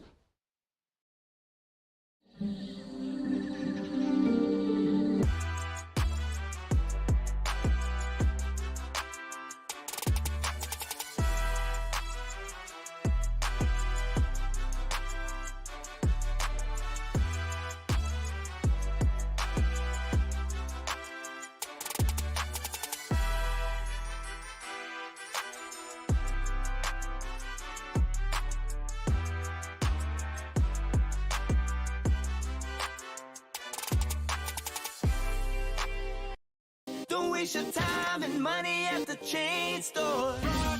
They got the best auto parts, brake parts, suspension parts, and dealer parts too. The website's so easy to use. The lowest prices and fast delivery too. All the parts your car will ever need. All the savvy folks are buying parts at rockauto.com. All the parts your car will ever need. rockauto.com.